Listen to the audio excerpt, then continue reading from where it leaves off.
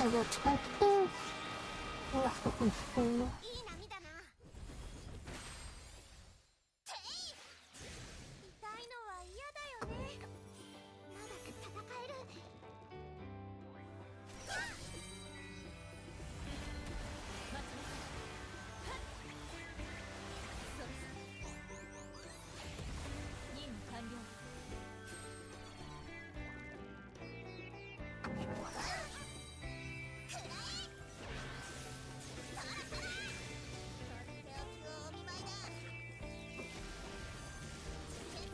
뭔가?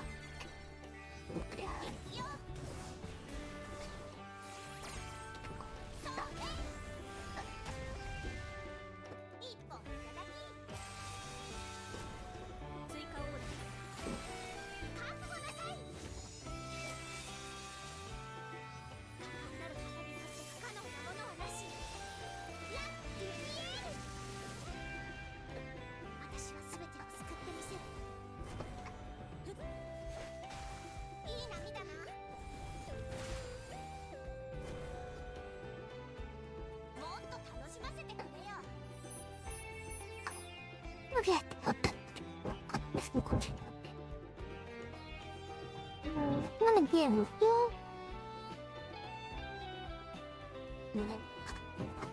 You can pick up my shoe. Huh? This way. Bye. Hang on. What's interesting? I still have Nintendo cheeks and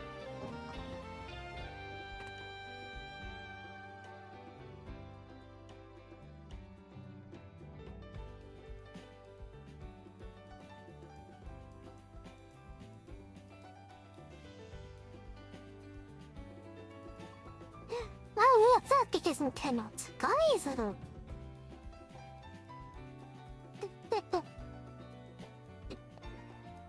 I'm dying back. Look, what the hell move?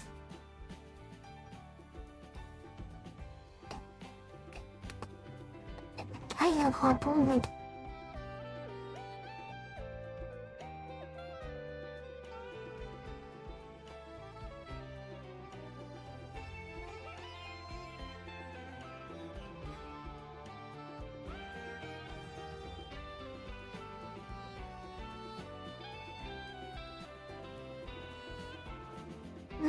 Interesting. I like to be para uparani hippo. We were by Ford. We were by Ford. Look at all the people by Ford. Good.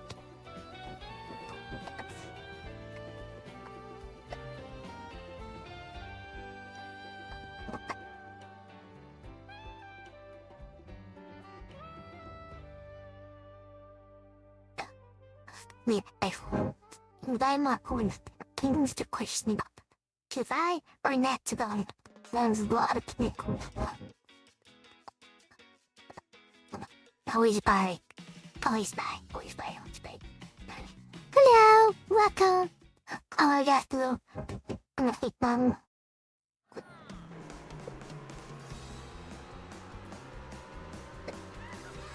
And why is this one up? So my network just exploded.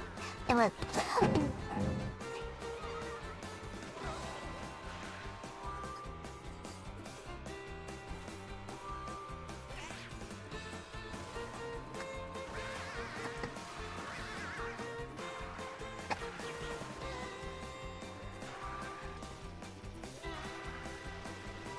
Okay, we'll follow. So this right here means I have a lot more money than Friday, just because of this.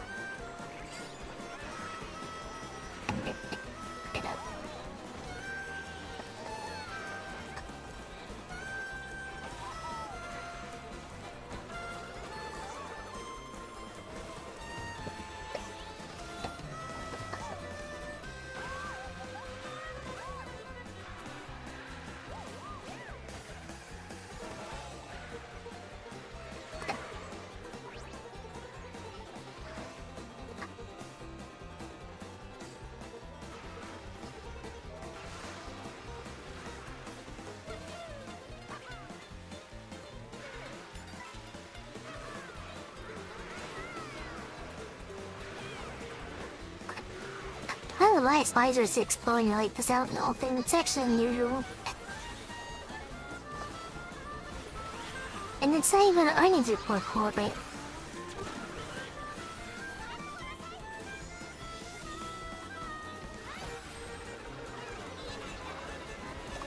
The candy flip is real. Well, kind of pardon. Guilty Coast and Slams daily events. I see my things I'm totally out for them.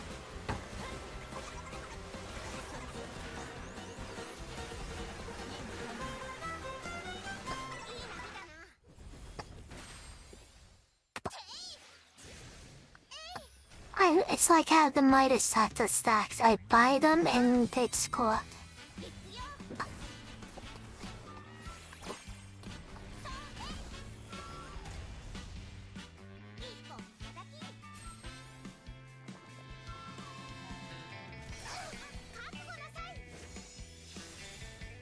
That's your EPS.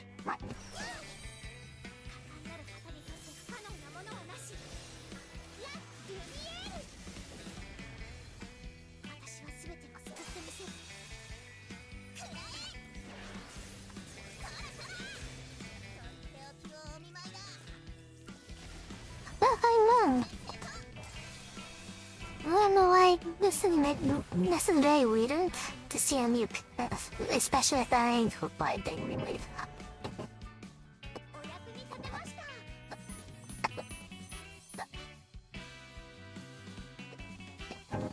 I have to admit, it's actually a good price for it. Unless I'm best life in the very.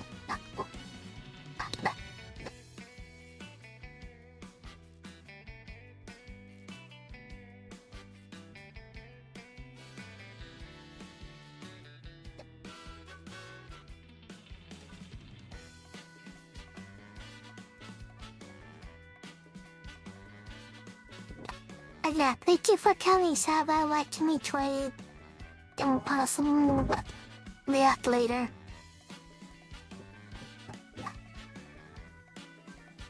Let me mean.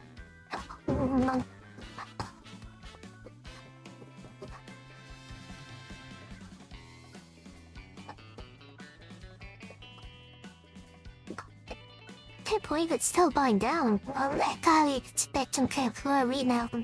Hello? Mind you likes it, I mean, Bond likes the time with Whittle.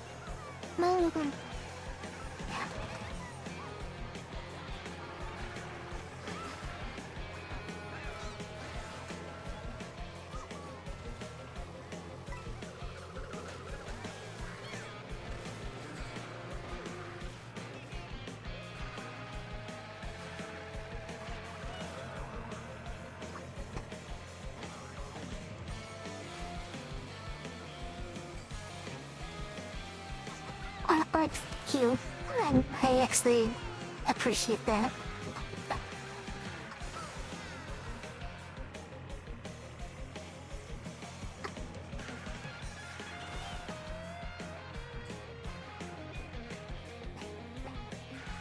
To be honest, I'm with Denise. I can't comment like that frequently.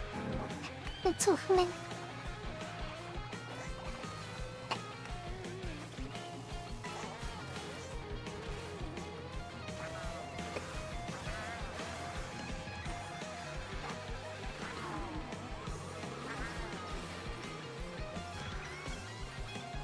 My mom.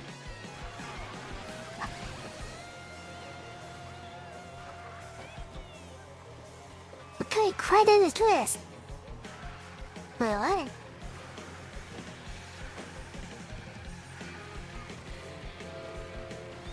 How does the make set me wrong?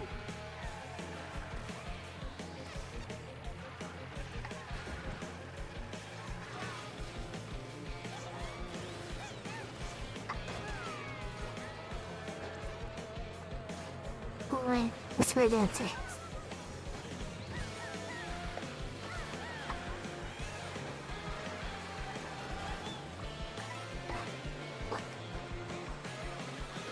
Good morning. I'm not a puppy though. のファックス。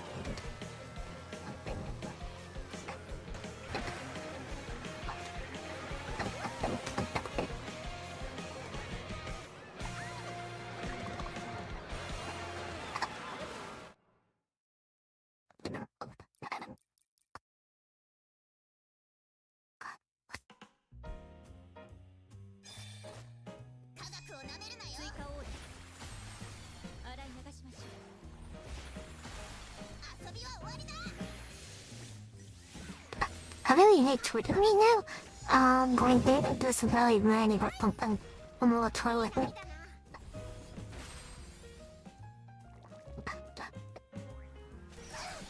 I don't even post that much. I don't know if I do like anything I do. Oh my god, you posted an earnings whisper report about the earnings. What happened to you? Because the post was too long.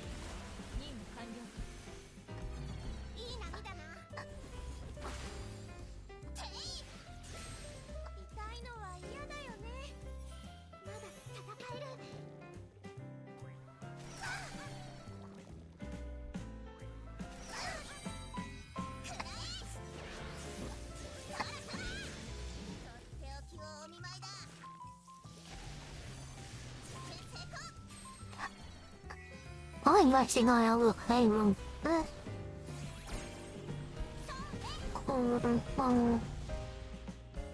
Coming here for my.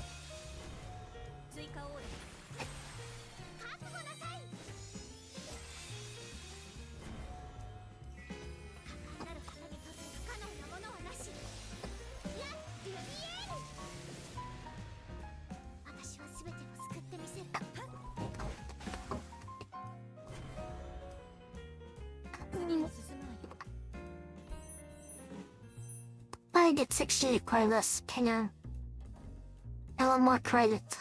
Put me more paint. More paint. Kinamuyag.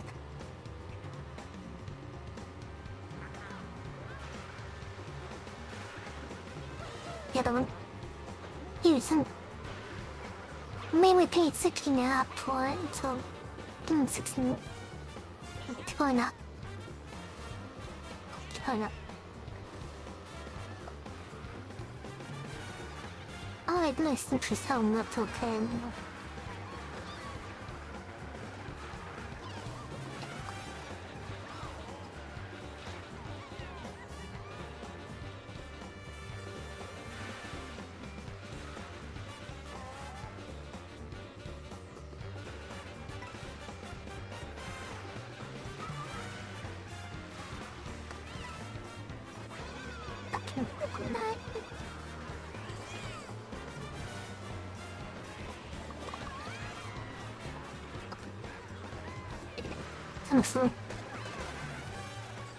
Ôi tao, con đi vai perfect rồi.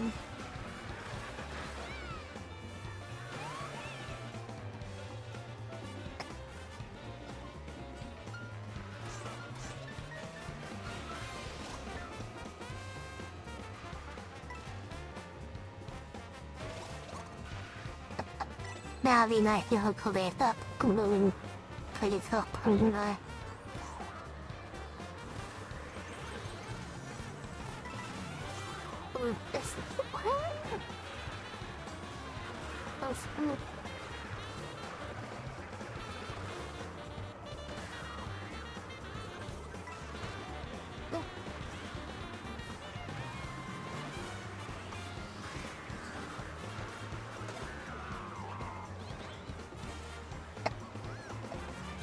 Madeline, I don't know if you have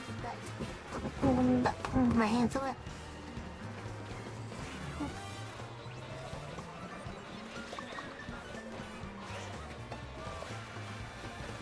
And yeah, maybe. Okay.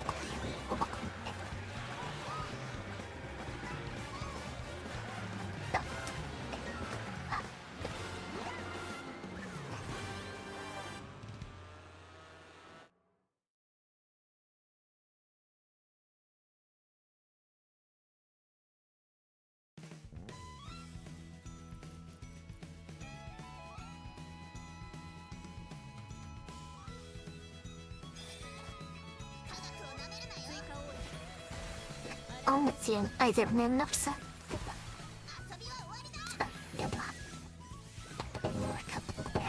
everyone talking.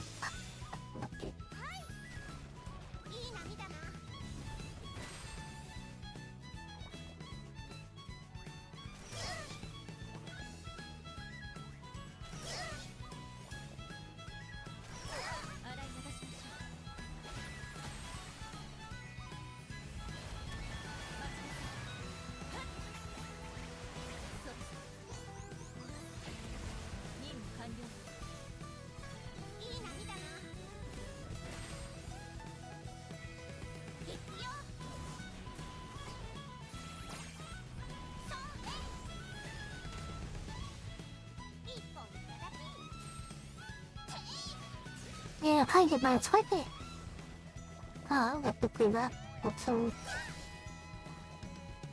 僕は、奪いのが、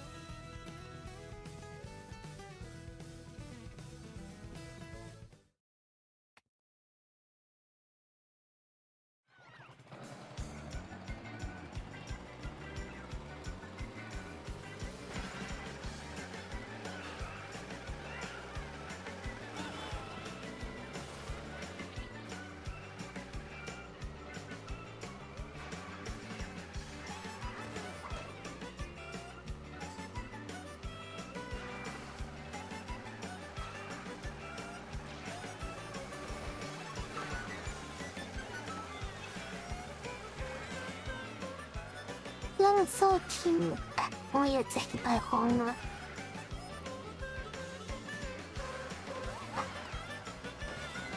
こんな。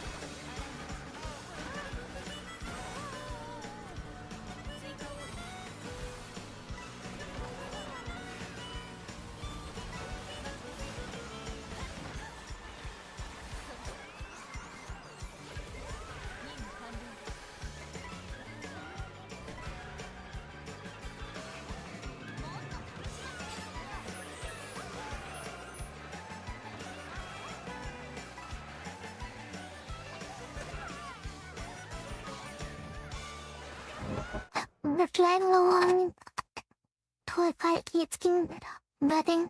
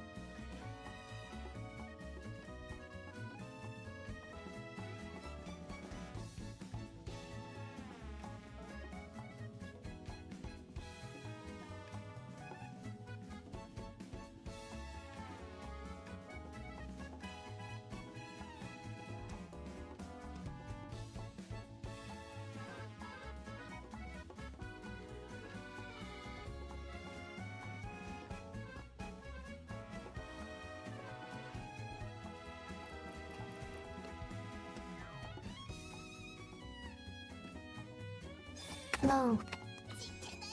Even I need to school home. Yeah, no. I'm not sure. What was that? 北米じゃな。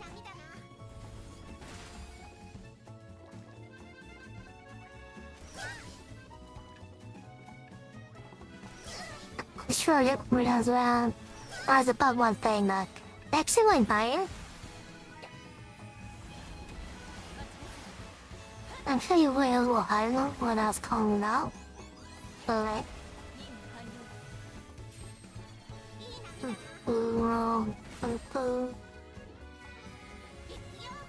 I said short.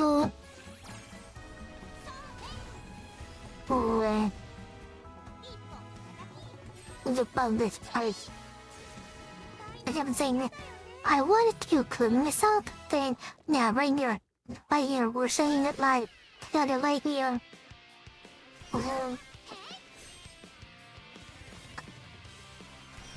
In fact, right now, like, these were the caps of them. I was like, just by clicks. No, I could live out 8 minutes. It's left alone.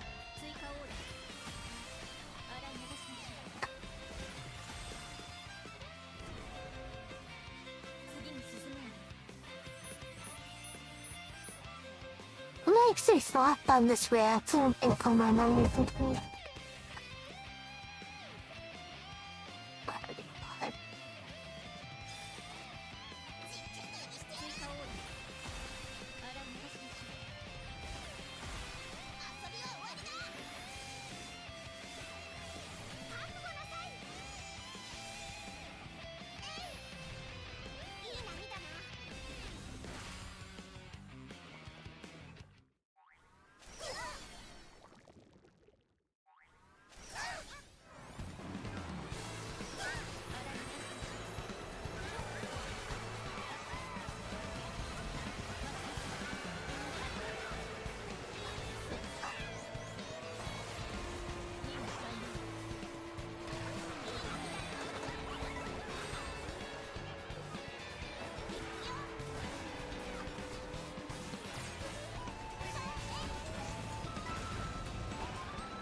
I only take a certain honesty onto the action as I say it.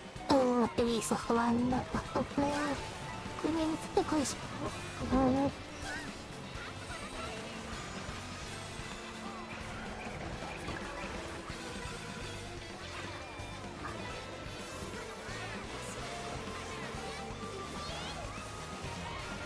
Which actually funny. I actually practiced that like, I don't know, 10 years ago when I was like 15 out of the year.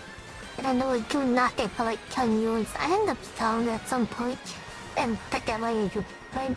And now looking at me, it's crazy.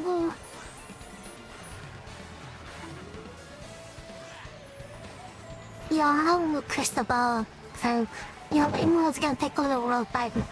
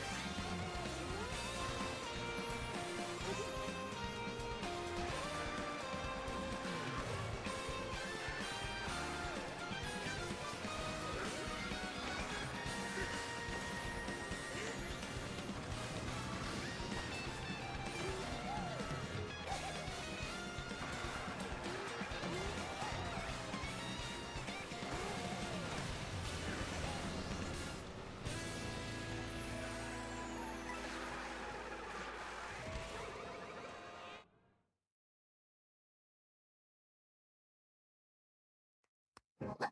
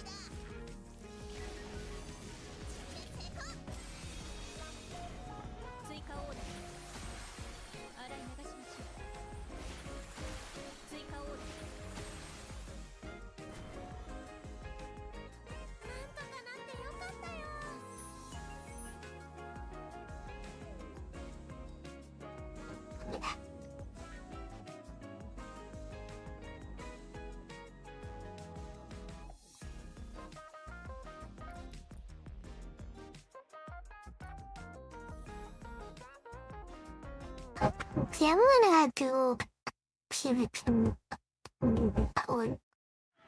What's the code? Oh, nothing.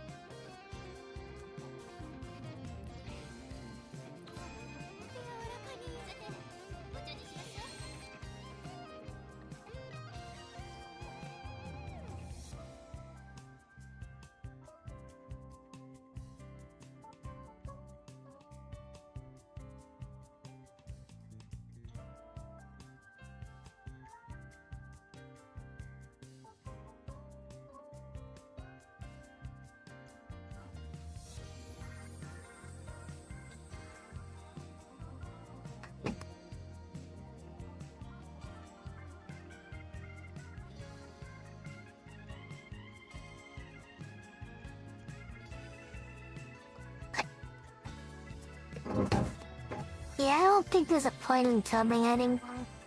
Because if I give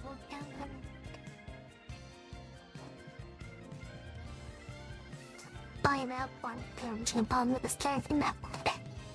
Yeah, but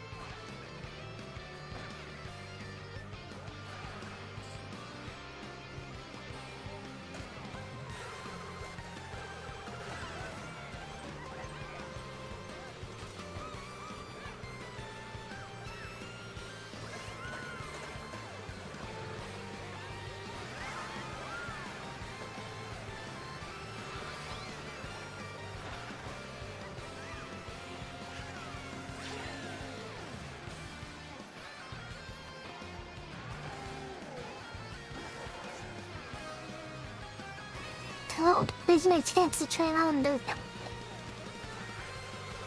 Miguelito. Mukhang isana. I would like this Azula.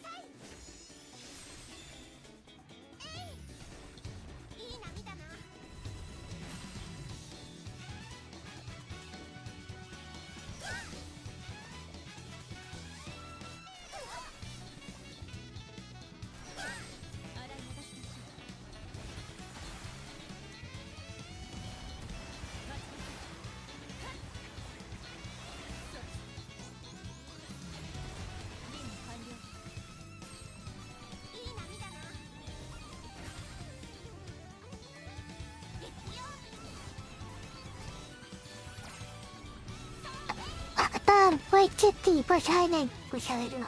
Do it. Do it.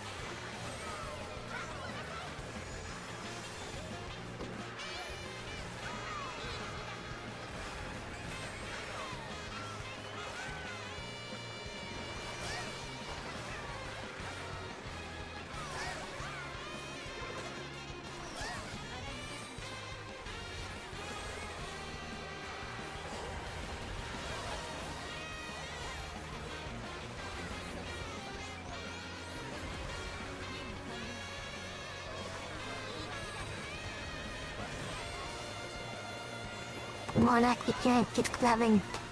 It doesn't like it.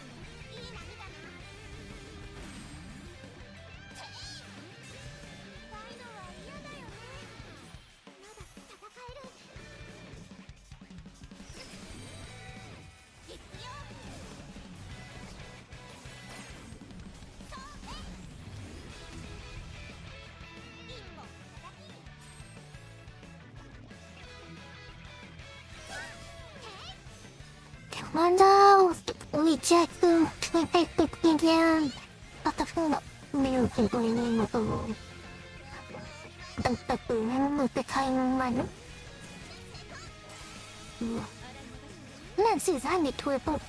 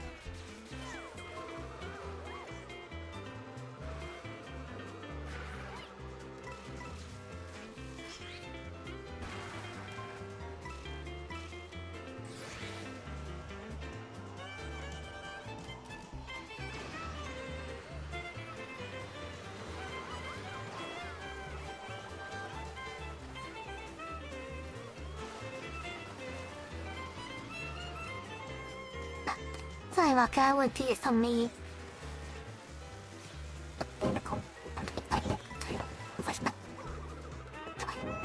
went to get something to eat. I don't know if it's in here, but yeah. Hello, everyone.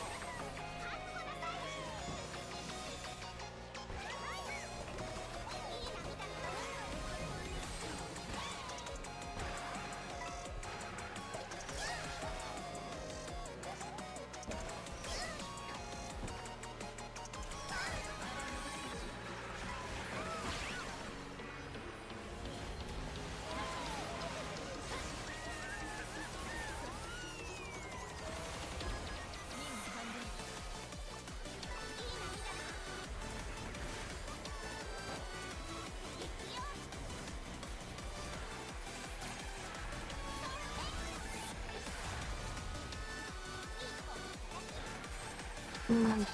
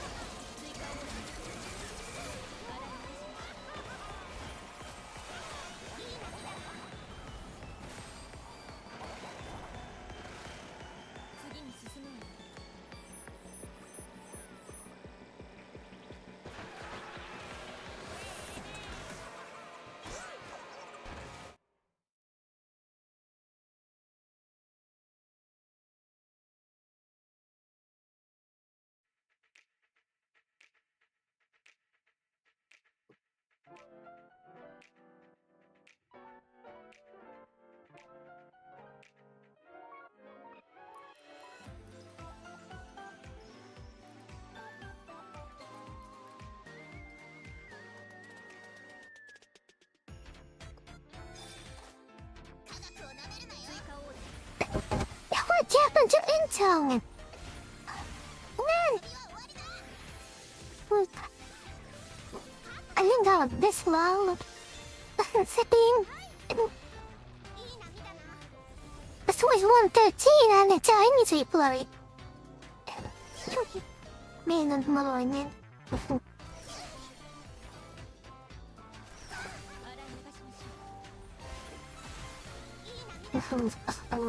This is funky. Creepy others. Small big ones like pizza honey, she's like. And a little down there story.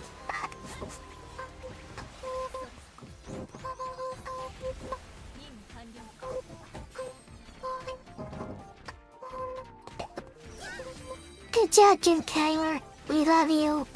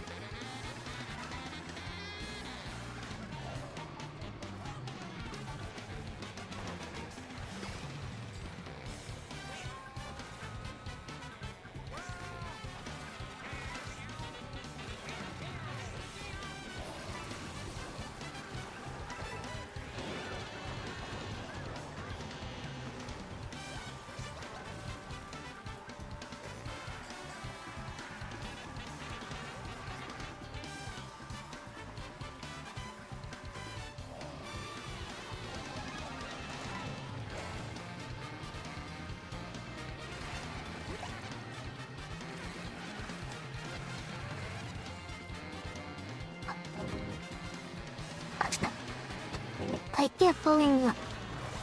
It's telling me to play room, not to the tune. Little shields. It's more than a meme.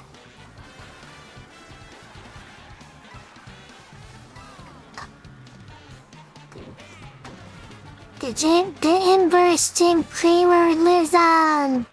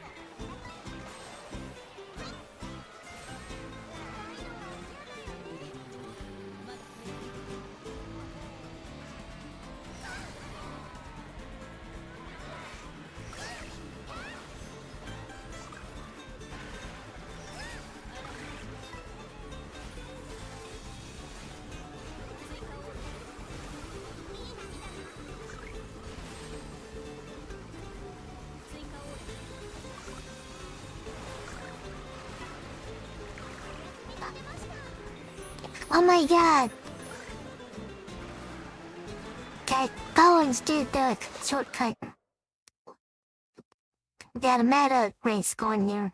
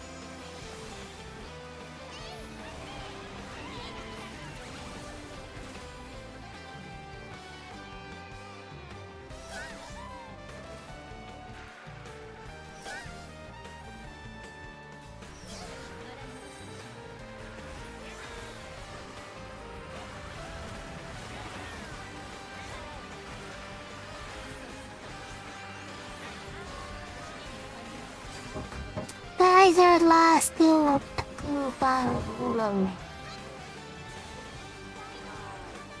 Mong tay in phải phải phải tiếp tục phải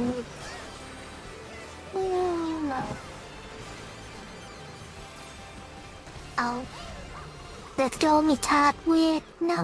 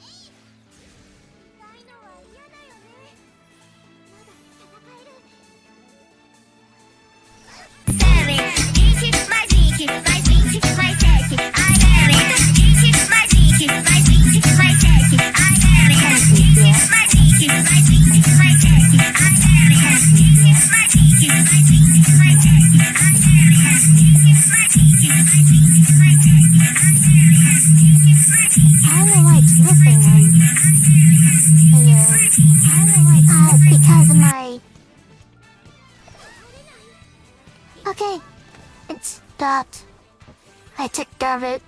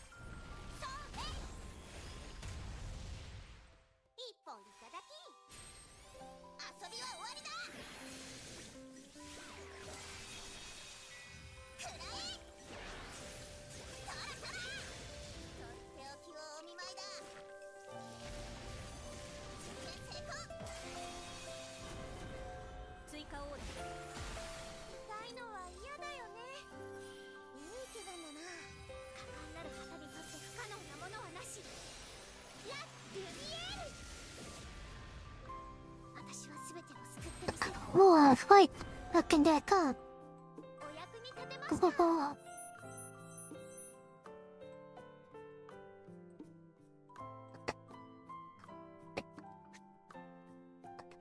Hey, right. Buy 4 before earnings. Buy 4 before earnings. Woo!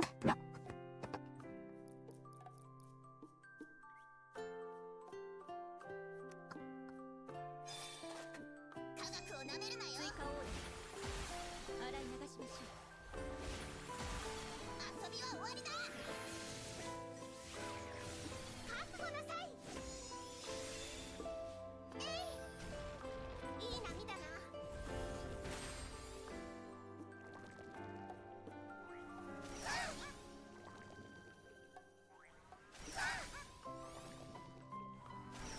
洗い流しましょう。待ちなさい。そうそう。任務完了。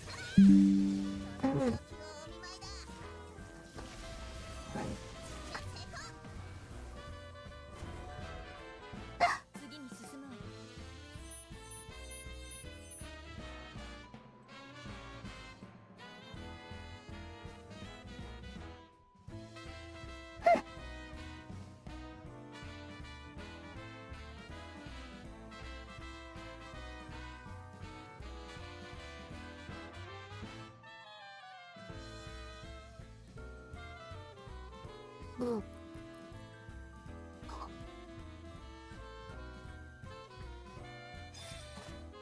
学をなめるなよ。追加オーダー洗い流しましょう。遊びは終わりだ。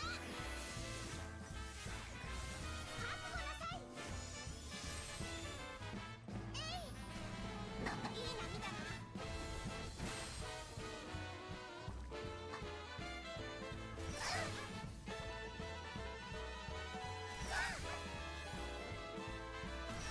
洗い流しましょう。待ちなさい。そう任務完了。いい波だな。行くよ。そう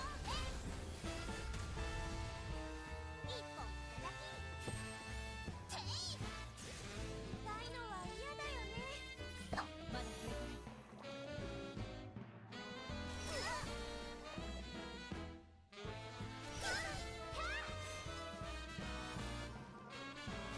れてない。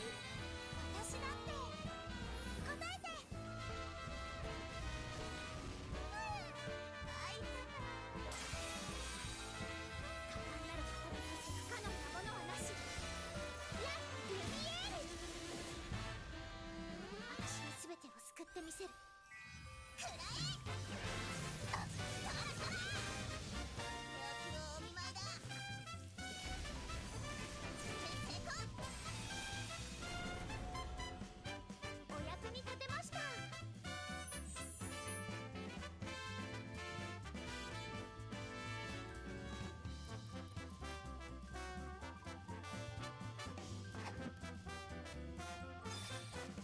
科学をなめるなよ。追加オーダー洗い流しましょう。遊びは終わりだ。覚悟なさい。いい波だな。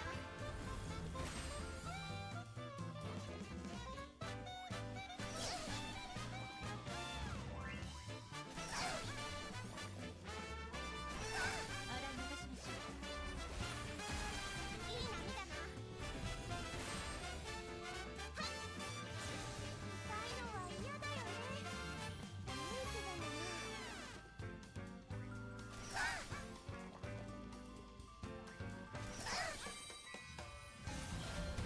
待ちなさい。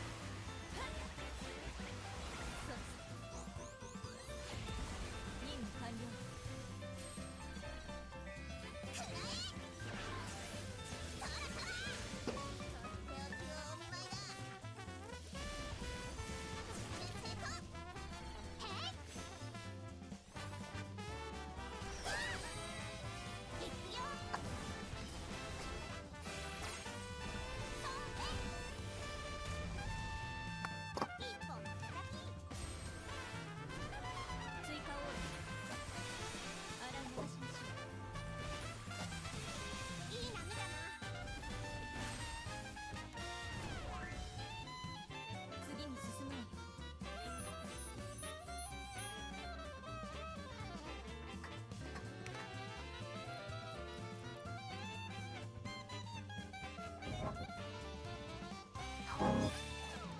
科学をなめるなよ。追加オーダー洗い流しましょう。遊びは終わりだ。覚悟なさい。はいいい波だな。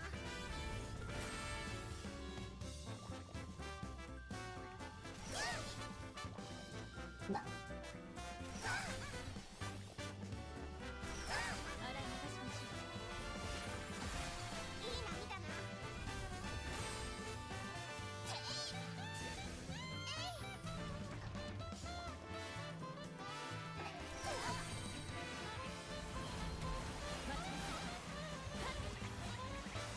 そう任務完了。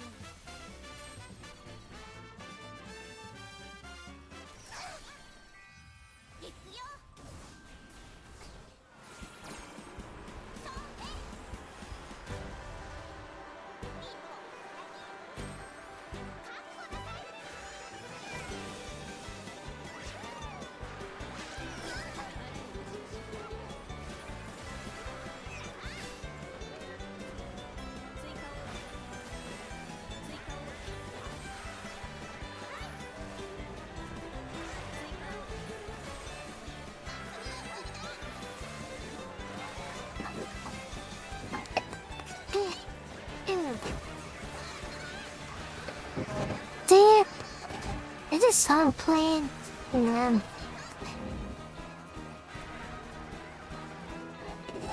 So, YouTube's aren't gonna like this if yes. YouTube doesn't like this side. And I just realized it was clean.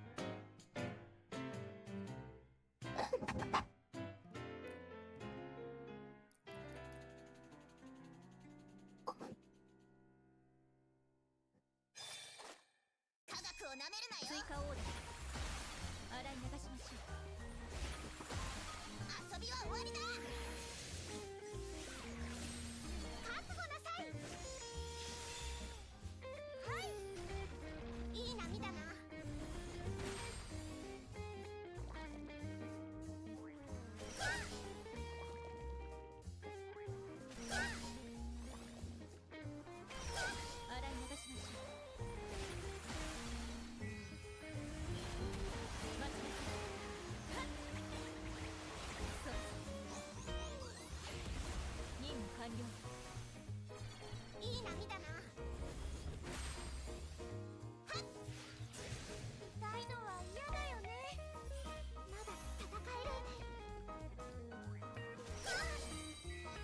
行くよ。そうね。一本いただき。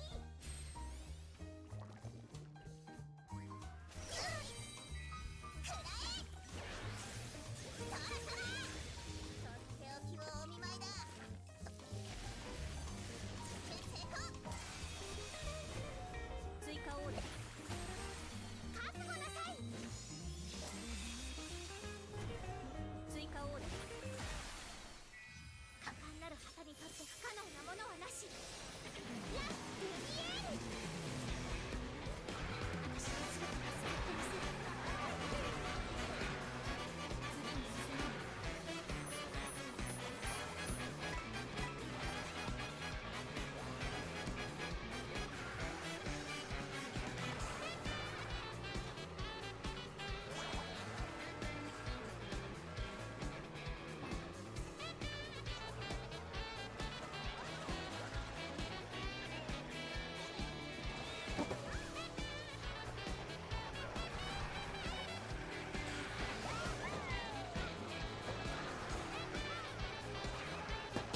Why am we not on trading?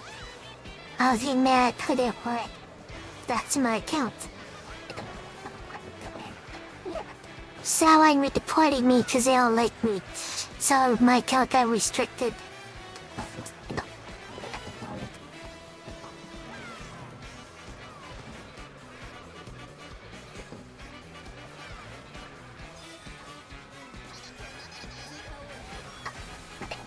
I guess I'm here. I'm trying to make them.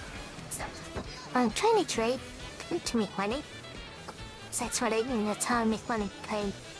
This is you're watching me do my job basically. This is how I make money.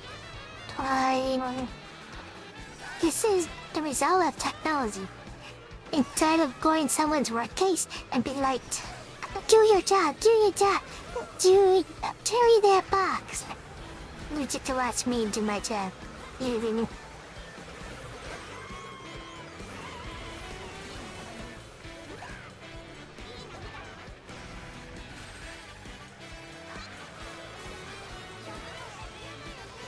So, trying to buy these shares in. I'll count your brother.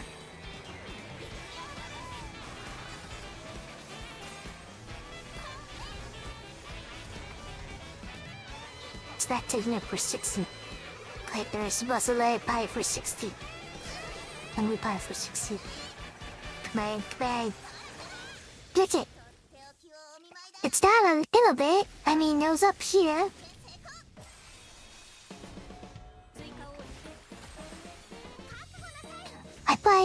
I bought it for like the 59 was like right here. Ah, there it goes. And then if I'm willing to buy up to 6.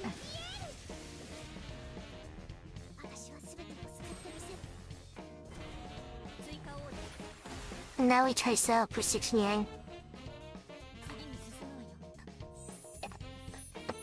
Credits. We need our credits.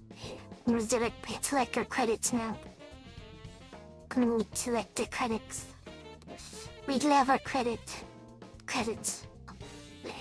The trade is like, you will accept our credits. And I'm like, no. And then the trade's like, you will accept the credits. And I'm like, no. Credits don't work on me. Oh, you might. You think you're some kind of Jedi wave your hand like that? Wait.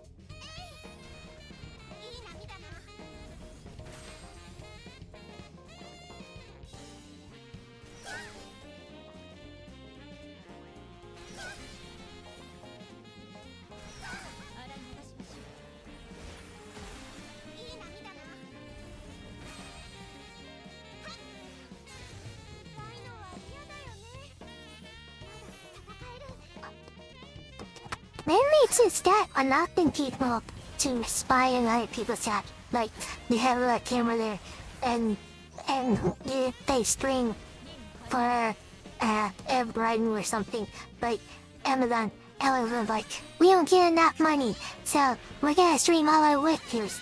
And then viewers they'll be like, good that you wear it. And then the Pete workers are like, but I need to drink water. And it's like, no, you need to clean that up and deliver my package.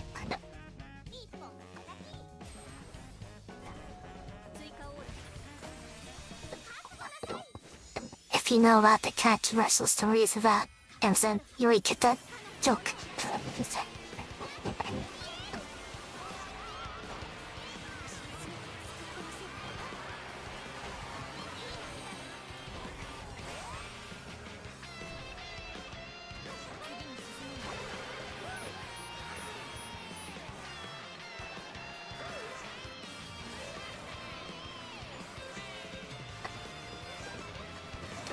I think about buying a new headset actually.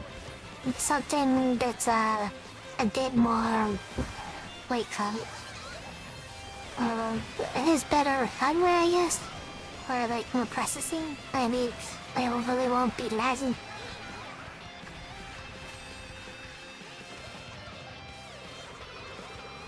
I don't know if that will affect the stream at all, but it will affect my enjoyment of actually playing games while I'm doing between stuff. So I haven't fully decided, but what I'm believing now is, I'll tell you, my streaming computer, my former streaming computer, was deemed unrepairable, so I actually took those credits toward a new one, slightly better one. So I have a slightly better streaming computer. And I get Best Buy bucks for that basically. So what I'm thinking is once the Best Buy bucks fully processed, I'm gonna put their money toward a better headset. And that's what I'm doing. I haven't fully decided yet, but more than likely that's what I'm gonna do.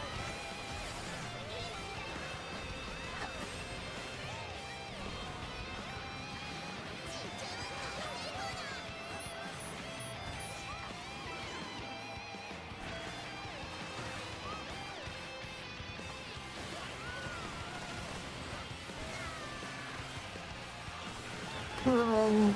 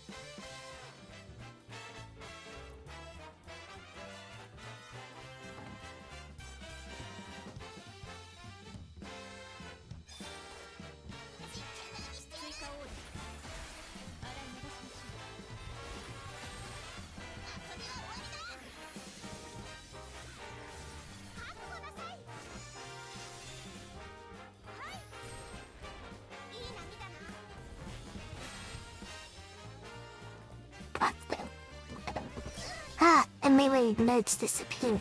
He doesn't little on the missing radiators. 洗い流しましょう。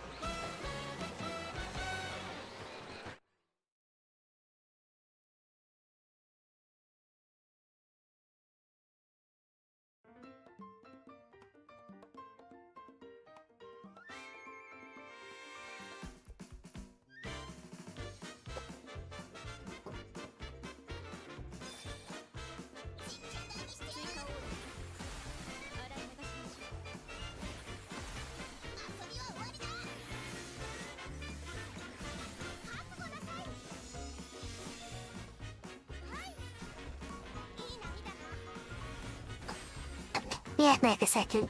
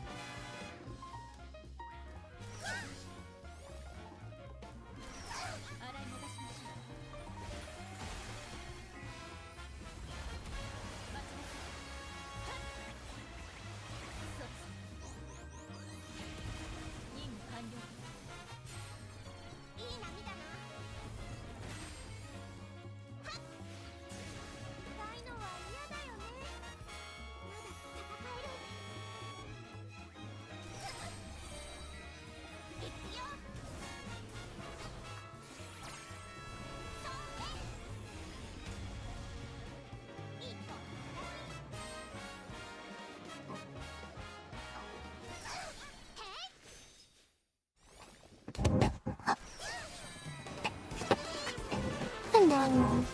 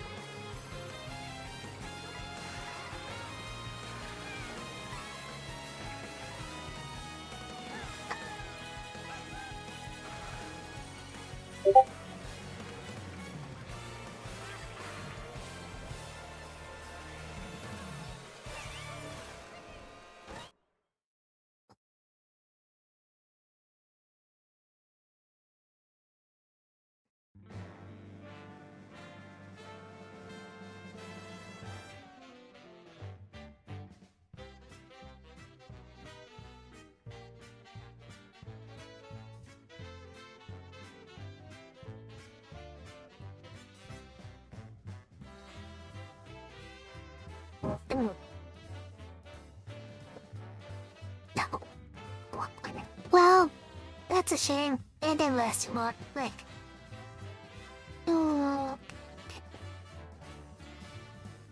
I went about here.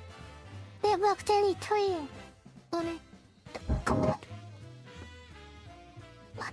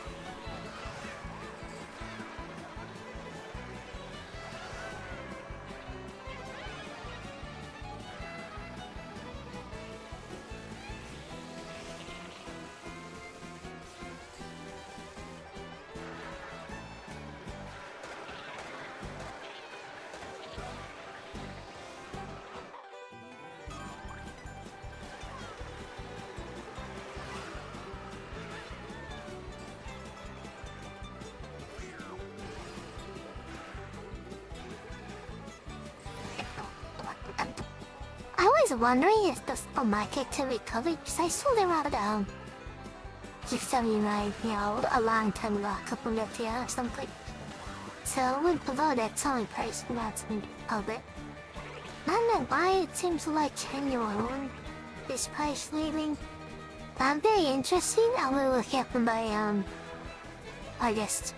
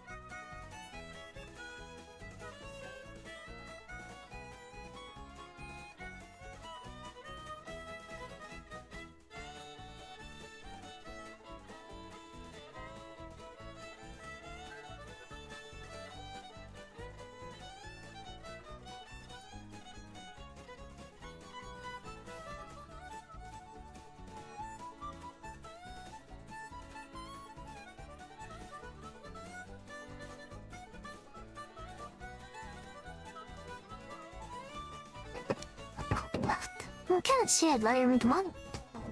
I know. Naman, I'm only trading. Back to learn about economics with me.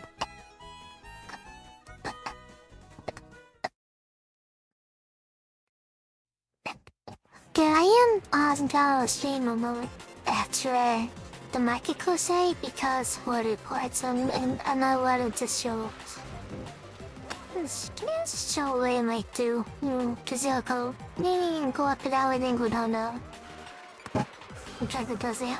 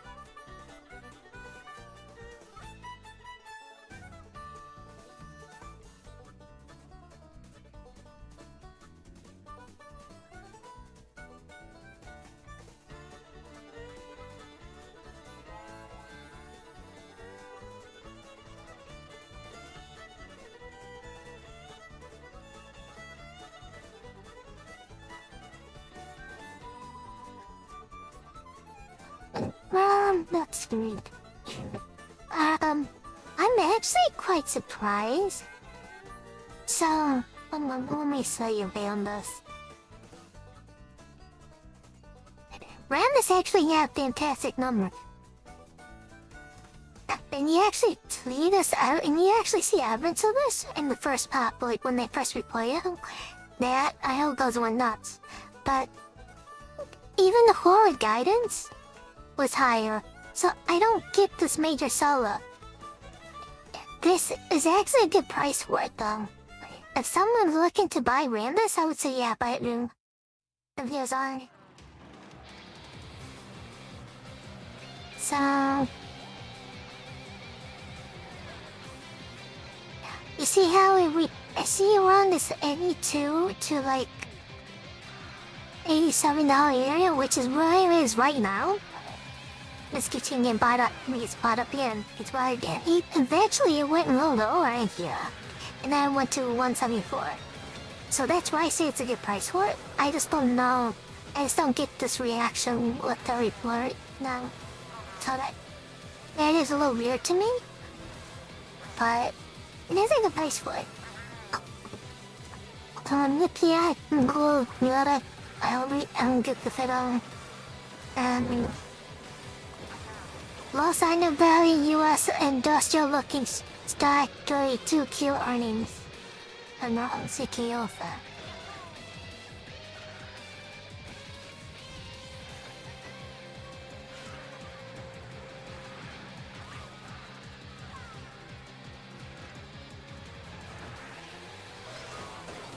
Did you cast on you?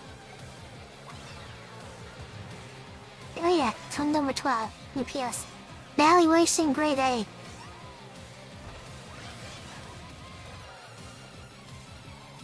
Which was done at this morning, so it was after their earnings.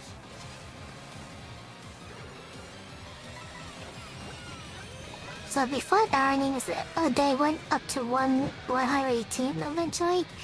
And it went down as low as 103 and rejected that. So this is still a good price area. I consider this a strong buy around 95 upwards. Which I have 97, quite a lot really. But this was a decent area for it. The port was decent. And then Boeing is just morning off of that. Straight up to Boeing.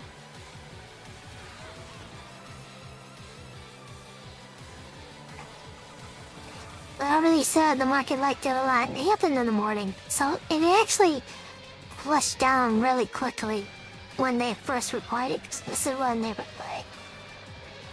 Another bounce back room. Other than this weird sell-out so it's ours. Going like the earnings report. All the market wedding. What the?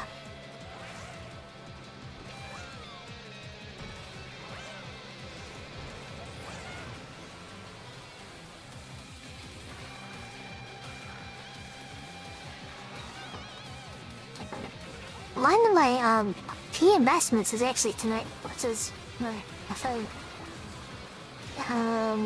Like they're actually buying it up pre-earnings. Keeping usual at these prices. So I'm expecting it to sell off. To be honest, no matter what the report is, I'm expecting it to sell off because it usually does once at this price. But we'll see. If it pops up on song cover calls the outset. But I don't think, realistically, I don't think I'm gonna get the chance, but you never know. But that's what I'm looking for to do on forward.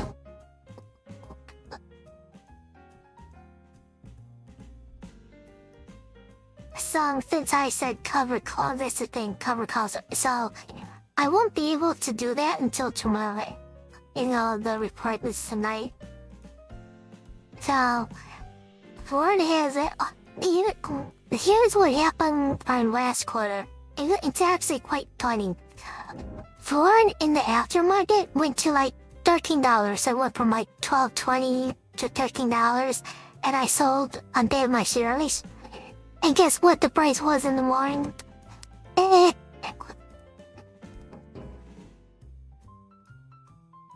Uh.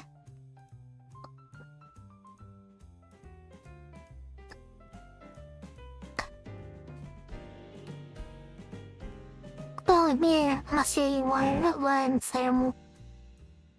Why might not get off the taste talk of a dance though? Okay.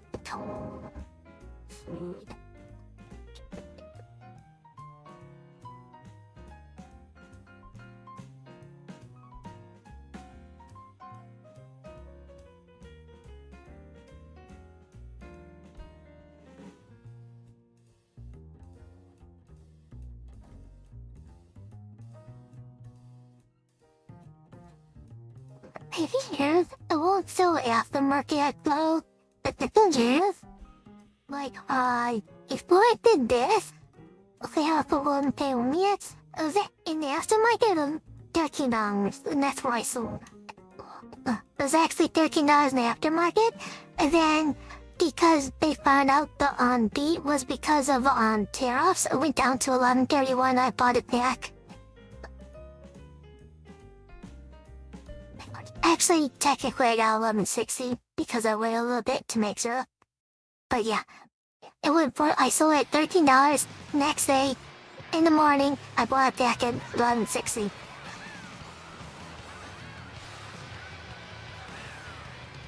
And then it decided to go up to $70, shortly after that for some reason. I don't know why. It's something Cord never does. I did decide to do it. That was quite funny. So that's what I'm saying. I might not get an opportunity to sell cover books because what could happen this time around? It could be up to like $15 or $16 in the aftermarket, and then we wake up in the morning and be like 13. So it's just we're being polite. Just sound like it. I don't know, like red dance. But that's why I like it, because it's predictable.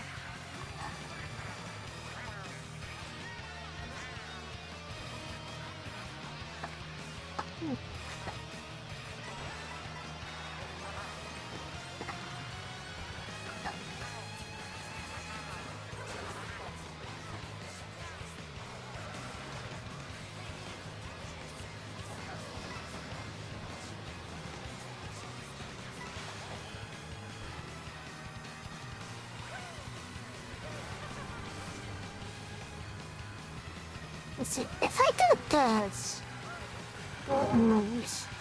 Well, I know too, it'll probably make kills. Maybe. No, it goes back to 20 after that. Name my shoulders. It's quite funny.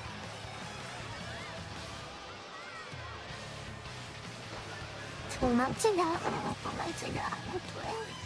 This is so long.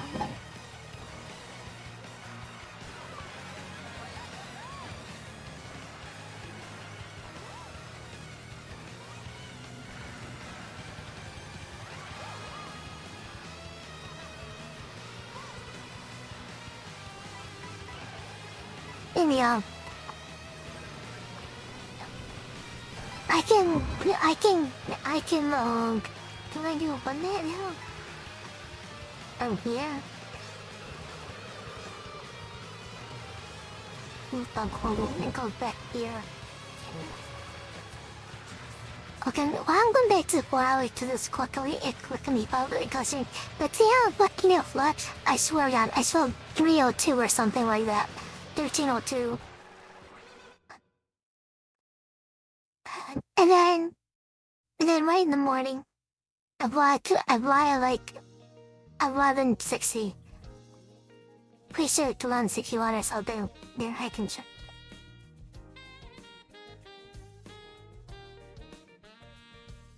I saw it was changed.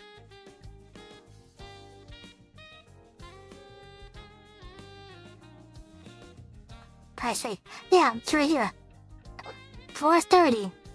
1160. I got 1160. So I sold it Tycoon and buy 1160.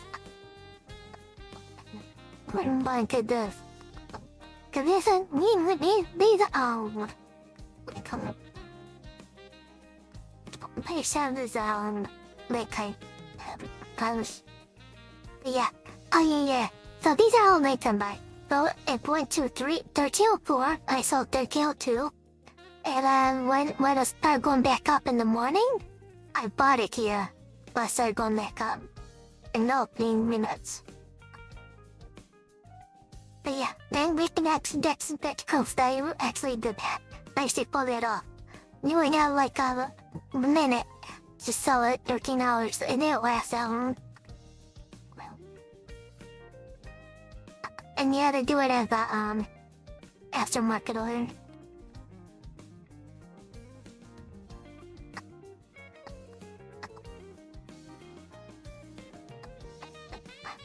So selling at 13 to buy it, they have to get $11.60, and then we see it go up to $70, 17 I see it at a week later. That's just really hilarious.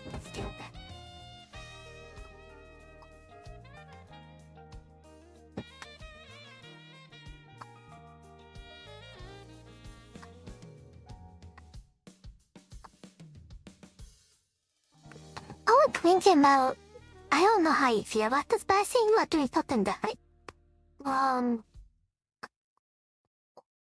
There is a skirt I was on, I was other kind of included, and that unrelated to like intellects and stuff, or I should say usually.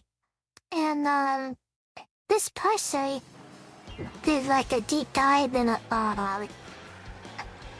I guess a rich person influencer, and every once in a while she quotes poem about her economic takes. And some of the points we made might have been interesting. So I was wondering if you wanted to do that right now. It's a little different, and it's quite long. It's actually quite a long video. So I'll try to find the actual relevant points. You know what, I'll take a look at that.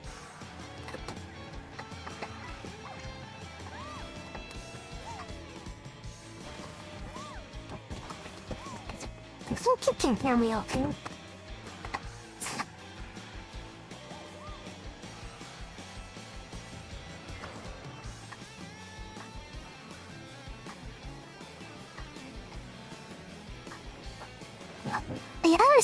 Another thing I'm thinking about doing is I'm thinking about getting a new headset. So, you remember how I said my streaming computer died? And, so I got a replacement. But the money I spent on that replacement, I did Best Buy bucks, I guess you could call it. So I basically get some credit on myself. And I have to spend it by August. So I'm like, well, I want to spend some money on, antibiotics. And I'm like, do I really like this computer? Do I want a new one? Like, I just give this computer back to get a 590, I don't know. And then I'm thinking about it. Now, despite 70 to 580, it's not that much different.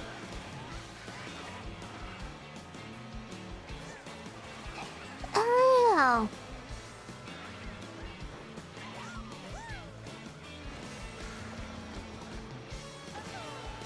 That video, I don't know. But I feel guilty trying to make answer questions. But yeah, I was wondering if you wanted to watch that video I was commenting on. But yeah, I think about putting that Best Buy box into a better headset, and that's the point.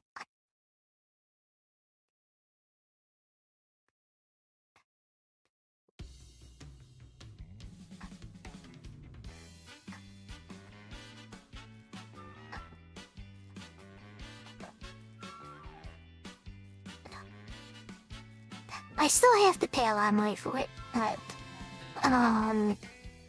it makes it, the Best Buy box makes it a little bit tolerable, I guess you can say.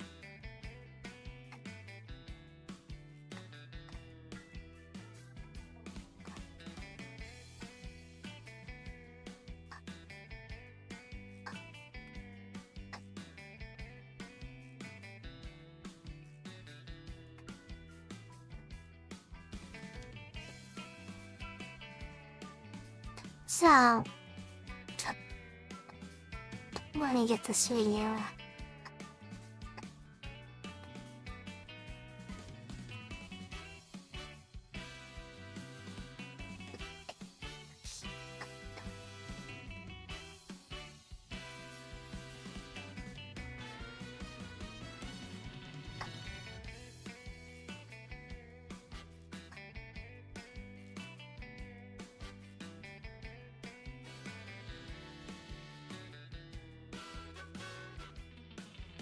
Check this out. I'm gonna show you how I Check this out. afforded this car.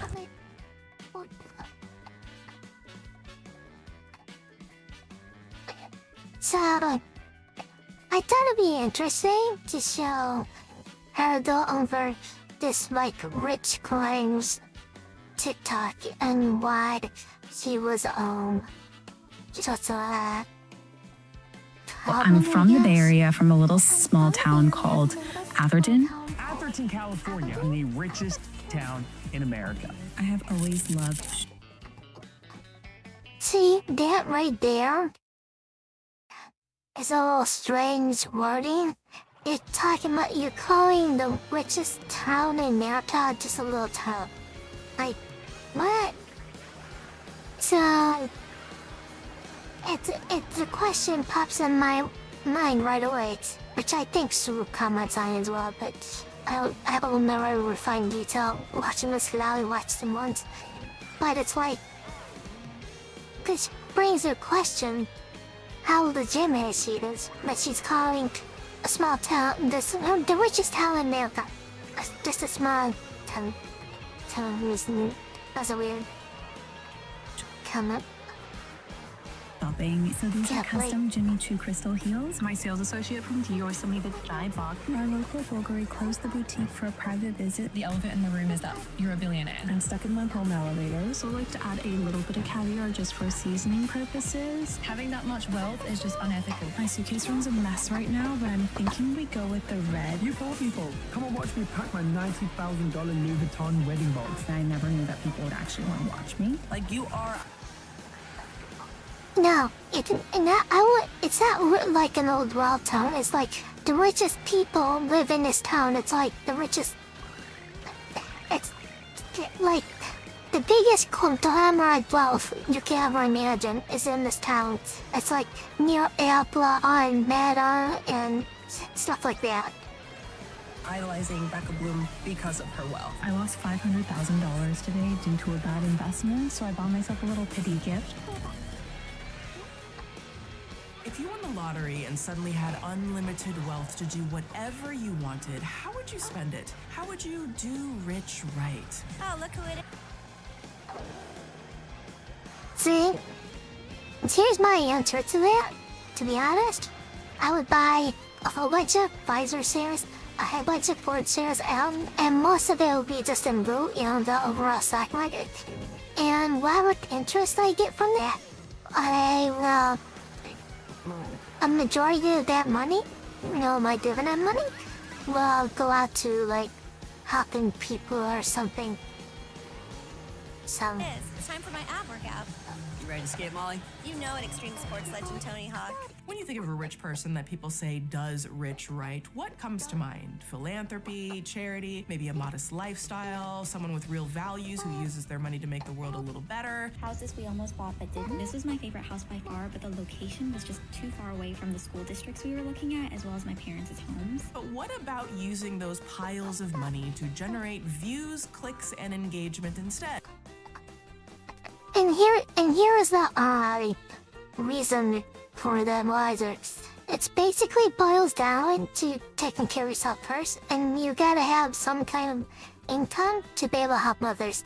So if I'm getting like 15 million every 4 months or something like this because of dividend payments, I can give out a large amount of that every 4 months, because I need to save some to pay for taxes or something. But Nikki, just imagine, like, say 8 million of that, half of that. We'll just do half of that every quarter just so I can to pay for taxes. So so I'll spend half of this dividend money every month, every 4 months, like, trying to figure out how to help people. And that lasts around, basically.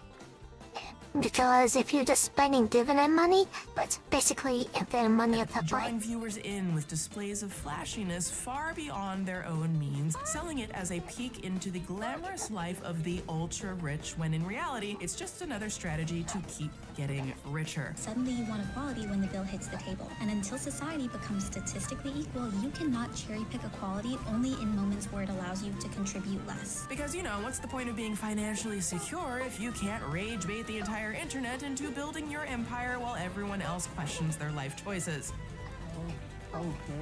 Unless, of course, all that flashiness is just a cover for an expensive secret hiding just out of frame. Hi, hello. Would you all please come with me? I just killed someone. Whoa. What's that? I just built a budgeting app in base. So, Guys. the thing with this is, you gotta ask yourself, how do people end up amassing $1 billion? Usually, there's some kind of exploitation involved. Like if you consider, Jeff Bezos or CEO Apple or even Warren Buffett. See, Warren Buffett, and to all his credit, is a smart investor. Was how he approached stuff, but indirectly, he's still benefiting from He's benefiting from other people underpaying labor. So my point with this is, any quote-unquote billionaire comes from exploitation of others. It might be more indirect, like in Warren Buffett's case, but in all cases, it has to do with exploiting people. Becca Bloom has become one of the most divisive internet figures in recent memory. Half the internet loves her content and sees her as a role model to aspire to. Her aura is just so calm and humble and grounded. And on the other side, there are people who can't stand what she represents and view her wealth hoarding as unethical. The issue with Becca Bloom is that when you get to a certain level of wealth, your lifestyle just isn't sustainable anymore. Jumping out playing 10 times a week just for funsies to see the world is great for your personal growth, but it's not great for the rest of us because you're spewing carbon emissions into the air. Buried inside every scroll, every haul, every private jet selfie is the... So if you think about it, rich person getting richer, showing off her wealth, it's kind of weird. But it's probably to make you believe in Becca Bloom, the seemingly flawless queen of rich talk. She sells aspiration, a life of impossible privilege, quiet luxury, and wealth so vast it appears completely effortless. I put my husband's credit card into a wand. Let's go shopping. There's some Chanel. You guys accept magic? But effortlessness is her most expensive illusion of all. In many ways, the story of Becca Bloom is just a highlight reel, strategically cropped to hide the rot, the foundation of where her wealth actually came from. We as viewers were drawn in by the glitter of a $6.25 million wedding, if you can imagine, a Versace plated cat dish, and a world where buying a new computer just for a laptop case is a punchline. Okay, please don't judge me for this, but I fell in love with a laptop case, but they don't make it in my 15-inch size. It's only in 14-inch. So I decided to buy a new laptop today to fit that laptop case because it was just so pretty. But behind the curated perfection, there are whispers of a financial house. The thing about this, I was actually confused about this at first. I'm like, what are you talking about? So basically, she bought a laptop case that didn't fit her existing laptop, so she bought a new laptop.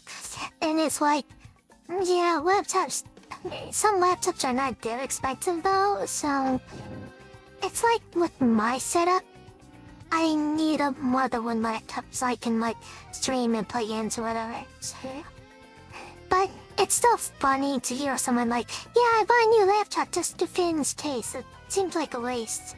Of cards, like a fortune built on alleged stock market fraud, inherited, not earned, and a reality seemingly so manufactured that her own home is potentially nothing more than a wealthy family's production studio. Is the empire of Becca Bloom truly fueled by engagement and aspirational content, or is she covering for her family's potential legacy of lies? I finish it off with my daily bird fit. Because if that carefully maintained wealth, you know, the one that she flaunts to keep you watching, is fake, or is from very unethical means, what does that say about the glorification and normalization of billionaires as a whole when the rest of the 99% of the world is suffering? The economy, jobs, prices, and inflation rank as the number 1, 2, 3, and 4 issues for U.S. consumers. I've had to take on a second job just because everything has gotten so expensive. America and American capitalism has put lifestyle behind a paywall. What we'll uncover today will reveal a perfect storm, in my opinion, of mysterious factors that make Both states are raising their minimum wages to be more in line of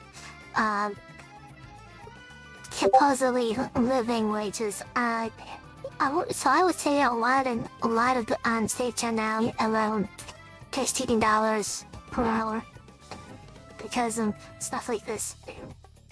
I think the city I live in does like $17 actually. So.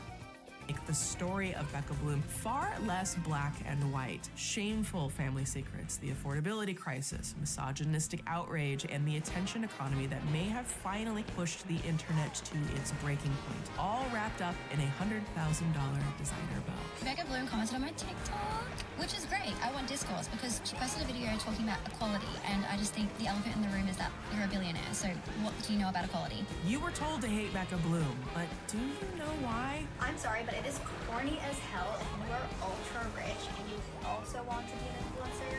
I'm not talking about like millionaire rich, I'm talking about billions rich. What is the true story? And this is what you know.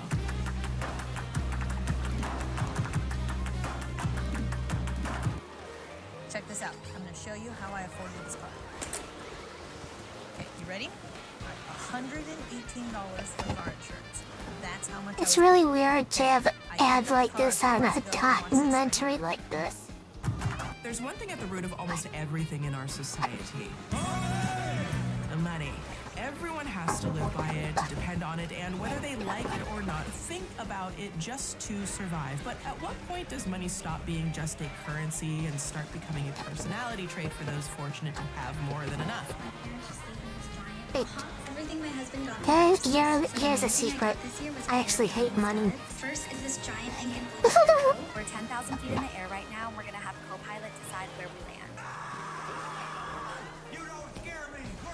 Becca Bloom's content isn't serious, but the reaction it stirs within the viewers very much is. The way she shows off the riches of her endless bank account lifestyle has divided the internet between those who believe she's doing rich right, whatever that means, and those who see her very existence as unethical. Becca Bloom is classless. I'm a hater of rich-ass people. She is just quite literally opening the door into her life. If your career is made off of flaunting your wealth, classless. She's not doing it for views. She's not doing it for, she's not like making people pay her.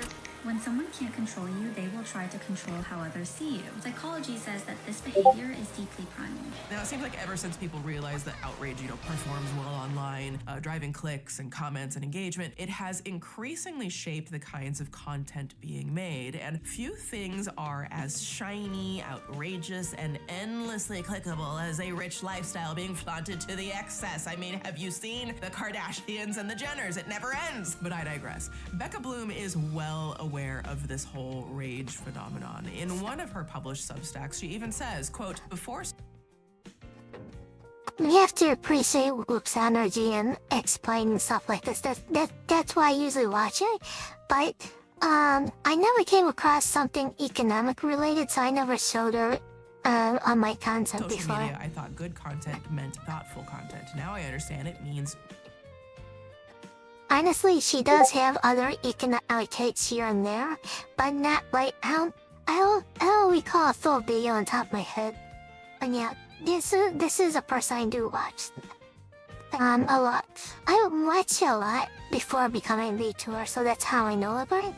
I didn't expect her to do something like this. I'm like, I can apply it to my own content. Attention. Well, she's got our attention. With a creator like Becca Bloom, she really can't lose no matter your opinion on her wealth. She draws you in with the flashiness, and you form an opinion where you're either envious and glorifying her, or you're outraged and villainizing her. Either way, she's winning.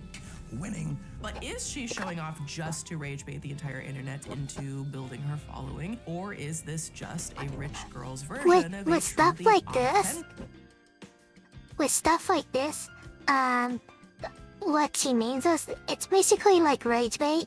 No matter if you agree or disagree with her, that fighting is gonna cause engagement, and you end up getting more clicks, right, and revenue, etc., etc. Anyway, so it doesn't matter what to resolve this.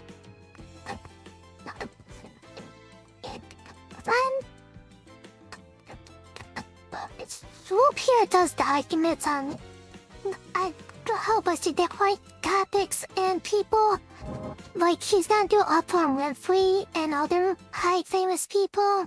But I wanted to show, since I'm more economic focused, I thought it was a good idea to show one that's more focused on economics. She does, like I said, she does hate on large wealth. Like I think like in videos here and there, she'll bash billionaires, the concept here and there in various videos. But since this is more focused on it, I figured I'd show it. Online presence. Let's clean it together while I spill some tea. Is giving away money for views too performative to count as charity? Or should we be grateful someone's doing it even if it benefits them in the end? We're gonna ask those tough questions. Pack my Easter eggs with me. I'm gonna hide these in random locations for people to find. But first, if you're seeing me for the first time, welcome. My name is Swoop, and I'm a documentary filmmaker and commentary creator with a lot of opinions, and I make what we call Swoop Docs on complex stories about people and events that impact our lives. Some who are She explains herself and here. some who abuse their power, because as I always say, it's not drama, it's dangerous. We are the community of critical thinkers. We dig deep into the evidence, present multiple perspectives, and play devil's advocate for deeper understanding. So thank you for being here with us. Now, I do want to say really quick, the last Swoop doc that I released was the Epstein doc, and I just want to thank all of you so much, those of you who watched it, for your unbelievable support of that documentary. My team and I put our hearts and soul into that piece. I actually haven't watched this yet, so I don't know if there's what economic concepts in here, but I literally spent the better part of the last year in the research for that piece. Now, it was heavily suppressed in a way that I have not seen happen before. I was quite surprised by it. I had so many messages from you saying that you were not, that you did not receive notifications about it. You had no idea that it was up. And so I just want to let you know that it is up. I also want to clarify that this piece is intentionally not going into the actual accounts from the survivors of what was done to them. I wanted to make this piece as accessible as possible. So if you would do me a favor, if you haven't watched that, please do click it. I'll have it linked below. You can click it, you can play it, watch it, engage with it, help us combat some of the suppression that happened with that piece in particular. It would mean the world to me. And thank you again so much for those of you who've already seen it. of course I am interested in watching point because what she says Also here. got Dr. Oz coming up, we've got Oprah coming up, and some other really big stories. Oh my gosh, y'all aren't even ready for that. So if you thought Dr. Phil was wild, get ready for Dr. Oz. This is what I was going into, like, some of the stuff she says can touch on economics, and Dr. Oz does do that. Basically, there was several times about, not acting like a doctor specifically, making outrageous claims to, his own remedies.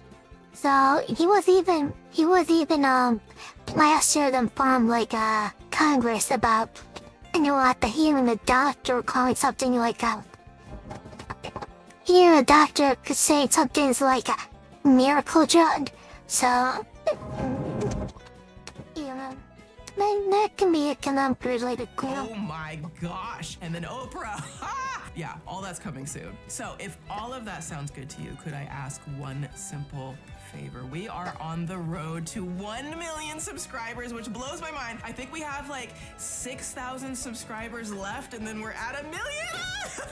That just literally just hit me right now as I was saying that out loud. That is so wild. I am so thankful for each and every one of you being here. And I do want to say that when I look at the numbers, about 59% of you who watch every single Swoop Doc, you listen every week, are not yet subscribed, and you might even think that you are. So would you be so kind as to hit subscribe and join me on this journey? We are so close. It is the free and easy way to support the work that I and my team do here. And the best part is, what I am so committed to is by having you subscribe, I'm promising that the bigger we get, the bigger the stories we get to cover. More interview work, more investigative work. That's where my heart is, and I'm so excited to be on this journey with all of you. Also, if you didn't know, I do have a second channel called Swoop 2, where there we do little skinny dips, little dips. And you can also join us on Patreon, where you can get exclusive access to 4 more videos per month, plus the entire back catalog and the free newsletter. There are free pieces of content that I post on Patreon, so make sure you want to sign up there, and you'll never miss a single update. Now, real quick before we dive in, I've got a spicy question. When's the last time you treated yourself? And no, I'm not just talking about skincare and a bubble bath. I've got just the thing to make you sing, honey, and why I am so it thumps. It is amazing, okay? Just take my word for it. Now, both of these babies are dog-destroyed toys in exchange for back to the doc. I make every guy I know. Say about the advertisement. My brother took. I love you, Swoop, but that's a little too much.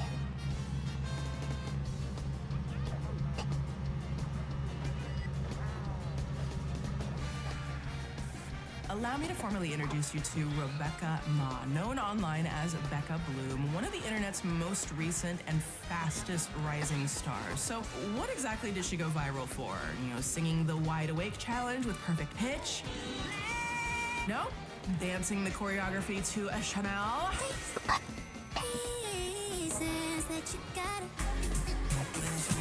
Not quite. Becca Bloom's unprecedented rise to viral superstardom on TikTok is almost entirely due to her wealth. If you're new here, I'm getting married in the Folie de Pré necklace from Van Cleef. I saw this originally in the Van Cleef High Jewelry Show. Her riches and the extravagant ways that she's showcasing them to anyone willing to not scroll past, earning her the title Queen of Rich Talk. Can you imagine having that title? Becca wants all of her wallpaper hand painted on silk, but she'll reuse every Ziploc bag and she'll get mad at I you want to if you be don't have a piece of it. Princess Beechover. Her bright luxury flame of stardom has burned brightly over the past year, and now some people online argue Princess, that her flames should be Princess. extinguished. The issue with Got you doing something get to a certain level of wealth, your lifestyle just isn't sustainable anymore. I'm not part of this. Rich Talk is the corner of the internet filled with influencers who gain and maintain their following by showing off their immense wealth, because who wouldn't want to see how the rich live? What you doing? I'm taking canned goods to school for the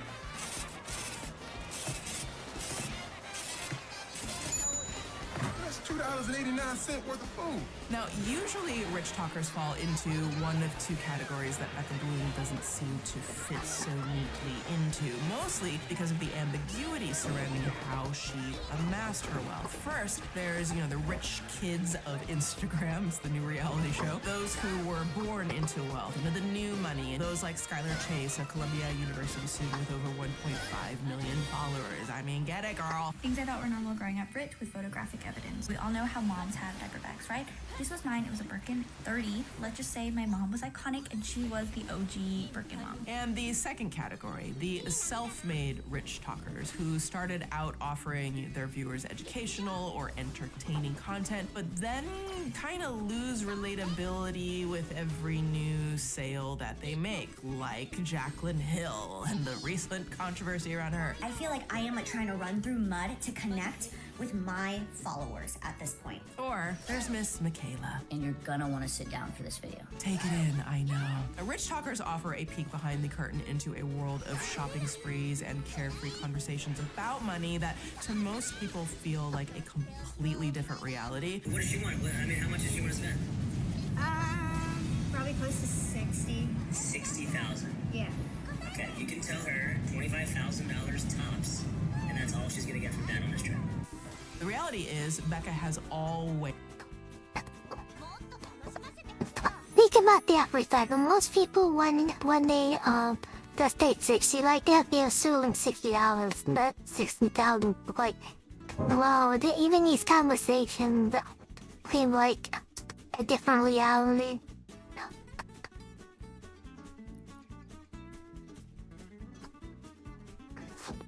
Been wealthy. She just recently decided to turn that privilege into content. Now, she grew up in the quote-unquote small town of Atherton. I went to school in Los Angeles where I studied business, economics, and minored in law.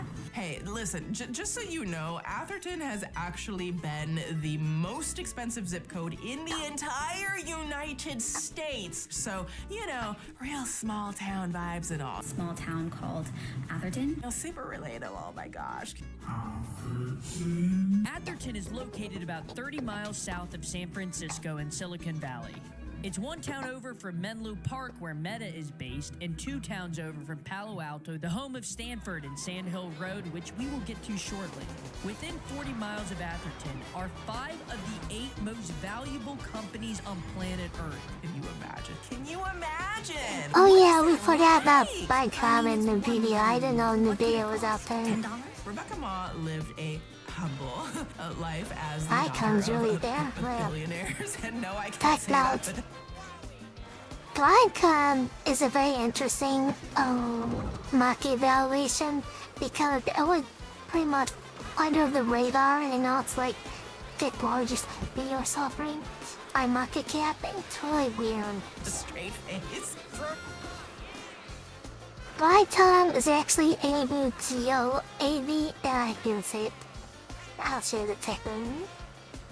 That's the Bicom.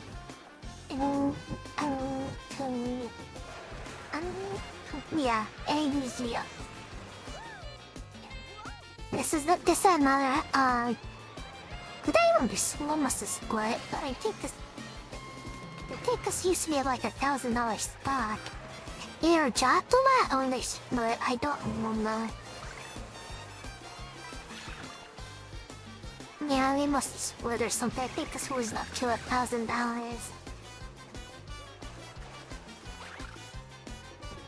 Let me quickly ask. Okay, I'll keep calling us. According to Today, her parents, quote, co-founded China-based technology company Camelot Information Systems. In 2010, Camelot Information Systems went public, listed on the New York Stock Exchange before going private in 2014, according to the documents from the U.S. Securities and Exchange Commission. According to a 2013 SEC filing, the equity value of Camelot was $98.2 million. And in all honesty, it's giving gold medal in the Nepo Olympics, even to this day. I thought I was done opening presents, but my parents just gave me this giant box. Oh my god. How does this thing open now? Check this out. I'm going to show you how I afforded this car. Okay, you ready? Okay, yeah. $118 for car insurance. That's how Okay, much I was paying. they had yeah, I was right. It was over $1,000 a share. So they had a 10-for-1 split. So one we fight to was 1,700. It's basically worth $170 in today's money. So even when was fight to, it used to be a $1,700 stock. It's actually double that. Then this stock went insane for like last 3 years or so.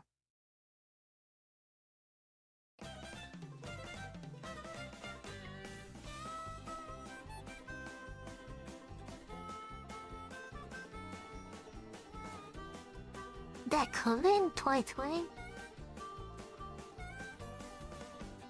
Let's see what was in 2022. Because the end of 2022 was the ending of the rate solo.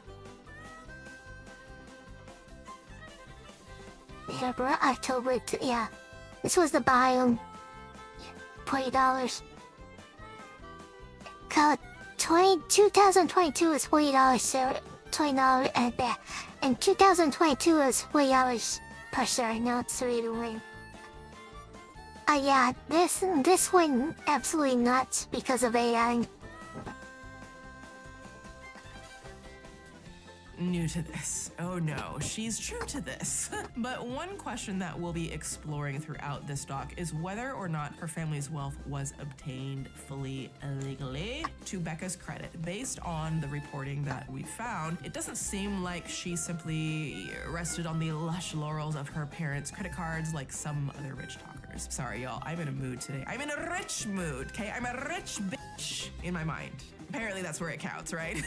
Now, according to Today, Becca Bloom allegedly started 3 businesses in high school and, quote, there was a focus on STEM education, noticing that boys were pushed more into the field than girls. Ma said that she forced herself to improve her math skills in order to compete. STEM, women in STEM, STEM, STEM, women in STEM. I believe in women in STEM. Now, the ambitious self-motivation to start 3 businesses in high school does kind of seem like only something a teenager with immense parental financial backing can do. I mean, you know, the rest of us could only start 1, maybe 2 LLC lemonade stands before college if we're lucky.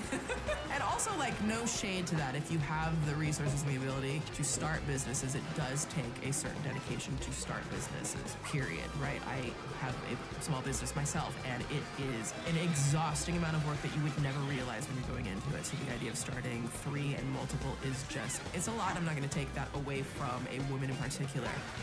I would guess they'll be bankrupt by the end of the sentence. So, the thing is, the point is, with some rich influencers that are basically born into it, other rich influencers aren't. So, her uniqueness is mere combination of both. And, there's gotta be, you gotta consider something. If you're born like that, you have an advantage to be able to handle having businesses in the first place. Like if you're a normal high school student or whatever, and your parents are living paycheck, you're not gonna have the knowledge and time to be able to do something like this. Or lots of income,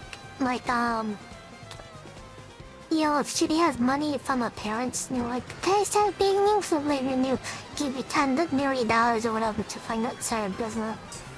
Now, in a 2020 Zoom interview with LaunchX, an entrepreneur program for high schoolers that Becky used to be enrolled in, she detailed how she's been grinding from an early age. Me and 2 other of my co-founders at the time, we started Solar Shade, which was a solar-powered umbrella that we could charge your phones in, laptops in, at the beaches and cafes as well. That led me to my... To be honest, I'm actually in a very scaled down situation of this because, I'm not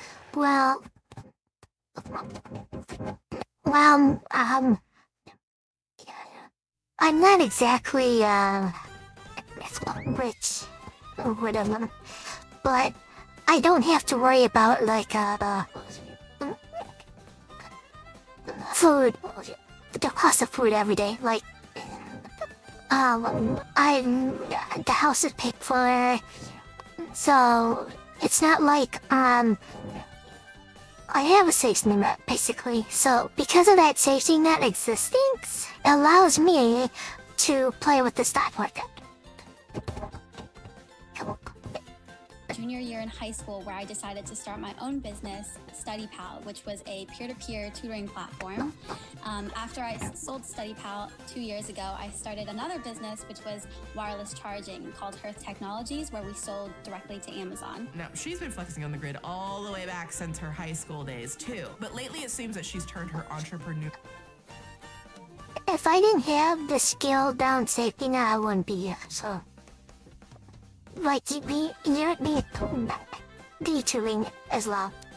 Eye to crafting the perfect social media presence to turn herself into the brand. She is the brand, and her wealth into the unique market offering. All of this context is crucial to understanding Becca Bloom because almost all of her content, from her biggest wins to her biggest controversies, surround her relationship to her personal wealth and her family's wealth. Take, for instance, her most...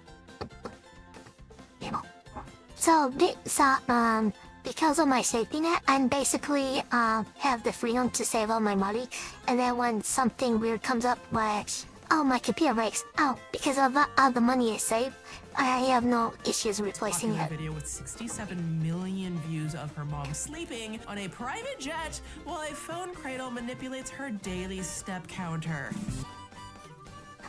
At the same time, safety net doesn't mean I can live off that in the future. So I have to have some kind of individual income, and that's what I'm trying to build for myself.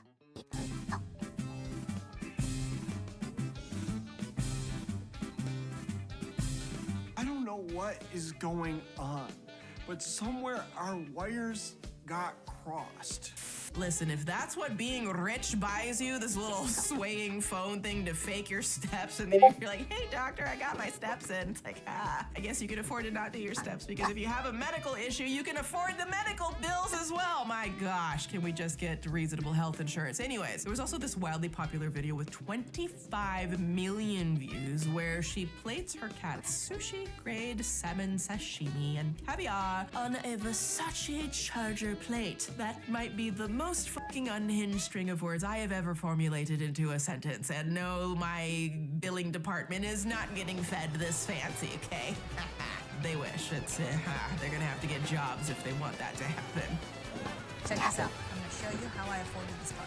Okay, you ready? All right, $118 for car insurance. That's how much I was paying, okay? I picked up... I started TikTok to make my cat go viral, but I'm actually secretly allergic to him. We start making cats work for the carrier. Yeah, let's start getting it. In just a little over a year. People really seem to love the way that she does rich right. Their words, not mine. I love seeing rich people do rich correctly. I love seeing people sit in their wealth so comfortably. Becca Bloom, for example, when she comes on this app and she's like, oh, I love this laptop case so much, so I just had to go and buy a new laptop so that it would fit. Yes, ma'am. Yes. This the laptop thing again. Like, I don't know how much they reference this, but it's kind of funny at this point. Bitch, like, period. And I think it's so fucking annoying when rich people and celebrities and people who are well off and we know it try to act like they're relatable and like, bitch, no, I want to see what your money has afforded you in life. I want to see the luxurious things that you buy. I want to see where we're going. I want to live vicariously through you. Look, I'm not gonna lie. Wealth flexing is not my taste in content, okay? But some of her posts, some of them are funny. I'll give you, some of them are funny, okay? I told you we're gonna have more nuanced conversation here, and we're gonna play several different perspectives to give us a well-rounded opinion of this, and some of her stuff is funny. My friend's boyfriend turned his location off, so we're gonna do a quick little OOTD as we go on a search mission to go find him. As you can see, I've secured a helicopter for aerial surveillance. We have binoculars and a walkie-talkie to communicate our findings. Copy that. One of the reasons her fans says she does rich right is because her content often mirrors relatable things that most women already do, just with the price tag turned all the way up to 11. These go to 11. And she's not just living in some fantasy world. Becca Bloom is very educated and willing to share how she maintains her wealth with her followers. Things my parents taught me about money that schools didn't. Schools teach you how to earn money, but very few people teach you how to multiply it, and that difference is everything. First is that you don't build real money on salary alone. If your only income is tied to your time, then your growth is capped at 24 hours a day. I try to keep 5 income streams at all times, whether that be exposure to broad market ETFs, equity, real estate. Some people have a side business. Next, the younger you are, the more risk you can take. In your 20s and 30s, that means heavily allocating your money into equities rather than overloading on bonds. With decades ahead of you, volatility is uncomfortable but not catastrophic. Lastly, any cash sitting in your bank is losing value. Inflation averages about 3% long term, so that means your money halves in value every 20 years if it just sits there. I didn't go to school for math. And while all these aspects of her content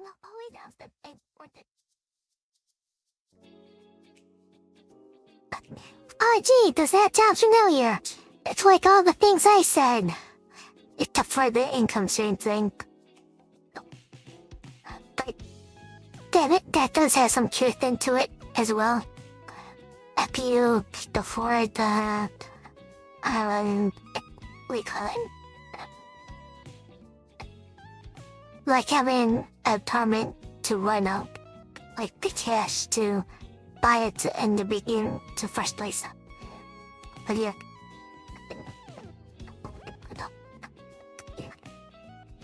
having the money just in your savings account actually lose the money. That's exam. That if you look at it as investment, after 20 years, you lose like she has to value over, she said. So may be entertaining for some. I'm not entirely convinced that they necessarily qualify as doing rich right?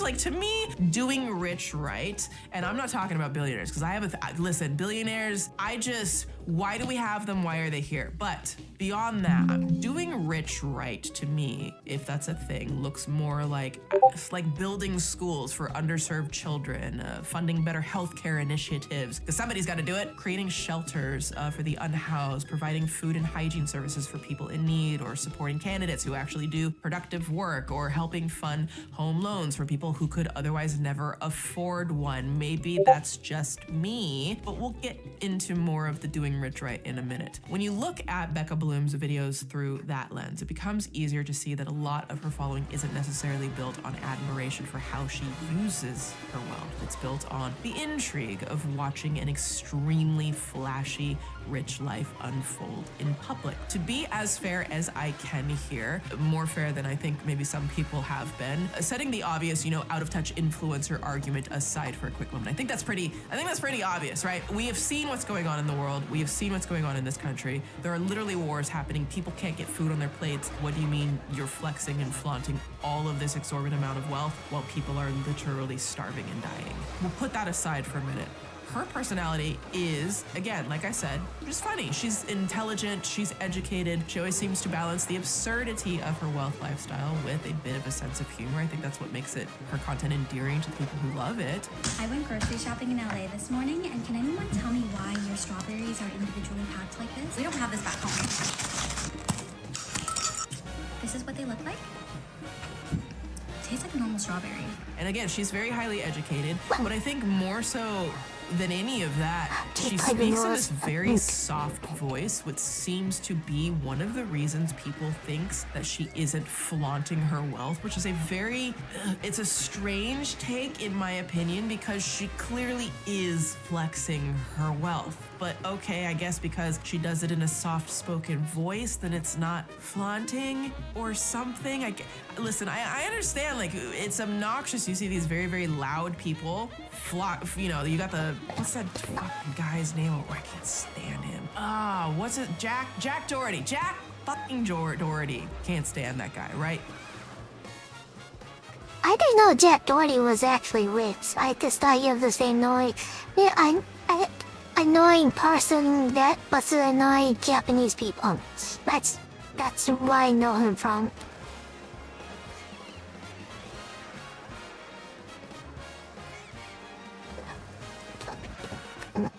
Loud about his money. Ugh, if you want to see I did a swoop 2 on him if you want to see that. But the videos that Becca makes showing off her lifestyle they're kind of covered in this demure haze. It's very soft, it's very subtle, this is just what's going on. This is just what's going on in my closet today. And so people will comment things like, quote, "See, this is quiet wealth." Again, whatever the fuck that means, because listen. Check this out. I'm going to show you how I afforded this car. Okay, you ready? I guess what they mean it's not Mr. Beast or Jack Doherty. I don't think, otherwise I'm confused.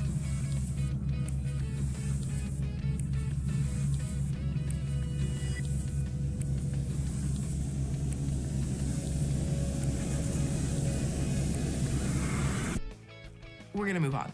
This repeated sentiment throughout her comment section leads me to believe another large reason people believe she does rich right is simply because she's not all, again, Jake and Logan Paul about it. She's not Michaela 2.0, aka my sleep paralysis nightmare. No, Becca is quieter. She's humble and has a small presence, which is true for her personality, but not necessarily true for the kinds of things she makes videos about. Now, I'm gonna be real. Not only do I respectfully disagree that this is quiet wealth, I mean, she's literally doing hauls talking about hundreds of thousands. Wrist swooping here. Someone send me a message. Oh, follow.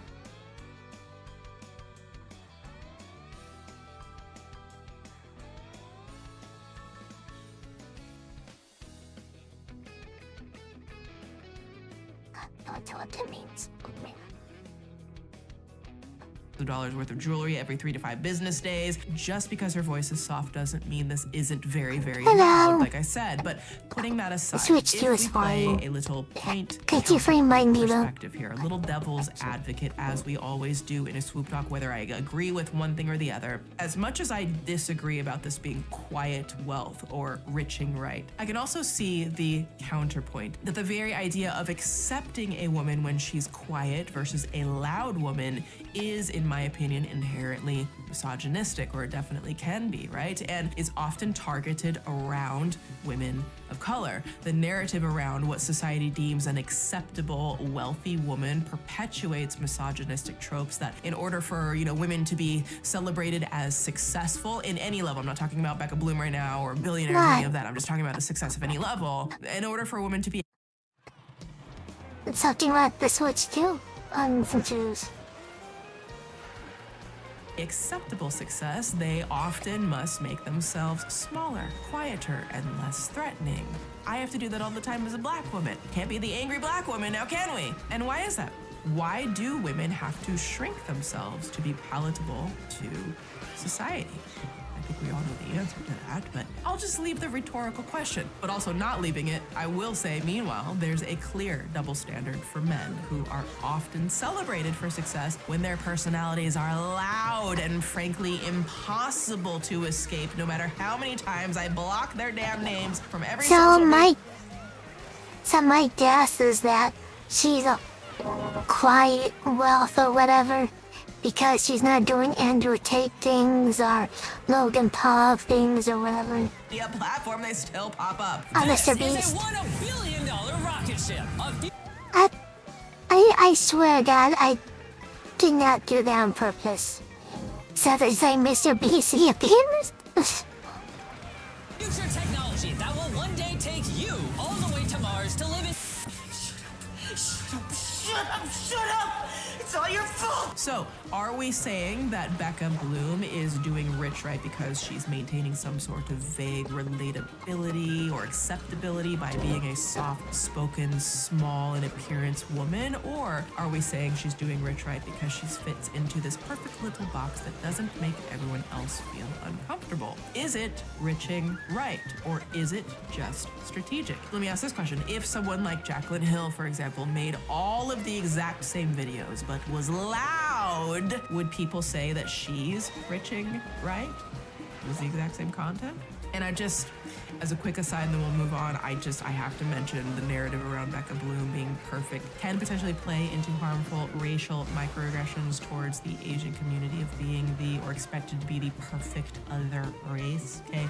Just have to acknowledge that. Part of like how white supremacy works to kind of like cover up, to say like, well, if this one group of minorities is doing so well, then there can't be racism in this country. We as Asian Americans have to understand that we are props for white supremacy when we buy into the idea that all of this stuff that we've gotten is purely through our hard work. I wonder, like, how much of my interests are shaped by what other people expect of me versus what I expect of myself.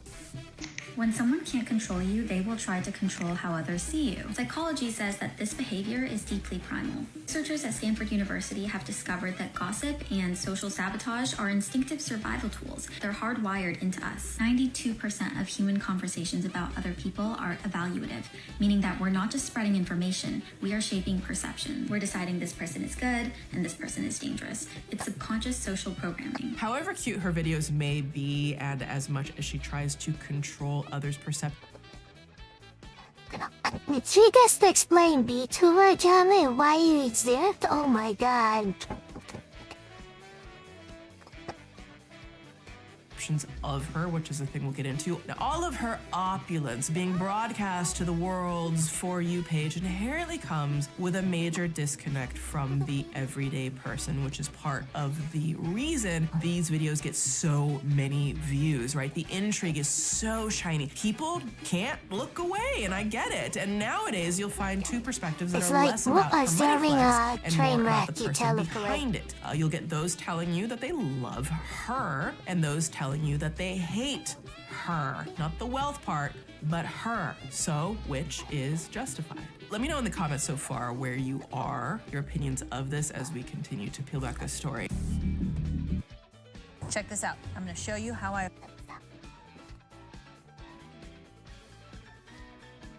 Right there. I lost a comment.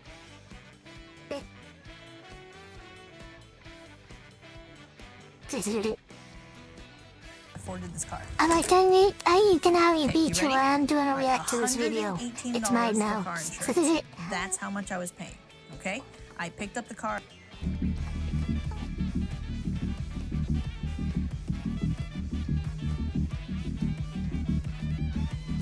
I would say the vast majority of people that you are regularly coming in contact with in your media is rich.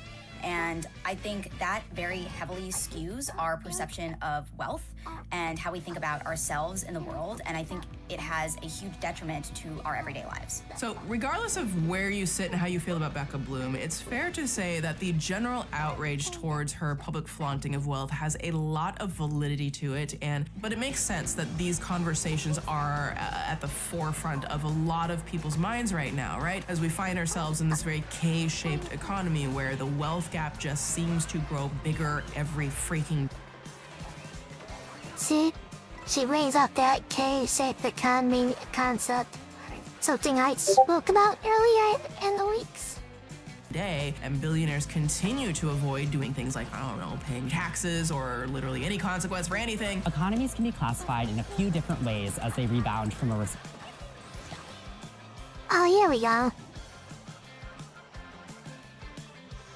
So it's called K-shaped because the wealth gap is going one way, and the real world goes the other way.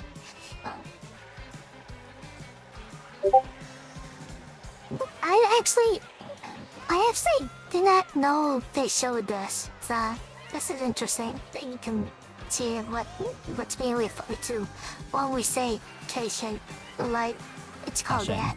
Economists have widely agreed that the U.S. has been in a K-shape coming out of the pandemic. Being ultra wealthy, hyper privileged and wasting money behind closed doors is one thing, but doing it to the point... I don't know why they specifically said K-shape out of the pandemic. It's like, no, it's been doing that since 1982 or so.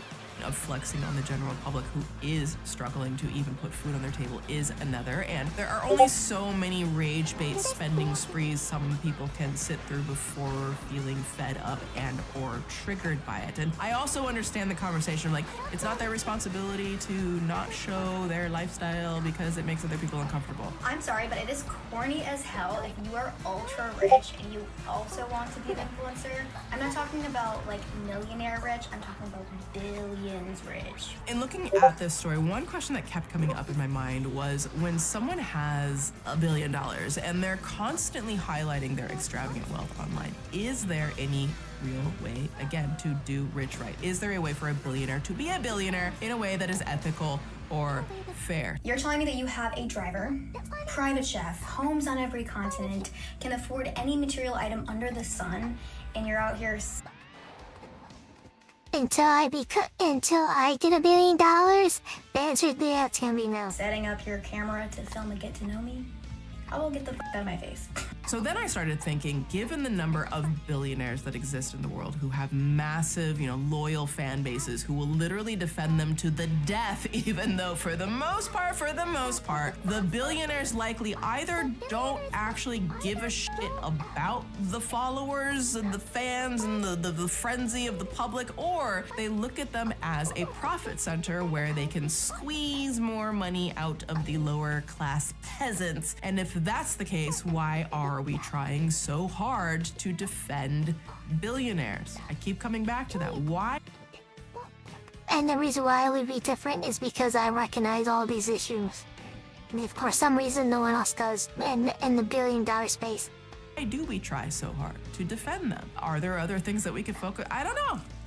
Supposed to get jacked. Yeah, I remember a bombshell girlfriend, the baller yacht. See, that's what I'm talking about. You're spreading positivity, right? Like, here's a man, he's worked his whole life, and now he's able to, enjoy the fruits. Maybe they do. Here's the 4D chess suit. They do, but they pretend not to, because this is how they accumulate more money. And their objective is just accumulating more money. And so then it still makes me be different. Be different. I really know. He's the most important human Okay, to slow have down. ever graced the He's kidding. planet. He's kidding. No, I'm not kidding. I think he's the most impactful human that's ever graced the planet, and will be remembered far longer than any single person walking this earth Okay, right which now. accomplishment leads you to believe that? Check this out. I'm going to show you how I afforded this car. Okay, you ready? All right, $118 for car insurance. That's how much I was paying, okay? I picked up... There are so many outrageous ways that Becca Bloom has showcased her wealth online, and a few do stand out as so incredibly tone deaf that they almost feel scripted at this point. Come high jewelry shopping with me. Bulgari flew us out to Italy to look at their newly unveiled collection, Polychroma. They left us some goodies in our hotel room. Had some French toast for breakfast, did a quick walk on the treadmill before heading to the high jewelry showroom. Upon arrival, we were escorted by their team through the emerald, ruby, and sapphire rooms. Any pieces that caught my eye were brought to the private room. Next, I tried on the Kronos Legacy Santoire, which featured an 11.92 My expensive dream home house, is basically, not oversized like this. I just want a, indoor pool in the house. That's all I want. Like, it could be a normal size house, but this will be extensive, in-ground pool, so it's like inside the house. Like, that's it. carat emerald. You got so much money, you could buy any man. Chris Hemsworth, Liam Hemsworth, it'd probably make you a whole new Hemsworth. Let me show you what I'm talking about. Now, there's this frequent dose of It's related to health and privacy issues with my Mac. That's why. Yeah.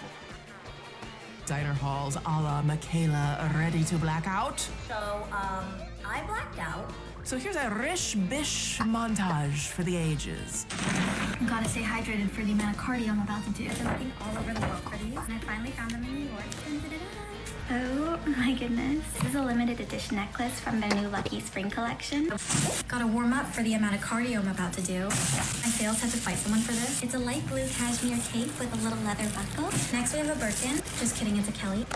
My dad told me to diversify my investment portfolio, so I took matters into my own hands. I was furniture shopping at RMBS, and just as I was about to leave, they offered me this long-term investment that I couldn't turn down. I lost $500,000 today due to a bad investment, so I bought myself a little pity gift.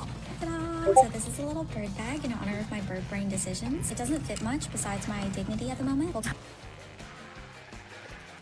To be honest, if I was rich and something went bust like that, I would try to get myself something to get my outfit too.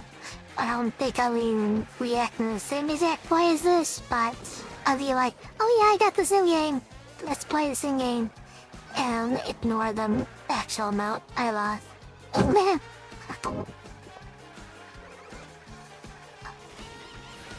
Top that with a little bit of blue sea moss. Everything our chef's whipping up for dinner. Is there anyone else kind of hungry right now? What the man? Did you see the base expressions of that cat? I didn't notice that before.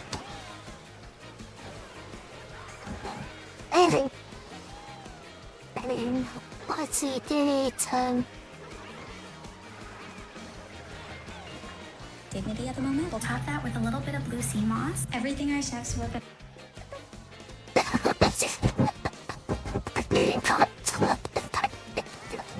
Censoring me.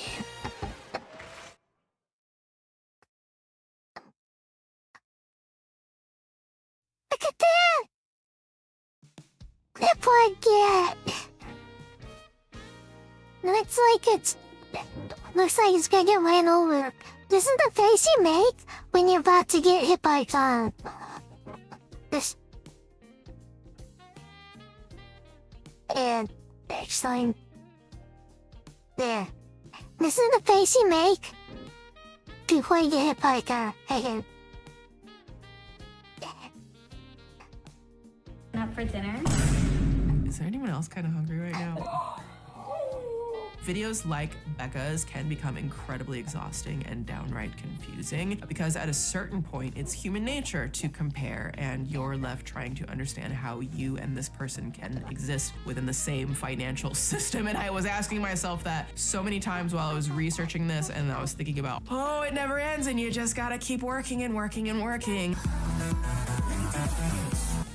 Come high jewelry shopping with me. Our local Bulgari closed the boutique for a private visit so my sister and I could do some last minute Christmas shopping. We looked through their extensive high jewelry collection before heading into the private room to try it on. One of Becca's posts that seemed to be nothing but a total waste of money was when she bought a whole new computer just to fit a laptop case that she liked. I don't believe that. This I don't again? believe that that's a real conversation when I hear it. People don't talk like that, Meg. Yes, let me repeat that. She bought a whole new laptop to fit a laptop case. I hate it here. Okay, please don't judge me for this, but I fell in love with a laptop case, but they don't make it in my 15-inch size. It's only in 14-inch, so I decided to buy a new laptop today. I promise I'm not normally this extra. This is how something got put into... To be honest, that's probably something I would do, especially if I'm looking for like a new browsing laptop or something.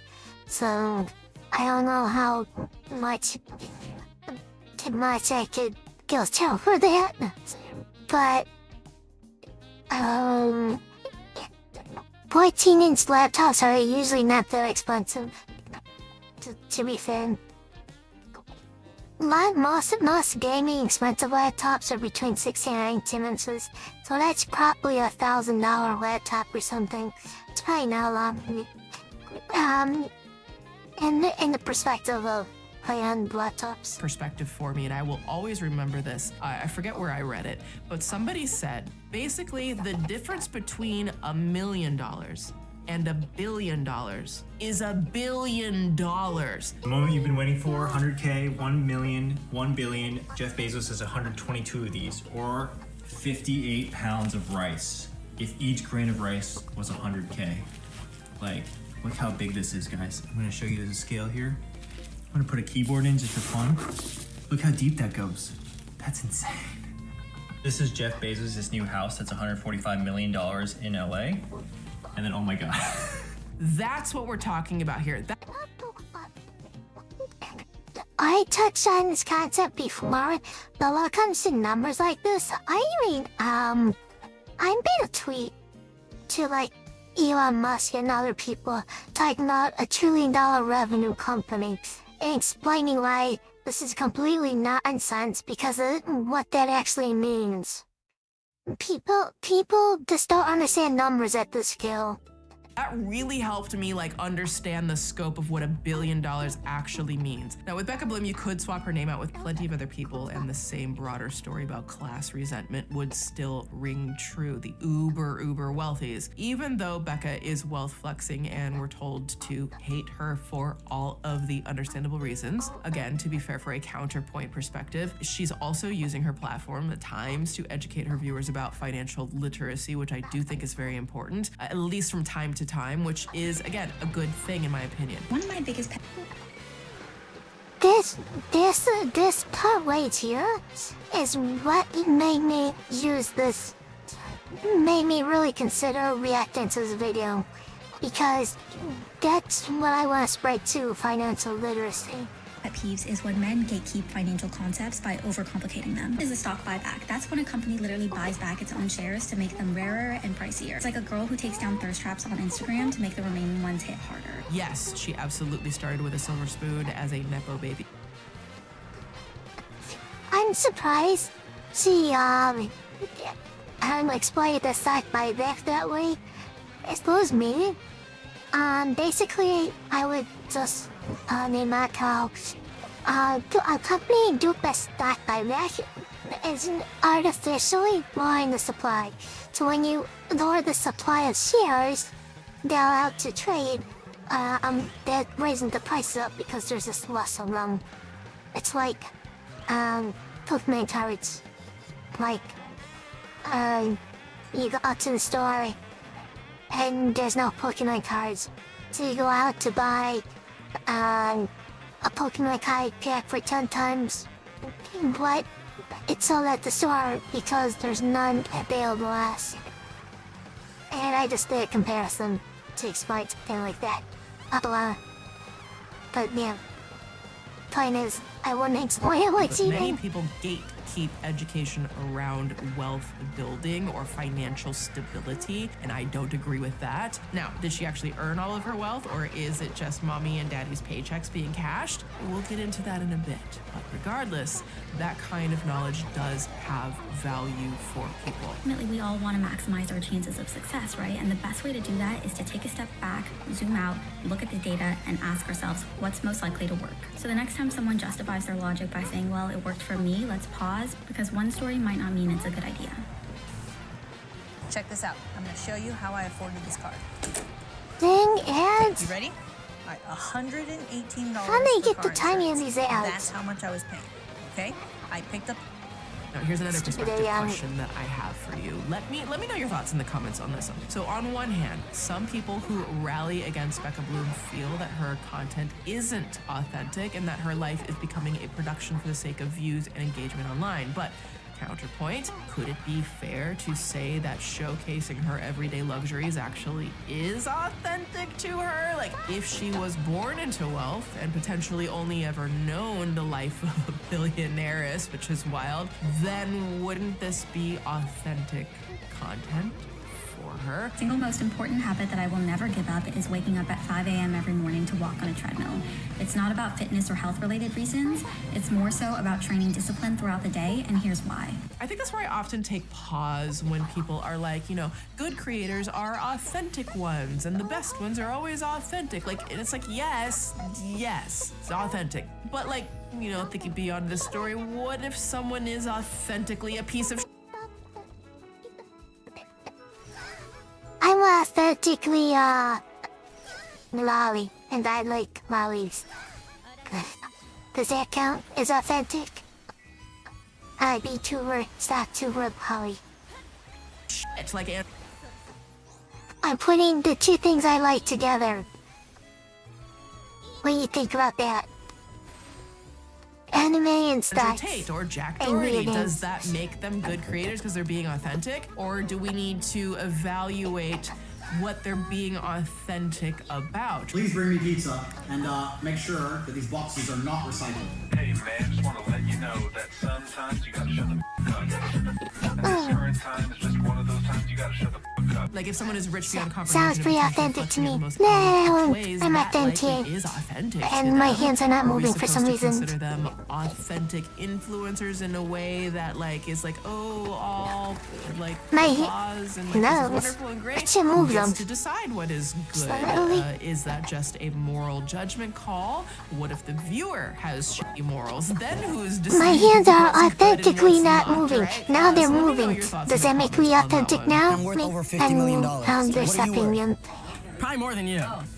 Now, recently, Becca had a beautiful wedding in Italy that was. Must be. wait for I it, must be hearing my content, controllers. of course. And there were even brands sponsoring her wedding, like a race car driver with a Wonder Bread jacket, which I guess helped put a dent in the $6.2 million wedding bill. Can you fucking imagine in this economy? Okay, I've been trying to I'm trying to look at the perspective. I'm trying to not judge, but I am judging. $6.2 million for a fucking wedding is wild to me, and I know that there are weddings that are even Here's the thing. If you put $6.2 million in blow, a lot of people could live off the dividends. I mean, that's how ridiculous it is. Actually, let me lift that up right now. far more expensive than that, and I imagine there's a wedding coming up that's going to be far more expensive than that, and I just can't help but look at that amount of money and think, damn, wow, that could have helped a lot of people. And I know it's not their responsibility to do that, which is, you know, we're living in the free world here, allegedly. Now, the wedding budget even had room for Etsy, which is to manipulate the weather, of course. We're getting married in a thunderstorm. I hired 2 witches off of Etsy to try and pray the thunderstorm away. This video reached 26 million views, very much normalizing this type of thing, which that also makes me feel unsettled. It's the normalization of some of this. And it marked a turning point for the general sentiment towards Becca on the Clock app, because people found it a bit bratty for reasons that she turned them down, which I'm just like, is this really, that's the reason that we're like having an issue with this? But then there were people who were upset about the fact that she'd even make a video like this in the first place, which is understandable. Let's see what the answer is. You will get $66,960 if you bought $6.2 million of goo. So a lot of people could actually just live off the dividend money off of $6.2 million, and they spent that on a stupid wedding. That's why she's calling it up, sir. Let's give you some perspective. One user commenting, quote, "The rich are flexing on us and y'all are laughing." So in what looks like an attempt to try to offer her insanely rich perspective and be more relatable, Becca Bloom recently wrote a Substack blog titled, quote, "What No One Tells You About Going Viral." Now in it, she wrote about online haters and used statistics to dismiss any sort of critique of her wealth, saying, quote, "When I had under 1 million followers, I generally received almost no hate. My community felt small and supportive. Growth felt linear and positive. Then I passed 1 million followers. That's when everything changed. There's a statistic often cited in online communities. Roughly 1% of any large audience will strongly dislike you regardless of what you do. Once I understood that, hate stopped feeling personal and started feeling structural. Engagement expands, noise expands with it. You either learn to use that energy or let it use you." I will say, like, as a creator myself, as a filmmaker, as an artist, a recording artist, as a business owner, I can understand and sort of commiserate with the fact that the more people who watch your content, the more likely you are to receive the occasional or some nasty comments. And usually, if you're generally a decent person with good content that you work hard on, you provide some type of value. I'm assuming she saw Miss Rachel for a comparison, someone that's actually like, what do I call it? Very sweet, I suppose. Is that the right word? To people and whatever it is that you do. Basically, the idea of showing Miss Rachel is even with someone as well-mannered as her, they kind of get hit by someone. Those comments are coming from bad faith people with a shitty moral compass who are dedicated to trying to make good, decent people who are trying their best into bad people because the commenters have nothing better to do. You also have to evaluate the perspective and the morals of the people who try to drag decent people down. Sometimes we forget about that, but just because someone leaves a comment doesn't mean they're... Let's see what crack answer my question. Roughly 42% of the U.S. households earn the same or less than the $60,000. So these people, these people that spent this money on a wedding, right? Just a wedding. This money can be given to someone where they would make more money than 40% of the U.S. population. What are we doing?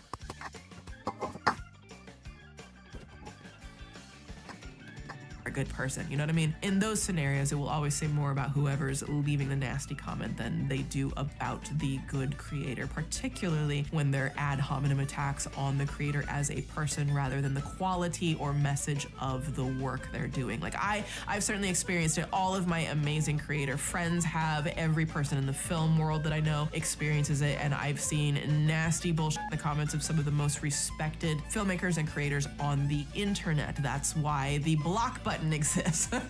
Use it, people. First and foremost, I want everyone to know that I've always been a two-way street, and that any time that you criticize me and tell me that you would like me to do better or to do something differently, that I always try to do that. To those who are going to comment they can't watch the show anymore because of the support, no worries and much love your way. God bless. I am not chasing fame or views. I'm standing strong in love. we were put in fortunate situations like us. We were granted great opportunities and able to be seen on massive screens. Like, it's amazing. But I think there is sort of a dissociation. People think that they start taking you away from being a real human being. Yeah. So that have feelings and react to things. So yeah, that was definitely something that I had to navigate, even taking into my own personal music that I was writing. Like, I was using it as fuel to help me, as well as just, you know, surrounding myself with people that love me. You know, my sister will go to war about me, so I'm like... But that's not really what we're discussing here when it comes to the complex conversation of wealth inequality and the ultra-wealthy who flaunt it for clicks. Nationwide, inflation is getting worse and shoppers are feeling it.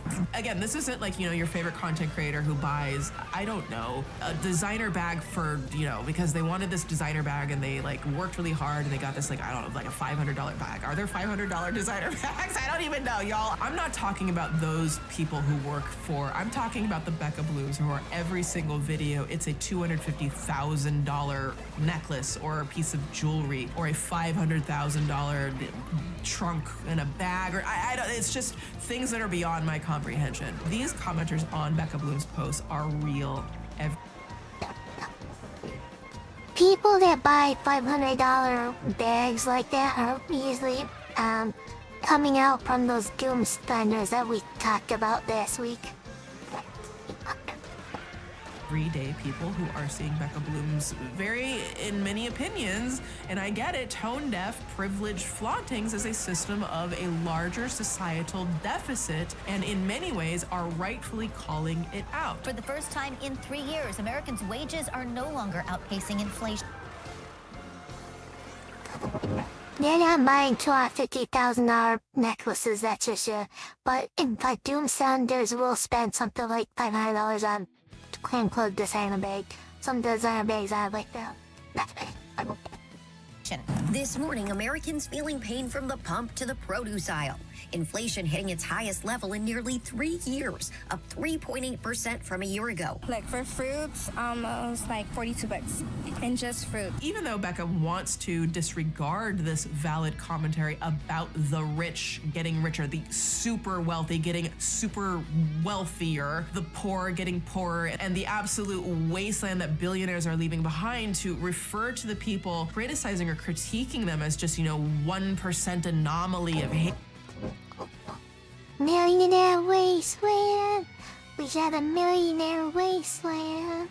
Haters, it really is her who's the 1% that seems to be intentionally and blissfully unaware of reality. Here is the actual distribution of wealth in America. The poorest Americans don't even register. They're down to pocket change. And the middle class is barely distinguishable from the poor. Check this out. I'm going to show you how I afforded this car. Okay, you ready? Yeah, it's crazy when you break down the wealth disparity like that. Like if you I picked up the car. Now, basically what these charts are is total U.S. population versus the actual income they have. And outside the like top 10%, you don't saw on the chart.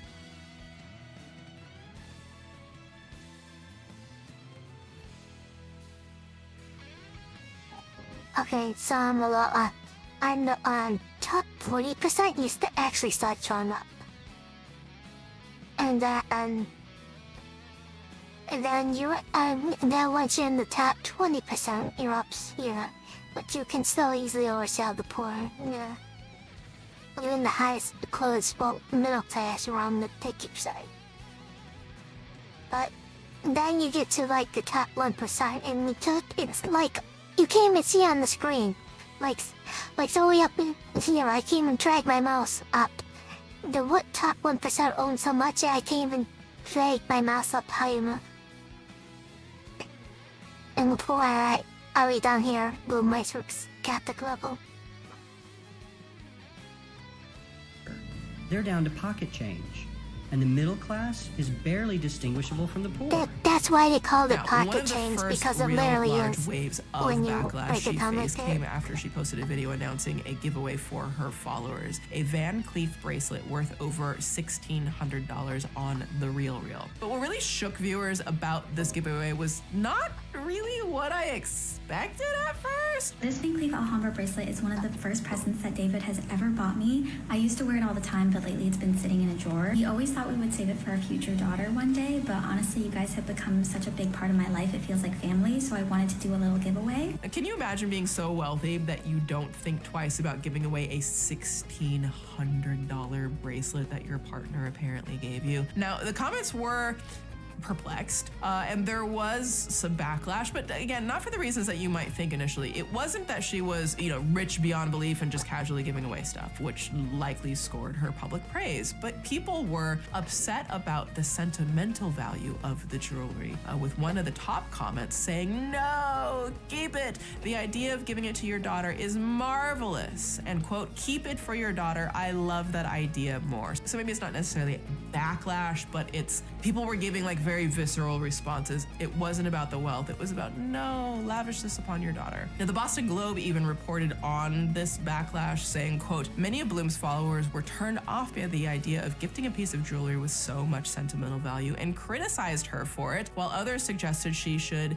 be offering to buy $100 worth of groceries for a few people instead, something Bloom can evidently afford." And that's kind of where my brain goes to. It's like, we're criticizing that she wants to give away something that she says has some sentimental value, when like, if she's gonna do like these giveaway things, I would rather see her give away things to people where it can help people. I just, the criticisms here were just a little, I get it, and then also I was like, wait, that's what the story is here? What? Now listen, as I've gone through the research for this doc, if there's one thing I've learned, it's that Becca Bloom loves a luxury this giveaway. Is the Like, if you result think of about living it, two it's an different easy way worlds to in a buy your case it followers become in real. exchange for an Ice Cube's chance in hell at experiencing a slice of her lavish lifestyle. Morning, Mr. Mailman. I'm richer than you. And that chart, these luxury giveaways the chart I'll show you explain, somewhat of a strategic is way also, for ultra-wealthy why can I hear influencers to myself? distract from the fact that the viewers' draw to the spectacle is in fact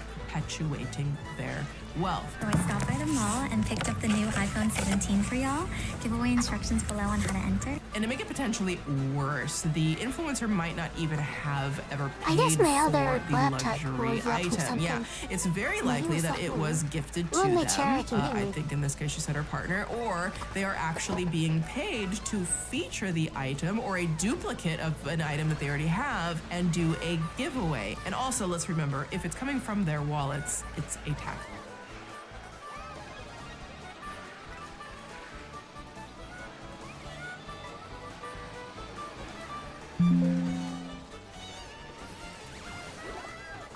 Hello, testing, make sure this is working.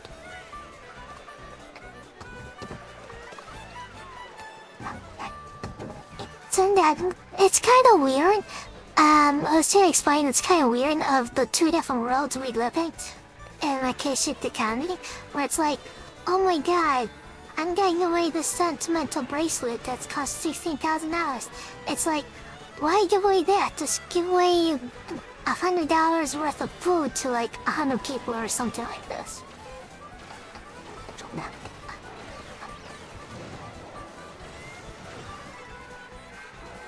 Right off. Now, first of all, I want to underscore, Becca's family has live-in servants, I believe they call them, who she's exploiting for content. Like in this video, showing what a great employer she is by allegedly buying her live-in housekeeper of 20 years $4,000 worth of luxury gifts. And I say allegedly because the gifts are likely either paid for by sponsors or her parents, for all we know, and not actually allegedly coming from her wallet anyways. Everything I got my housekeeper for her birthday. Cash bonus along with a spa package. I also got her a little teacup set since she collects them. This one's from Tiffany. Next, I got her a little cashmere scarf from Loro Piana. Hope she likes it. If not, the gift receipt's in there. Next, I got her a new espresso machine because her old one broke. Skincare restock. Next, I got her dream bag. Dun, dun, dun, dun. This is very her. Growing up, we did a lot of puzzles together, so I get her one every year. Now, for a little counterpoint.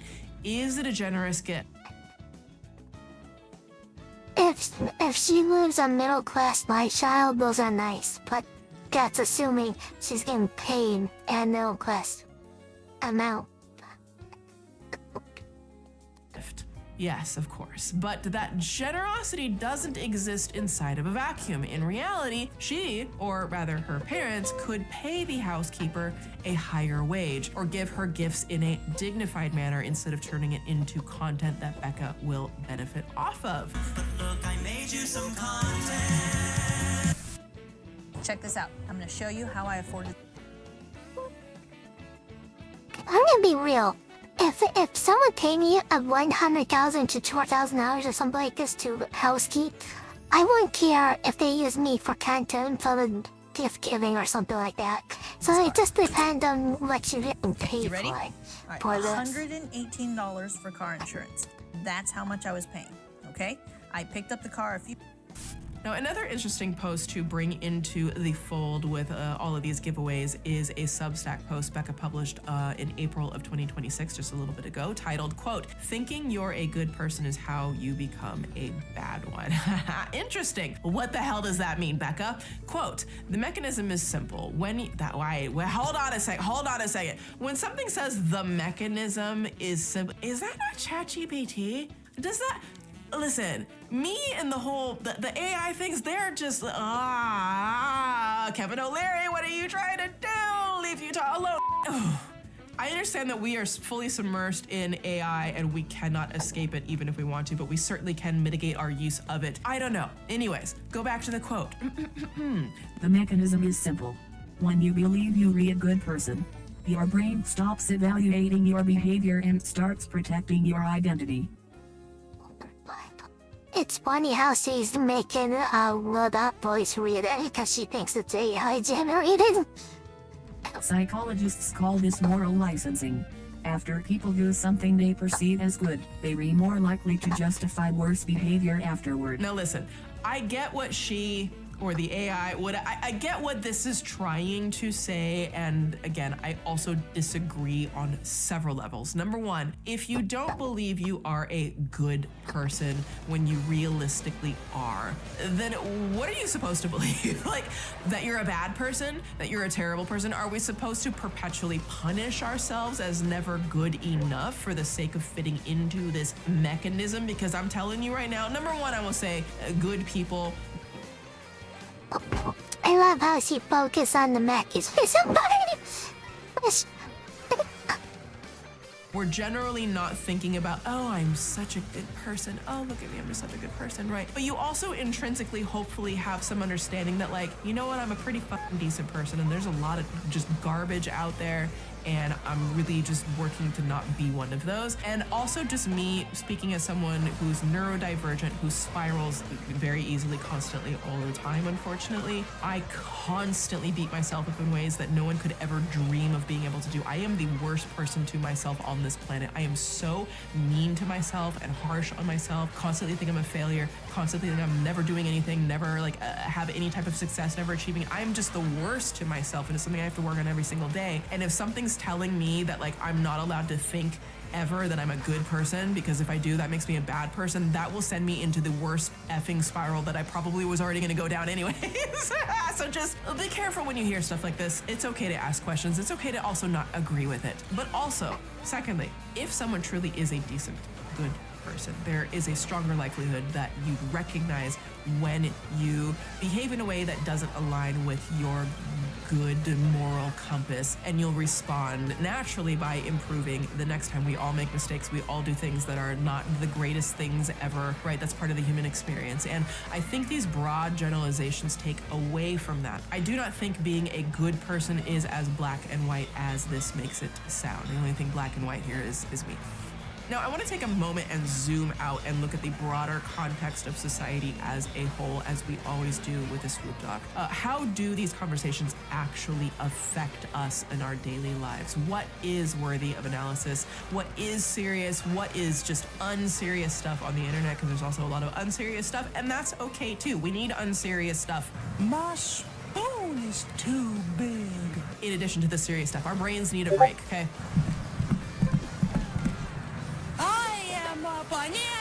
Now, going to the serious, with the Iran war drawing even more public attention to America's already existing affordability crisis, and I know other countries are facing their own type of crisis, there are some truly heartbreaking examples of just how extreme the wealth gap has become and where much of the backlash towards people like Becca is really coming from. The Strait of Hormuz remains closed, and gas prices here in the U.S.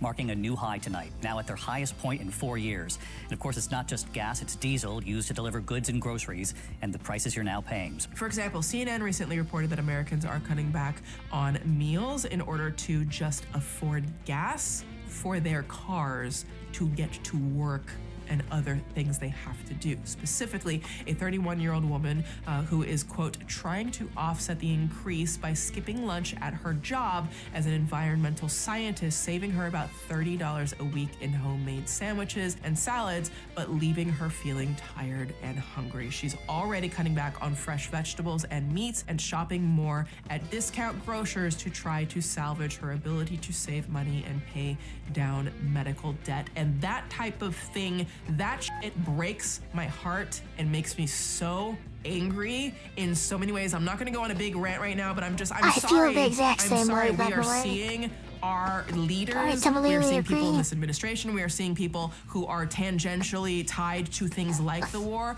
who are just making more millions. There are people literally lining their pockets every single fucking day with things that are crushing the best of us. And by the best of us, I mean people like that, the scientists, the people who are just trying to work their jobs, the people who are caregivers at home, who are worried about taking care of themselves and the person that they're caring for, the people who are the moms, the dads, the parents out there who have children who are just trying to put food on their children's tables, the people who are just literally in school right now trying to be able to afford school because you keep telling us that we got to be able to do that in order to get a good paying job, but are the jobs going to be there anymore? I'm sorry, but I'm so sick and tired of the ultra wealth. Sure? No, it's fine.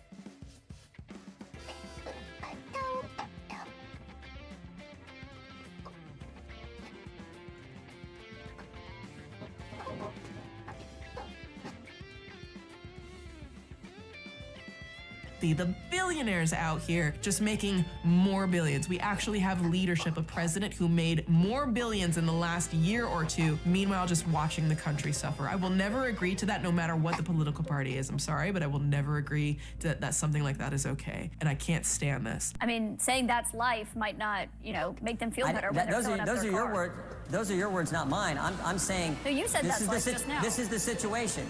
This is the situation. Similarly, we've got one man in Florida who is, like I mentioned earlier, a caregiver for his elderly mother who is facing hunger just to afford the costly combination of medicine and transportation. I struggle every day, and now I'm taking care of my mom who's older, being denied simple things like breathing meds.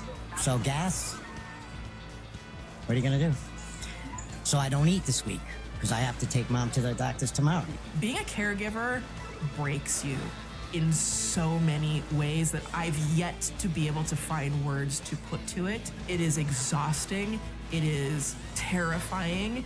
It is stress beyond belief. I'm constantly thinking about if I have a little bit of money, put it away because I might have to take care of somebody. And I am actively supporting people. But what if something more happens? I still haven't been able to put to words that experience, and thinking that there are people out there who can't even afford a meal. That is the type of stress that so many people are living with every single day of our lives. And it's just to act like this isn't a factor in this country and other countries is so obtuse. It's so out of touch. I think it's disgusting. I don't need to see the flaunting. I don't need to see it. Personally for me. And it's not just that these heartbreaking individual stories like this man taking care of his mother, these prices, the gas prices, the inflation, everything are affecting social safety net services, things like Meals on Wheels that a lot of vulnerable communities depend on in order to survive. they're getting left behind as well, which is terrifying. Probably a lot of senior centers. If you look up the senior centers in your area, they might be struggling. If you can help, please do. The reality is that the federal minimum wage has remained at $7.25 since 2009. And a large majority of people turn to these free social media apps for entertainment to distract them from the minimum wage should be $17 an hour, right? With no tips. No more underpaying people and making cuts as I can. I'm tired of it. I'm tired of it. harsh reality of the cost of living. So logging on and seeing someone like Becca Bloom's lavish lifestyle can feel extremely personal to them. So yes, it's out. So, you know that campaign slogan, no tax on tips? How about no tips? Using it up. Absolutely fair to vocalize a very real pain that so many people are experiencing, and it's not just the 1% haters out there. It's arguably necessary that we speak out this in many ways. If the people affected by careless government policies or the lack thereof don't voice our experiences and educate others on what is actually happening in our communities, who the hell will? The housing crisis is more than just one of lack of physical space. It's a crisis of confidence that the American system itself is working. They're living paycheck to paycheck, unable to save for a vacation, retirement, or their children's education because the cost of living has outpaced what most people earn. The rent crisis is a crisis that's really decades in the making. There have been decades of deregulation and privatization. The federal government has all but abdicated its responsibility to us in relationship to our homes. Look at the price at the gas pump and you're like, wow, is that real? I guess it is. So you try to avoid it a little bit. You don't fill it up all the way. I'm walking a lot more. That's what I'm doing. I will not get gas every day because I'm scared it's going to go up more the next day. As far as I'm concerned, the whole economy is not working for the middle class person like I am. I'm on a fixed income and it just doesn't stretch anymore. We have got to the point where literally anybody can build a fully working app without knowing how to code. This is Base 44. Inflation, where your banks from? Test the world, we can get my place soon.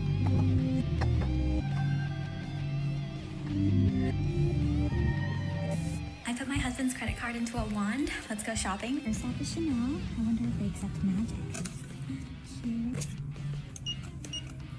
You guys accept magic? Yes, you do. Thank you. So we know a few things about Becca Bloom so far. She's rich, she has rich parents, and she's the queen of rich talk. But a few things remain shrouded in mystery. Does she actually work? How much of her life online reflects her real life? And how exactly did her parents earn their mega wealth that she was essentially born into and benefits from today? Well, friends, I'm so glad you asked. Rebecca Ma's parents are Heidi Chow and Yiming Ma, the founders of the Chinese tech company Camelot Information Systems, quote, a leading domestic provider of enterprise application services and financial industry information technology services in China. Now, I could not untangle what that corporate speak means in plain English if you paid me to, but what they do isn't really that important part. It's how they did it. Some of Becca Bloom's wealth was generated through fraud.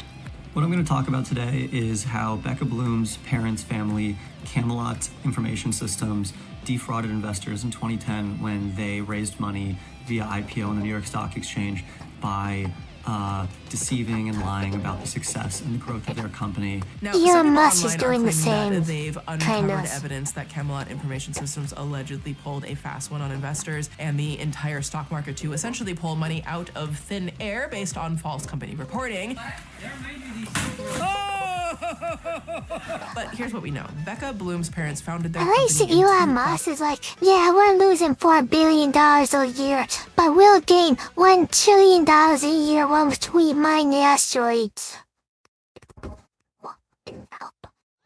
2001, and 10 years later went public on the New York Stock Exchange with the total stock valuing the company at around 150 million USD. Shortly after going public with a huge valuation, however, an investment firm called Spruce Point Management published a report titled The Fantasy World of Camelot Information Systems. Now, this report was basically an episode of the cesspool on paper for business people. It pointed out some important red flags that ultimately led the company to be sued and sold into the private sector again, brought by one of Ma's other companies just 2 years later for almost half the price, allegedly. Now, according to the report by Spruce Point Management, the company was basically reporting numbers across the board that didn't line up with any industry competitors in the same tax brackets. Interesting. Quote, number one, unusually high revenue per employee, matched only by the alleged fraud Long Tip Financial.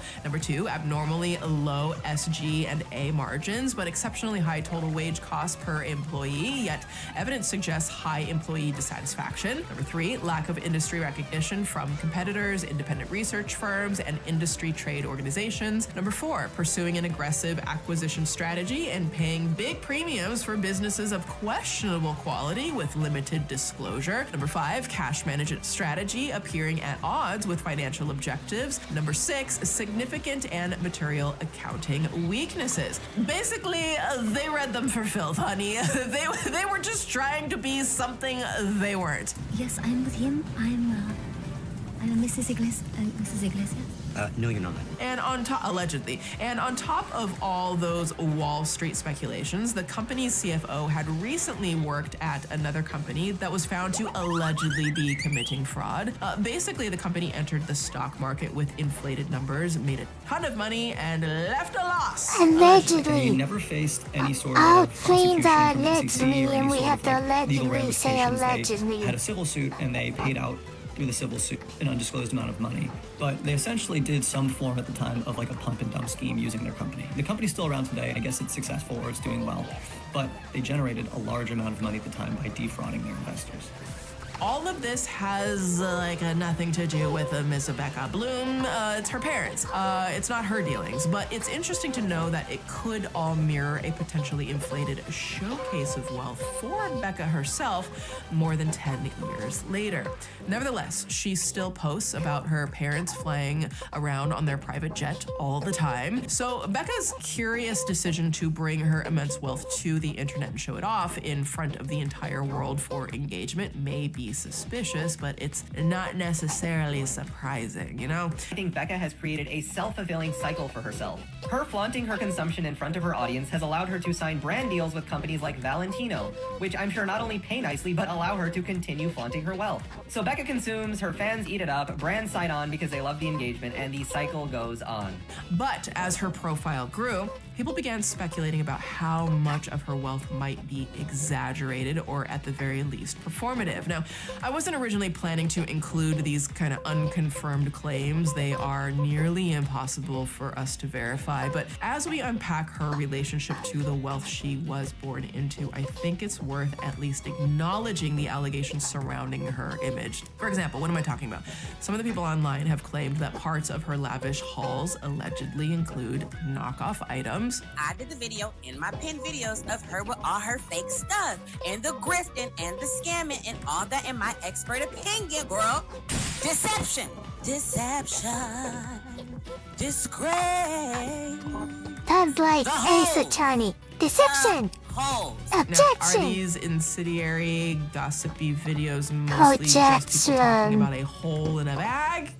Yes, they are. No shade to them. And again, because they point to a larger truth that online we often have no real way of knowing what's authentic and what's being manufactured for the camera. And if there is any truth to the Birkin bag allegations, then it raises a bigger question.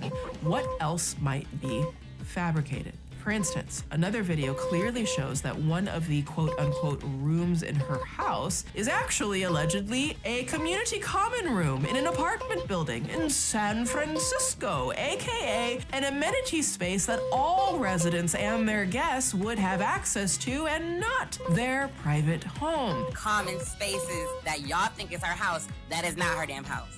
And y'all can film in there. As you guys see, this is a get ready with me. Pay attention to the walls, pay attention to the floors. Once I click the link that her neighbor sent me, look at the damn walls, look at the damn floors, look at that damn comment space that anybody can film in. But most of all, I feel comfortable confidently surmising that her home, where she films a majority of her biggest wealth flexes, is certainly, most likely, definitely, her parents' humble mansion in Atherton. Maybe even, the same one that she grew up in while being waited on hand and foot by the housekeeper. Now, one of her pinned Instagram posts from February 2022 celebrating her birthday is a picture taken at that same staircase, and the location tag says Atherton, California. And in several of her videos, she mentions her mom living in the same space as her. So it's almost as if she's using her childhood home as a backdrop to the adult life she's producing to the internet's eyes. So far, my experience with the class has been excellent. All of our instructors have years of real-world experience, so they're teaching me things that... Again, listen, there are much more important things in the world to worry about. I am not exactly I worried want to know about how put the ad herself. that I ad only where have so like much capacity to worry, it was and cutting she's not into the filling ad. that spot. But I do have concerns beyond her about the way people see the ultra wealthy through minute-long videos and walk away believing everything about it is effortlessly perfect, is effortlessly ethical, while feeling like their own lives are in shambles just trying to pay for a tank of gas, when in reality, many of these perfect TikTok videos appear to take place. Again, what exactly does Becca do besides unbox Birkins? Well, we know that she sold her peer-to-peer Chinese tutoring company, StudyPal, that she started in high school. And then so we ended up selling for around 190K, so rounded up to 200K, but it was definitely an experience. Now, let's be real. If accurate, that is a huge accomplishment. Successfully selling a business is no small feat. And she had enough money to pay her entire college tuition off a company she built from the ground up, even though I'm sure she didn't pay her own tuition. And being born with a silver spoon and people paid to wait on you certainly makes creating a company and funding it and selling it really fucking easy, or at least a lot easier. Now, a few years into college, she sold another one of her startups, a wireless charging company called Earth Wireless Chargers. That was kind of a source of passive income for us. I don't really work on that anymore, but still get a little bit of money from that every month, so that's good. Now, her hustle is definitely inspiring. I'm never going to take that away from her or any women entrepreneurs if the stories are accurate and she built this herself. But again, it is important to remember that she had a huge launching pad with her parents' wealth to invest in these startups. But when you're entered into a race and you get to start halfway to the finish line while everyone else has to start at the starting line, then it kind of makes sense that people feel some type of way, especially when your whole online presence is about flaunting the wealth, regardless of who earned it and how. Let's remember, again, if her wealth is mainly from her parents and her parents earned their wealth through those unethical means like fucking fraud, as was reported earlier, allegedly, then she's building a lavish TikTok career off of showcasing a lifestyle enabled by unethical business practices, allegedly. So what the hell exactly should we be respecting here? If that's the case.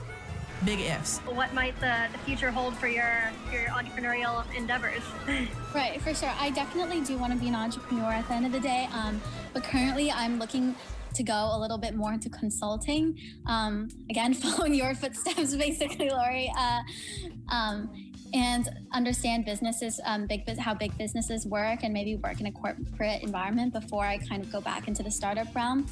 Here's some finance terms that you hear everywhere, but no one actually explains. Number one is underwriting, and that's the process a lender or insurer uses to assess risk before giving money. Underwriting is like stalking his LinkedIn, his Instagram, even Zillow before agreeing to go on a date with him, because you're sussing him out. Number two is amortization, and that's spreading payments over time. It's like buying a Chanel bag using Afterpay. You're still paying for it, but you're paying for it over time in smaller increments. It seems to me like her social media persona and allure has become her latest startup endeavor, crafting the public perception with business like precision. But she does still also seem to work in the corporate field. She keeps her exact job title pretty close to her chest. However, last summer, before her LinkedIn was disappeared, the San Francisco Gazetteer reported, quote, according to LinkedIn, she works at Bloomberg as an account manager. Bloomberg. Bloom. Maybe a little billionaire inspo for Becca Bloom. Could that be where the screen name came from? Who's to say? Who's to say? In a little under 3 months since announcing his candidacy, Bloomberg has already spent $419 million all on ads. Now, even though her job is a secret, which is, does the job exist? Is the job in the room with us? I don't know. So even though it's a secret, in her Hannah Montana Double Life fantasy, she definitely makes it well known on her account that she works hard with a whole featured playlist on her profile titled Work to immediately attempt to quell the Nepo accusations. You know, gotta market that product. Day in my life, I wake up at 5:30 and walk to work every morning. Here's my outfit of the day. Nvidia dropped 18% today because of DeepSeek. After back-to-back meetings, I got my favorite snack and then proceeded to walk to Van Cleef. Tried on the snowflake bracelet again. Was still debating between the sizes of the pendants. Then I got home and me and my fiance went out to dinner. We had this lovely evening. I then had a few girls over for Galentine. Now, I will say, wealth flex aside, That beat sheet, Salah was no joke. I'm actually surprised it was math laced. I guess. That was the other thing that inspired me to make a react to this video. I think a lot of times women have a larger target on our backs for being successful within the patriarchal system. I mean, that's what the system is designed to do, right? I mean, literally, let's not forget that women couldn't open lines of credit at a bank without a man's signature until 1974, which was just 50 years ago. Okay, that was really not that long ago. In one of Becca's Substack posts about International Women's Day, she wrote, quote, "The most interesting thing about International Women's Day isn't the flowers or the statistics. It's the strange fact that women's progress has always depended on two forces that seem contradictory: people who take women seriously and people who underestimate them. History is full of both." And as much as I'm, not the... Yeah, fine a sec.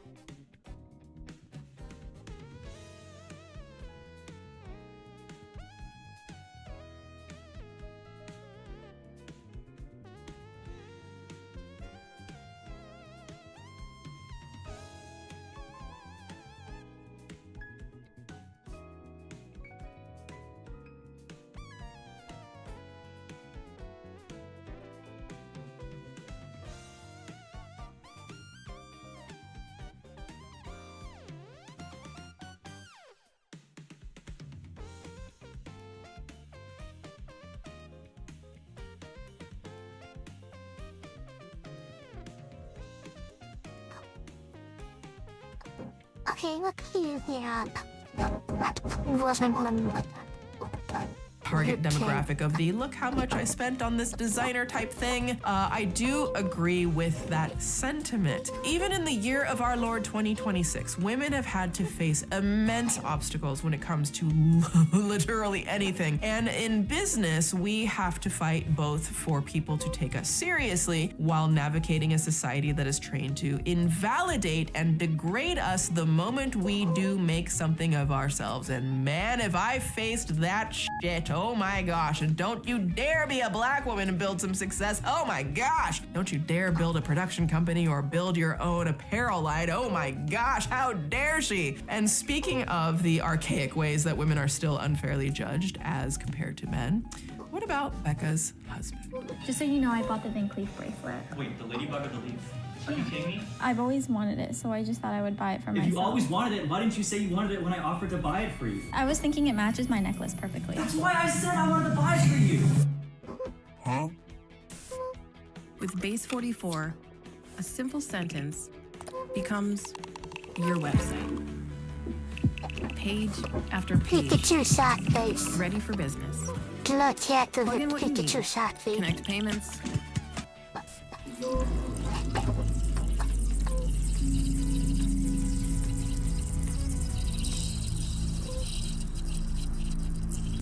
Becca's romantic relationship and marriage have been a huge cornerstone of her online success, and she shared a lot of thoughts on the ways that she believes gender equality plays out in the financial realm and in general. And just like with her wealth flexing, people have found issues with some of the things that she had to say. Some people hate me for saying this, but one of the smartest things you can do in a relationship is to let your man contribute. Not because you can't do it yourself, but because according to behavioral psychology, effort creates attachment. When someone does something for you, even as small as opening a water bottle, the brain rationalizes that effort by increasing emotional value, and that creates attachment. Now, she's not strayed away from opting her man into her online world, and he doesn't disappoint. But, I mean, how could he when everything is optimized for the For You page? If a girl... Why am I talking to a girl? No, if a girl... Why am I talking to a girl?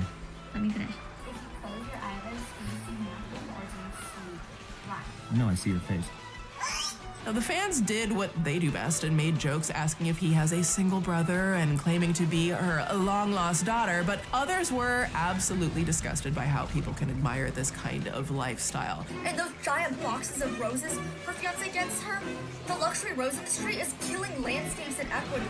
You're killing the earth. Now, all of her seemingly out-of-touch wealth flaunting and rage bait didn't receive nearly as much backlash as a video she posted in November 2025 that had people searching for any last drop of humanity within her and this content, and coming up a little short. Here's the irony. Men only remember the word equality when it benefits them financially. Not when it comes to wages, not when it comes to safety, not when it comes to emotional workload, not when it comes to the cost of beauty, not when it comes to the social scrutiny women face on a daily basis, but suddenly you want equality when the bill hits the table. Now, in this off-the-cuff rant about quality that reached over 1 million likes, Becca ballooned into another level of virality when her hot take turned into a parasocial argument with women in her fan base. This got 1 million likes.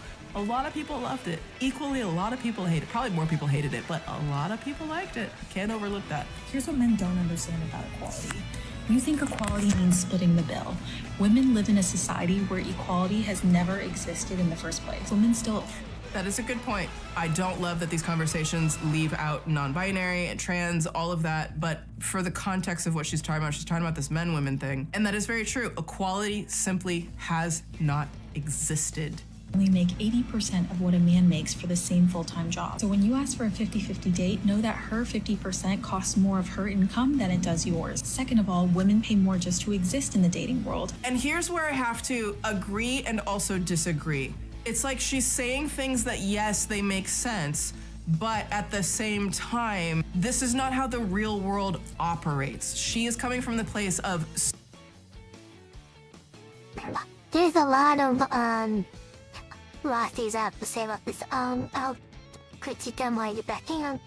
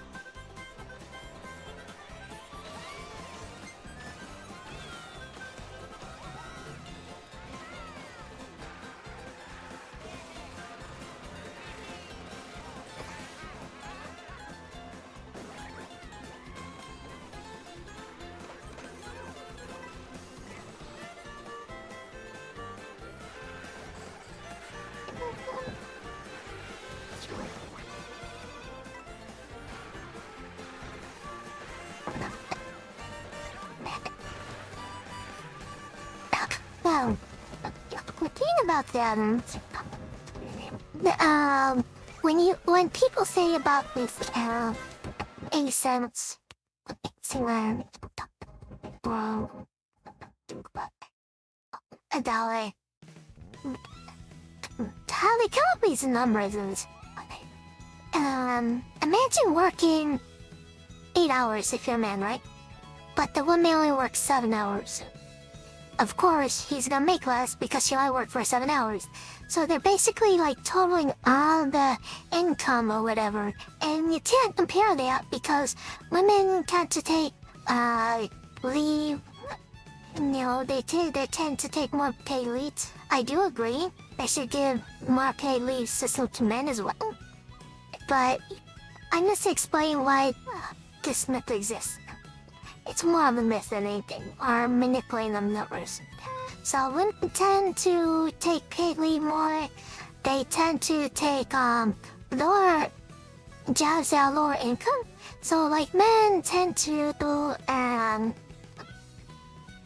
involve themselves in jobs where they might like some type of construction or chopping trees.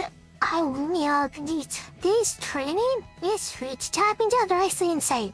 Where you're supposed to like have a nail on this tree and you have to cut it. And then this other tree, if you don't throw the wire down right, you might injure other people. It's legitimately insane. There's actually like there's reality TV based on it. They glimpse, they call glimpses of it.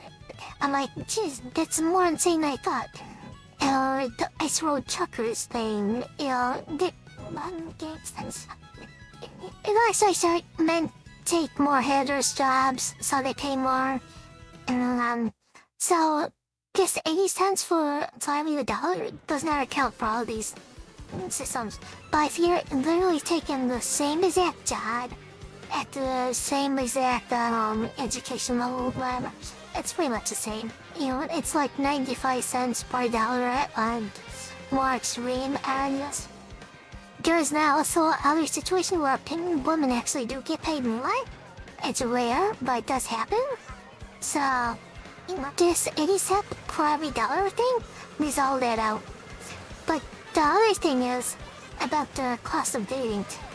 That is kind of true. And then you have this near pink tax about charging rail for the pink razor blade, which is weird.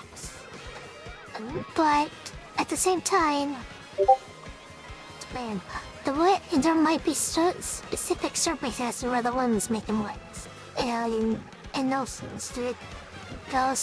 specific cases, like this rich girl, she should probably be paying more of the bill or whatever. Yeah, each individual situation should be assessed fairly. Super well. You can't even survive on a 2-household income at this point. For a lot of people, I come from a place where if I'm in a relationship, I got a guy around, I'm in a relationship, if I'm making more, regardless of did I have to work 10 times harder to get that, level of pay? Probably. But if I'm pulling in more, I'm just going to naturally probably pay for more and expect for the relationship to balance out in other ways. I think a lot of people operate that way. I think that's called survival for a lot of people too, right? Her 50% costs more of her income than it does yours. Second of all, women pay more just to exist in the dating world. About $400 a month just on grooming and beauty. I don't know who the hell is spending $400 a month on grooming and beauty. Maybe she is. Maybe there. Listen, I know that there are people out there who. It's doom spending, but it's mostly unrelatable. But yeah, there's doom spenders that do that. Or spending that, and no shade, self-care and all of that, good. But I don't think that's realistic. I do not think that's a realistic standard for the vast majority of people. Making that as an average is unrealistic, but people do it. The other thing to consider is there are higher standards for women than men to put more money into looking good, but you don't have to, but there's that expectation. Talking from a place of ultra wealthy privilege. Now, yes, are there societal pressures for women to look beautiful or look put together or have their hair done or their nails or whatever? Yes, those are pressures that do exist, but that doesn't mean that every woman adheres to them either. And I think that's another thing why I don't like these conversations just ignoring.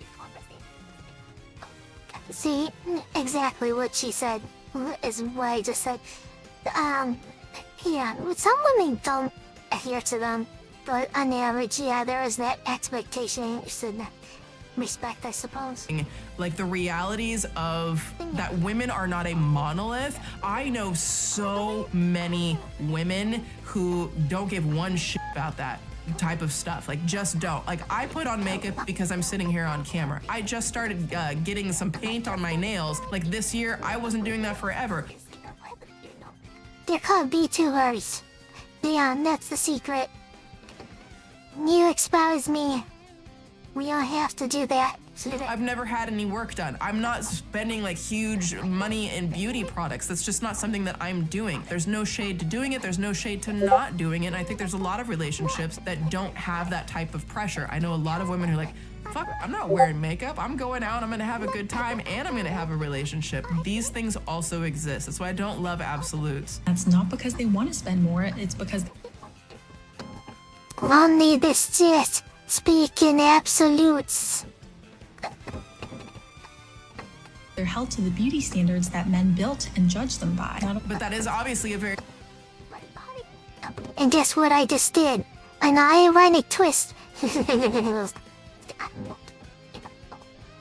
Real thing. There are these impossible beauty standards that women are held to. I will say that women can also sometimes perpetuate those, but yes, there are standards that are placed, unrealistic standards that are placed on women that men do not often receive. Only that, women carry safety risks too. They are 2 to 3 times more likely to experience violence from a date. Men love to talk about equality, but not the part where you have to send your locations to your friends and carry safety weapons in your purse just to go to dinner with you. That part. I got an app. My friends know where I'm going. everything. I have my weapons. I have my pepper spray. I have all of these things. And it's like you gotta say a prayer when you're headed out. Like, that is a reality. That is absolutely a reality. Here's the irony. Men only remember the word equality when it benefits them financially. Again, you avoid all disease just becoming me to her. Just stay out online, hang out in the club and DR chat. You don't have to deal with that. See how B2 Ring solves everything? Is Not that when it comes nice? to wages, not when it comes to safety, not when it comes to emotional workload, not when it comes to the cost of beauty, not when it comes to the social scrutiny women face on a daily basis. But suddenly you want equality when the bill hits the table. Equality isn't identical treatment. I think she's saying a lot of things that make a lot of sense. Absolutely. I agree with a lot of this. I think there should be broader context to it, and I think that it's not accommodating for every spectrum of society and couples and the dynamics. But I also think that she has never experienced what it's like to have to split the bill because otherwise you're not eating, right? Like that couples, they go out and they both are putting their finances into it because they have to, because it's the only way you can survive, to pay the bills, to have a dinner, once every 6 months together. Like, that's the reality for most people, and I think that this is missing that part of the conversation and the dynamic, and it's making it sound like it's all the men's responsibility, period, no matter what, and it's completely ignoring all of these other elements of the way that life really is for most people that she has not experienced. Equality is balanced responsibility, and until society becomes statistically equal, you cannot cherry pick equality only in. To be fair, it might this oversight. It just might be the environment she grew up in. She might not comprehend the idea that some men are just not in the position or to be put in on what she expects. I don't know.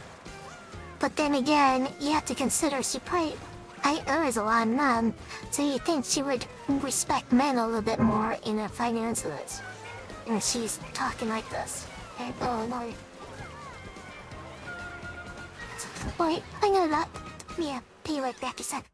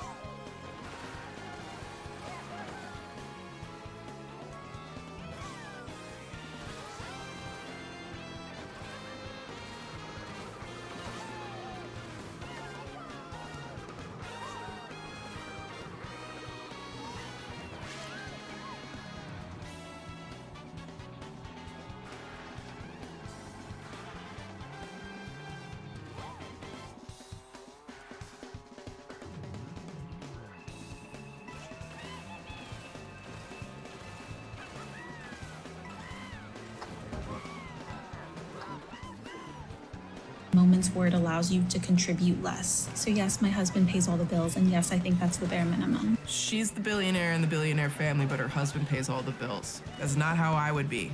But what do you think about that? Another one? This might get stuck in your head. You have farmers.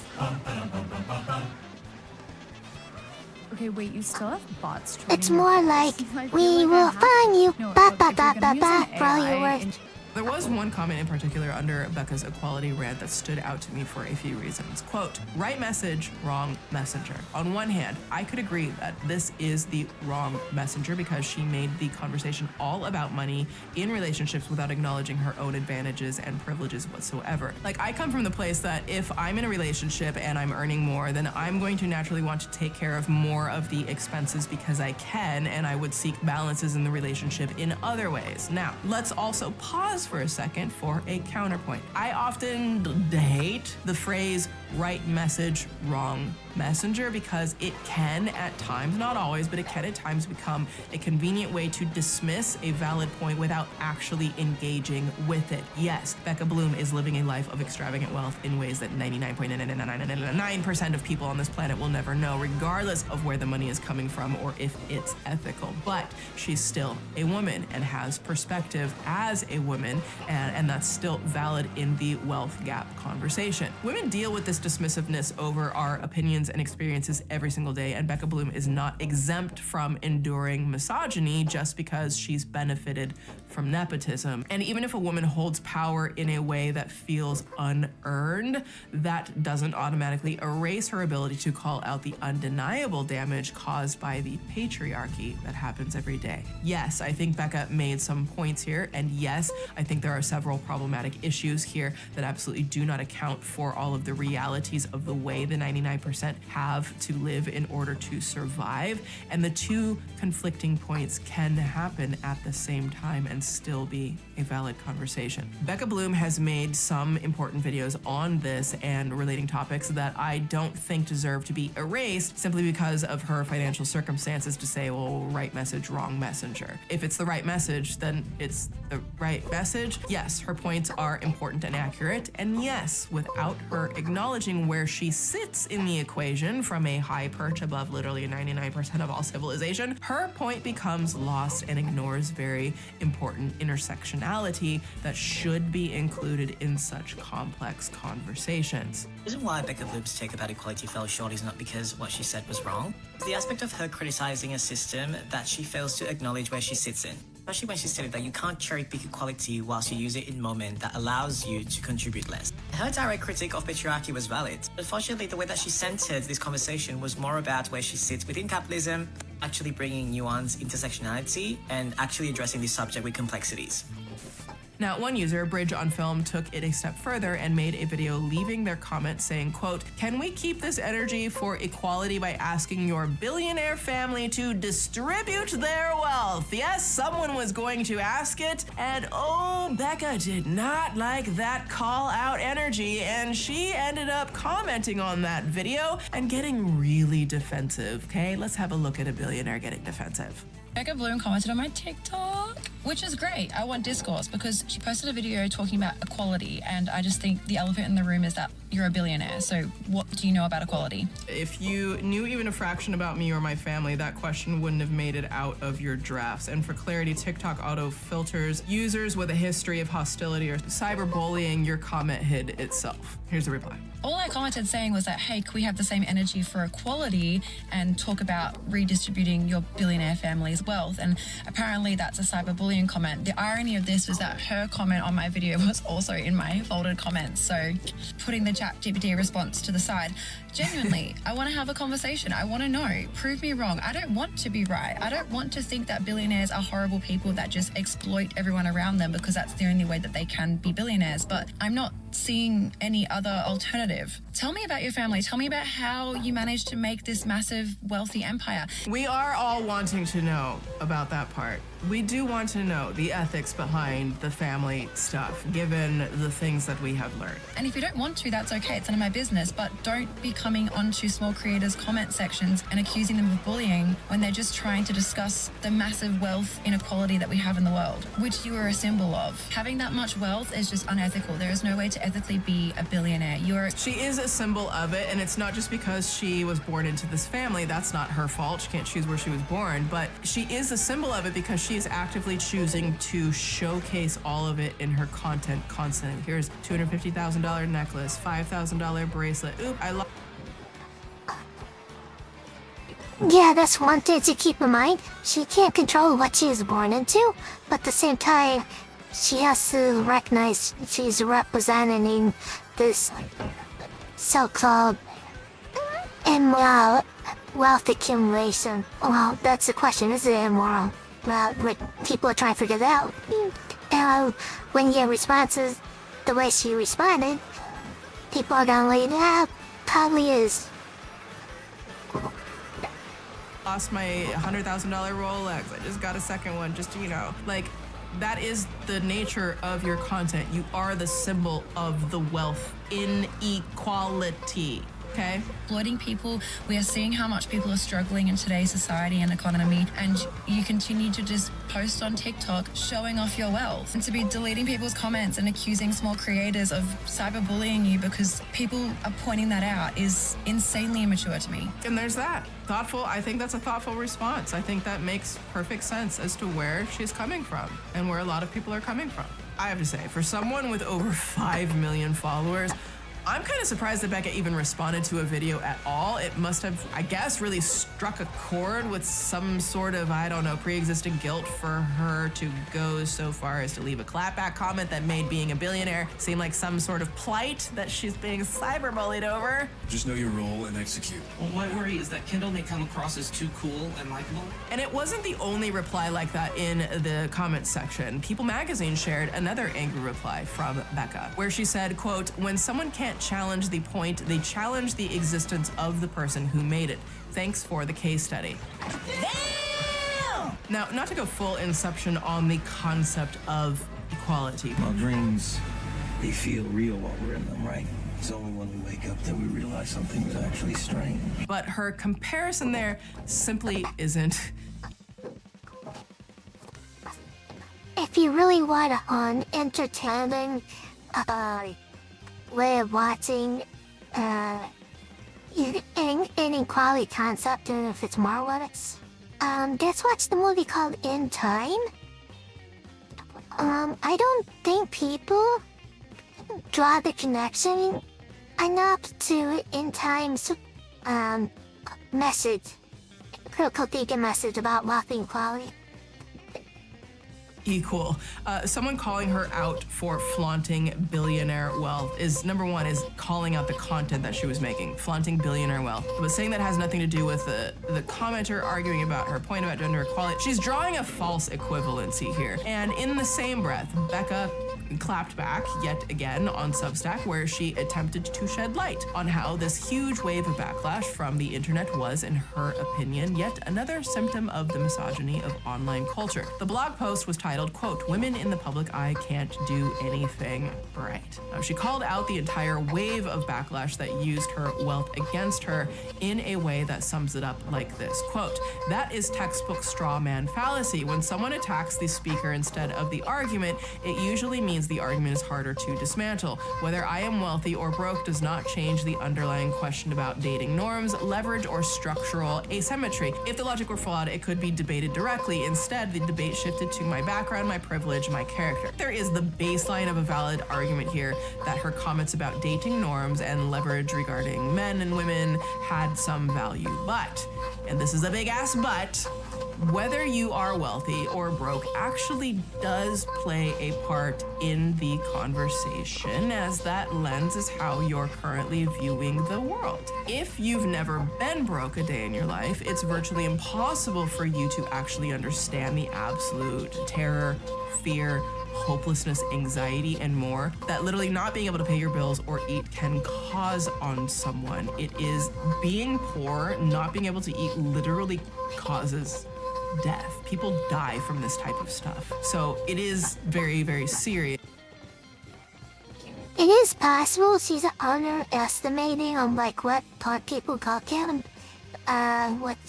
She could buy the state. Oh, just drop a couple zeros off of everything. That's what's like being poor. She could be making something like that.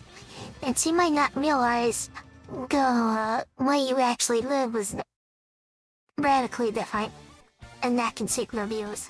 And if you've never been able to have that perspective, to not then acknowledge that you haven't lived and had that perspective and try to see that perspective and present it, that would be the responsible way here for a billionaire to talk about wealth inequality. But that didn't happen. It was very much the man must, not understanding that like it is a luxury, number one, to be in a relationship, and number two, to be in a relationship where you are so financially set before you were even born. It is a luxury to then say, well, the man must pay for everything. Both people have to work and both people are paying bills, because that's the only way you survive, honey. That's the only way you survive. Yeah, most are concerned. Stress is another descriptor people use about their finances.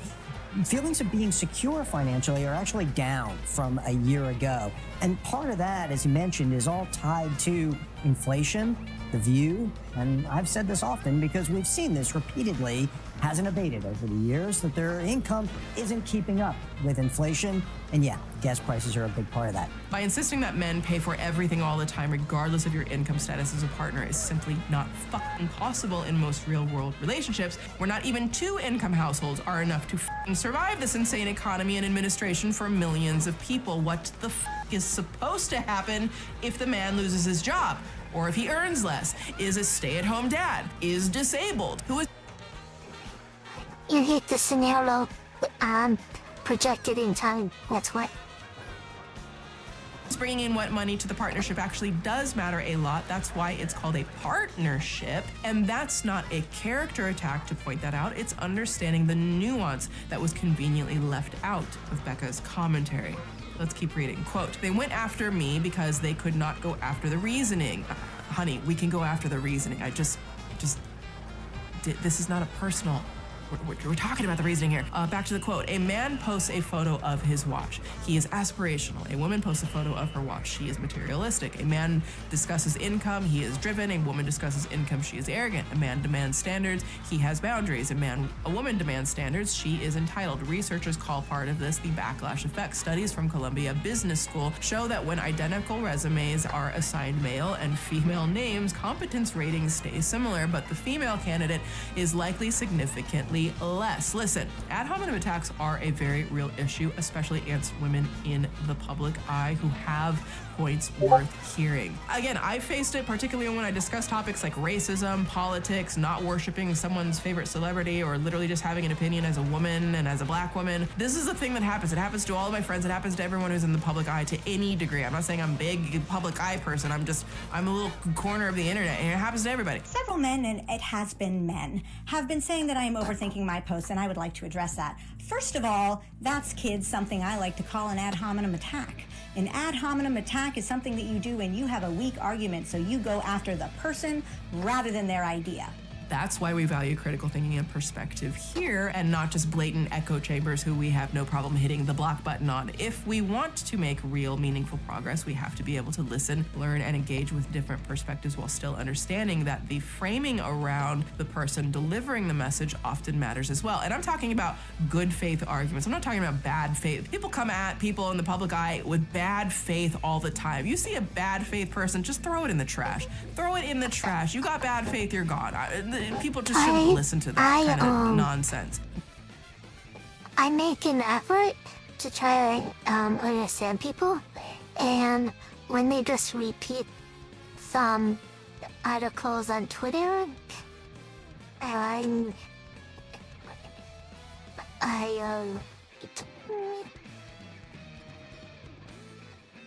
keep pushing back on her, and then I see.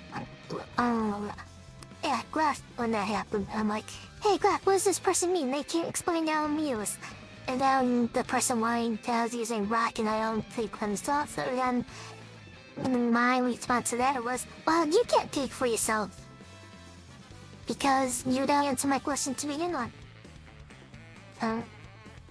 Some people just want to post their lay-lasting nonsense without critical thinking it, so they can't explain it.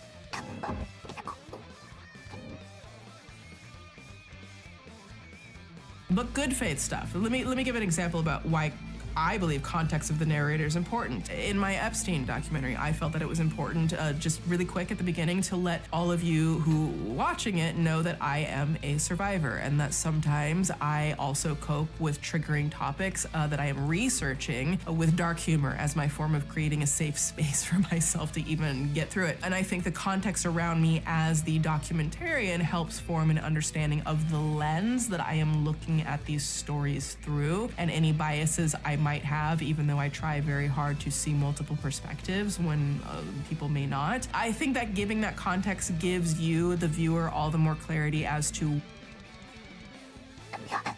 Here's my bias, if you want to know mine. I hate central accumulation of wealth, like the top 0.1%, like on the chart I'm saying. Wealth puts insane power, and they basically indirectly, they're indirect all of that too. Like, we have to bow down to their million. We have to bow down what the million billionaires think. And this is why Elon Musk bought Twitter, by the way. What may have shaped my personal opinions that I'll share. And that's where I think Becca is missing the point. Again, discussing her billionaire status is not an ad hominem attack, at least in my opinion. It is important to understand the context around the message while not ignoring that her hyper-privileged lifestyle does color how she views and presents these topics. If she's presenting them as, this is the way it is, and men needs to pay for everything, and this is the way it is, if you've never had the experience of being broke, you can't claim that as fact that that's the way it is, because it's not. It's just not. This might get stuck in your head. You have farmers. Bum, ba-dum, bum, bum, bum, bum. Okay, We wait, you will still find have you. bots joining your calls? Da-da-da-da. I feel like I have to. No, look, if you're gonna use an AI in your meetings, you need to be using granola. Wait, what's granola? So granola is like a note taker, or more like a note. Now, speaking of equality, Becca posted an odd video with her husband that really doubled down on this idea of gendered rules that play out in her life and relationship. And I honestly have trouble deciphering if this is supposed to be rage bait or not. Things in our marriage that just make sense. I'll go first. We never talk negatively about each other in front of other people. If I have something to say, I'll say it to his face. Okay, me next. Once a week, I'll sit Becca down and compliment her for an hour straight. And I do enjoy our compliment hour. I'm very lucky to have my own finances, but in our relationship, David pays for everything. But isn't that the bare minimum? Because your time is really valuable. In the past, when he's wasted my time, I'll send him an invoice. Who does that? I do. Speaking of finances, I pay all the bills and do our long-term investments while Becca's focused on the short term. Whatever works for them.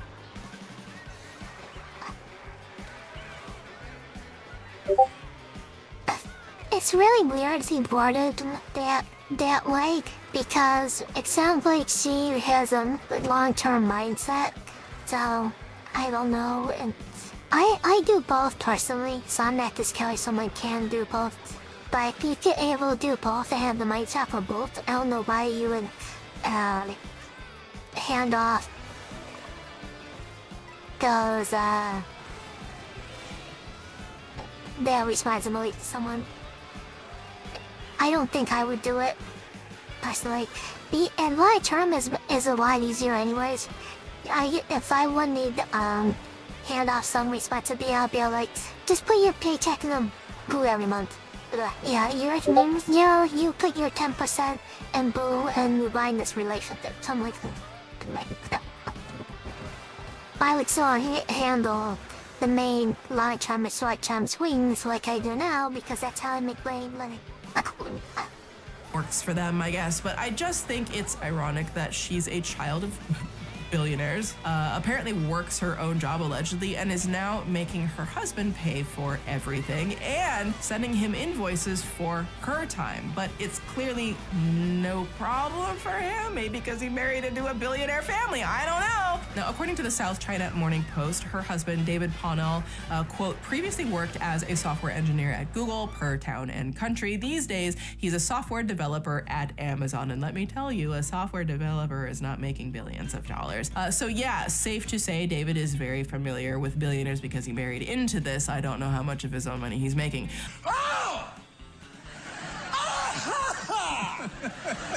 Oh, beautiful!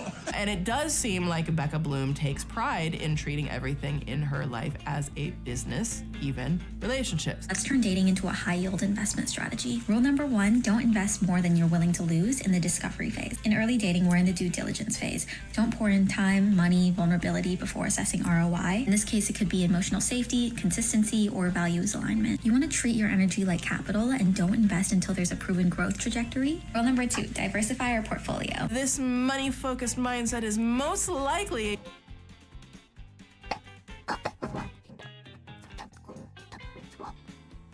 Honestly, as a stock YouTuber, I approve of what she's saying. I don't know if it can be fully understood by Swoop here. We'll see. But yeah, I do side with it.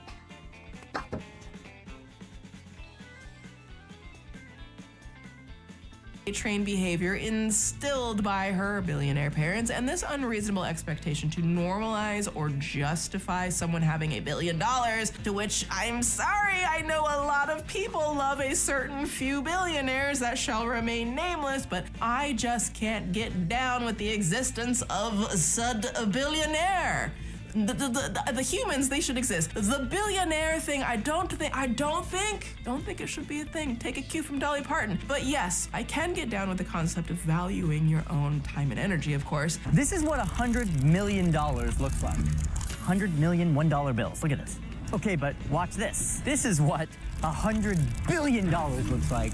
Whoa, that's $100 billion. There's like 19 people on Earth that have this much money. But alas, I think it's time for a little Petty University sidebar on a billionaire who honestly does deserve all of the backlash, Ms. Lauren Sanchez Bezos, because I think she misunderstood the message or misunderstood what was trying to be said. So with that dating thing, all she was trying to say is, don't emotionally invest yourself too early. Otherwise, you're just gonna get burnt.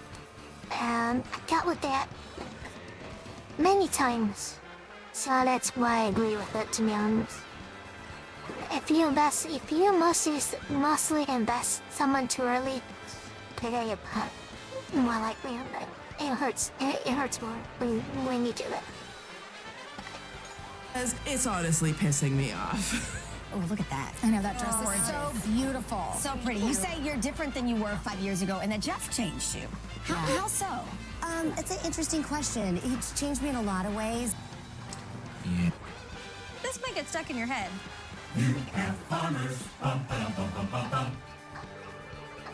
Why are you still using bots for your meetings? How else am I going to remember what happened? Just use granola. Okay, what's granola? So granola is like a note taker, or more like a notepad. It just runs in the background. But a bot never joins. Yeah. Well, I'm just not sure about that right now.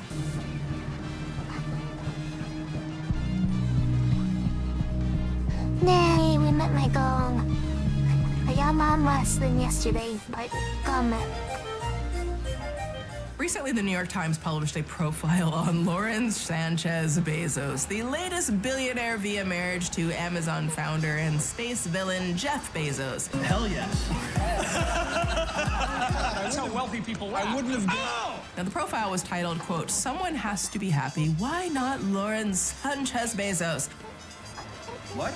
Like, right off the bat, like, you're fucking kidding me, right? Jeff Bezos is worth an estimated $271 billion.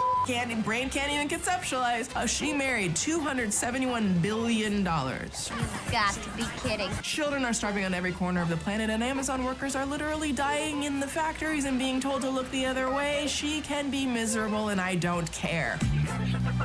It was just this ridiculous puff piece glorifying the ultra-wealthy billionaire lifestyle and normalizing the unethical lifestyle they lead by hoarding all the wealth. And I promise this will all tie back to Miss Becca Bloom. Just wait for it.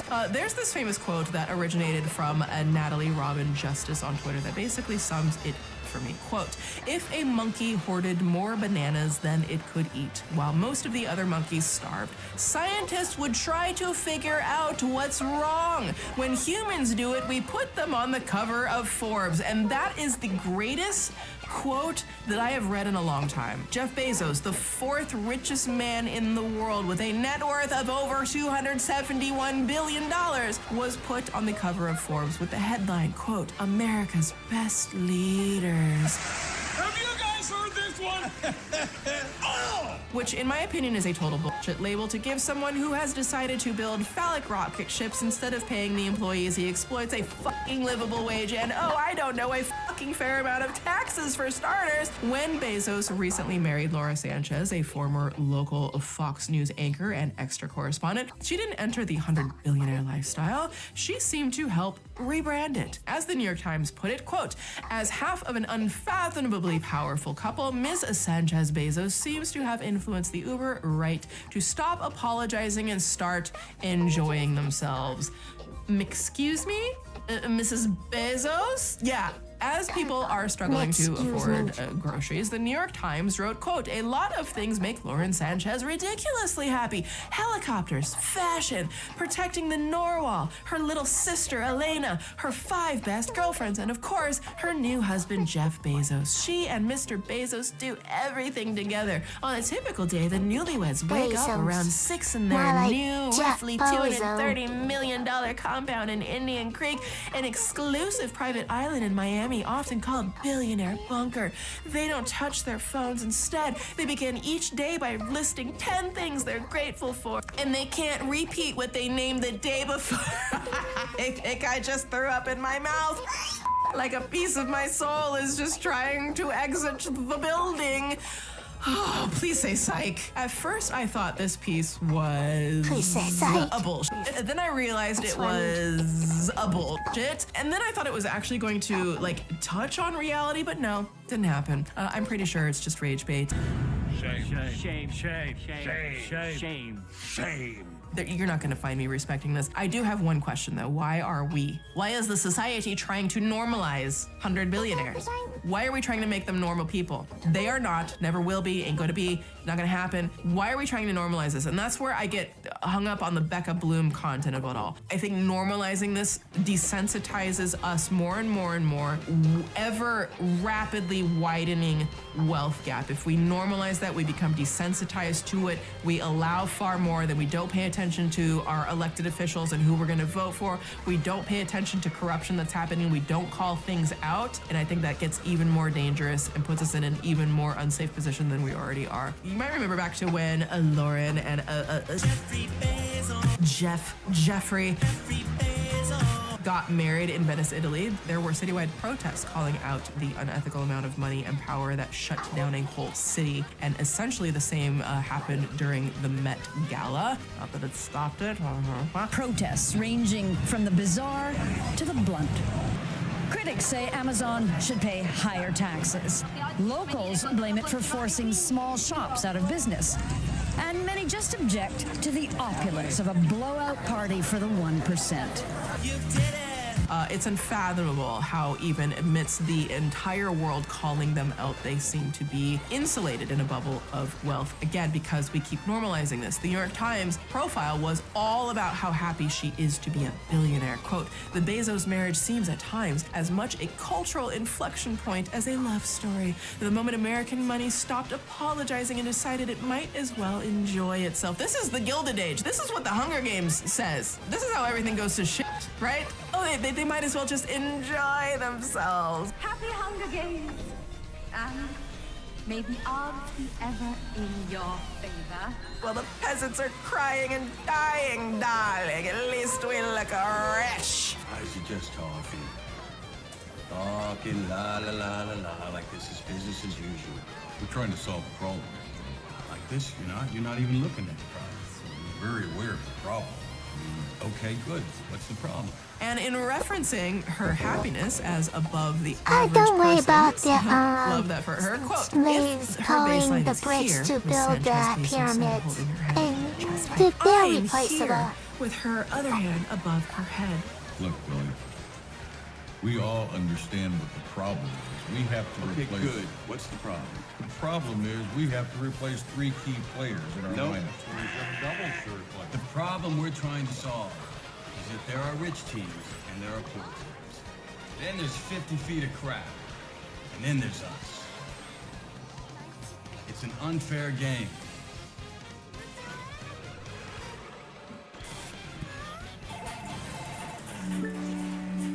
It's a ship. Those flashes of light, those were its engines. It's nothing like any spacecraft I've ever seen. Humanity isn't alone in the universe. And I've just met our neighbors. Get your Audible plan today, starting at $8.99 per month. Y'all, I cannot underscore enough, your favorite billionaire does not give a shit about you. Folks can defend them till the end. They don't care, okay? They care to the point that they can make a lot of money off of you, and then they stop caring. They'll say that they care, but they don't really care, okay? The Stratus Project is a plan to build a 40,000-acre development near Utah's Great Salt Lake, boosted by government tax incentives, and according to a county fact sheet, is eventually expected to generate and consume up to 9 gigawatts of power once completed, a number MIDA, the state entity backing the project, says is more than double Utah's average energy consumption. Hundreds of protesters this week flooded this meeting of Box Elder County Commissioners. Can you be quiet and let our citizens hear what needs to be said, please? Environmentalist and you don't care about that stuff, of course you protest, and that's what happens. I know that what's happening in Utah right now. We want AI to make more money, even though drain the state's power, so nobody can have air conditioning. Who cares if they die of heat exhaustion? We want our AI money. Now, unlike Becca Bloom's online extravagance, Lauren Sanchez Bezos and Jeffrey Pooh are on an entirely other level, but similar to Becca, this New York Times piece received a much more justified wave of backlash. And then this strange profile of Lauren Sanchez in the New York Times. She was telling everyone how happy she is, which is great, but I don't know what it was there for. But it was like so tone deaf. Like, I'm really happy in our $230 million house in Florida. We do gratitude to each other, everyone. Just more of this sort of performative romance with Bezos is so icky. I just didn't understand it. Now, what's ironic is she says she misses being a reporter, but has retired to basically just enjoy her otherworldly wealth and chip into a few charities. Yes, and I was watching you guys and I was like, oh, I miss it so much. I did local news for a really long time in Los Angeles and then went to Extra. I tried out for The View a couple times and never made it. What? They're regretting that now. We just named like a billion things you're doing, so it's all good. It all worked out for you. What do you do when your real life exceeds your dreams? Keep it to yourself. Lauren Sanchez, you have an amazing life. Keep it to your fucking self. It's just gonna make you look like an asshole. For me, the most poignant critique came from the Jiba Independent Journal that writes, quote, cheering on billionaires is always embarrassing, but at least when Swifties go wild for Taylor, they're supporting someone who makes something tangible that they're invested in. Rihanna fans went on a journey with her as she evolved from island girl to pop legend to queen of a business empire. Sanchez Bezos married the guy she cheated with and then wore a knockoff Grace Kelly princess gown to her wedding to reinvent herself as a blushing bride who fought against non-existent odds. Being the richest does not make you the best, brightest, or most interesting. That's a great line. Even if the economy were booming and Amazon wasn't letting workers suffer, it would be an enormously tacky look. Indeed, therein lies a key issue with Sanchez Bezos' desperate push to make us all like her. Arrogance is cheap. Ooh, there's some bars there. Now, if we want to talk about doing rich right, this definitely isn't it. Nowadays, billionaires, I would look at Dolly Parton. Get away to Dollywood. It's homespun fun. In the heart of the Smokies, 5 miles north of Gatlinburg.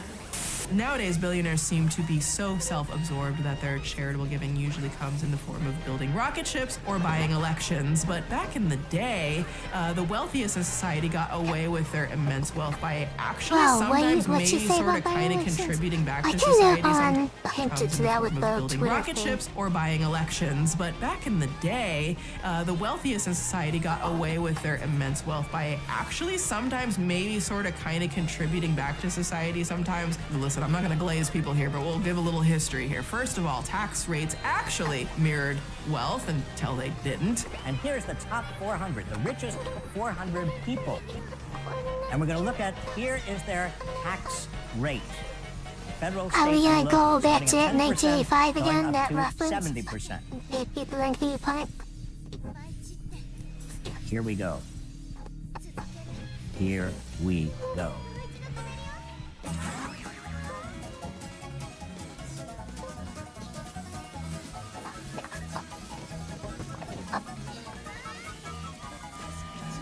Isn't that the most amazing thing you've ever seen?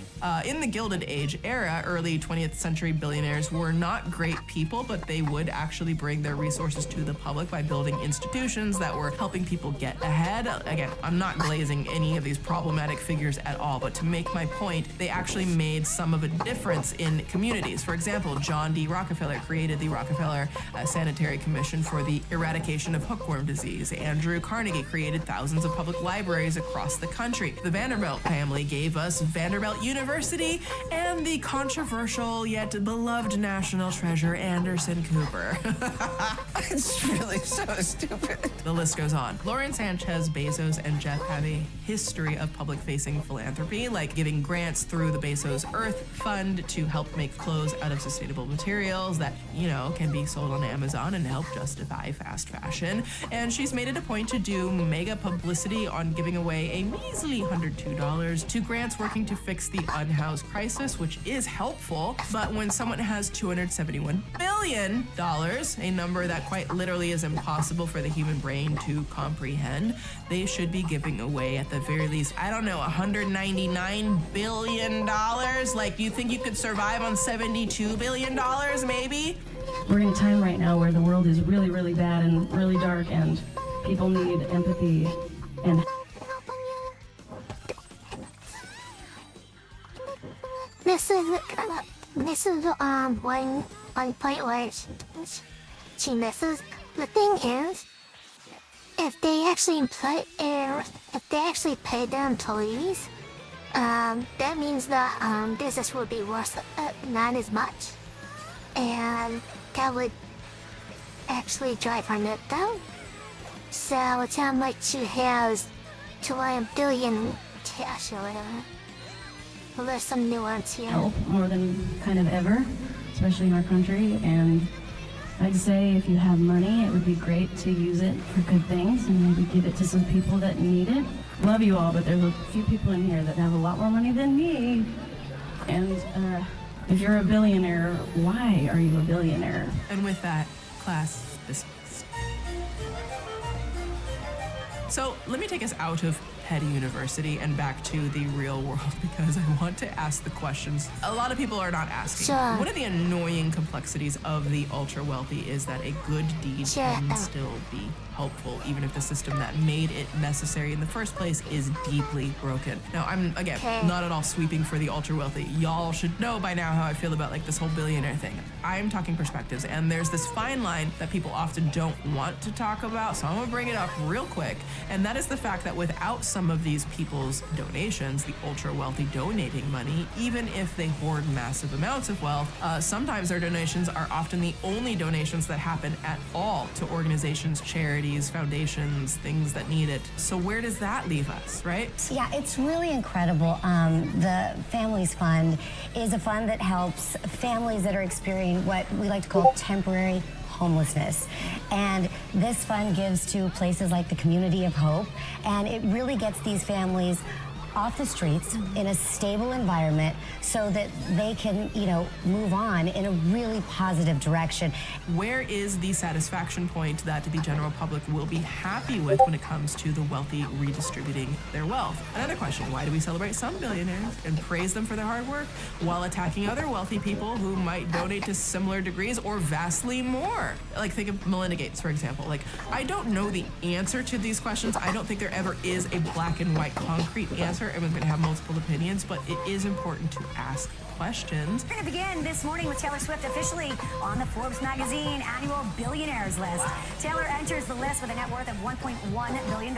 Forbes also naming her the most famous newcomer to the list, which also added Magic Johnson and Christian Louboutin to the ranks this year. And while she is not the only musician on the list, Rihanna is on there thanks to her beauty and fashion empire. Taylor is the only musician to reach billionaire status based solely on her day job, if you will. If Becca Bloom is somehow giving away her jewelry to fans on a constant basis and giving back to her community, is that something to celebrate? It breaks my heart that in 2026, thousands of women still don't have access to something as basic as washing their face. For cleansers, I focus on one thing, that is removing impurities without compromising the skincare barrier. You can see I'm on my 7th jar.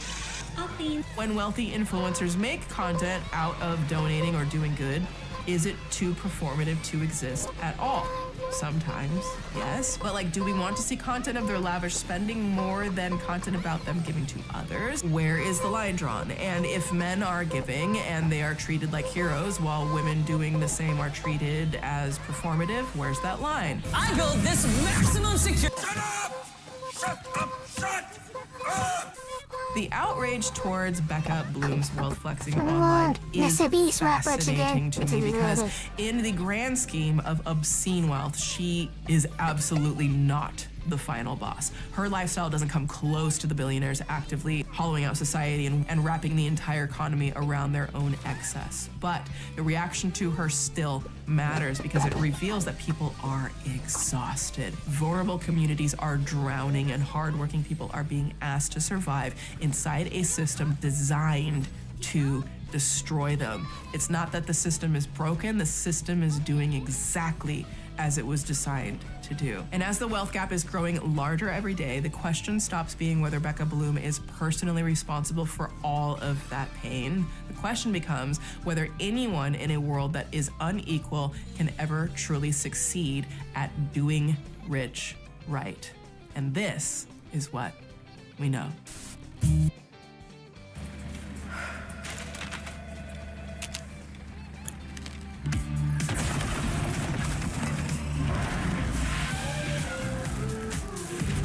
Refresh the everyday with Mentos Go. Yes to fresh.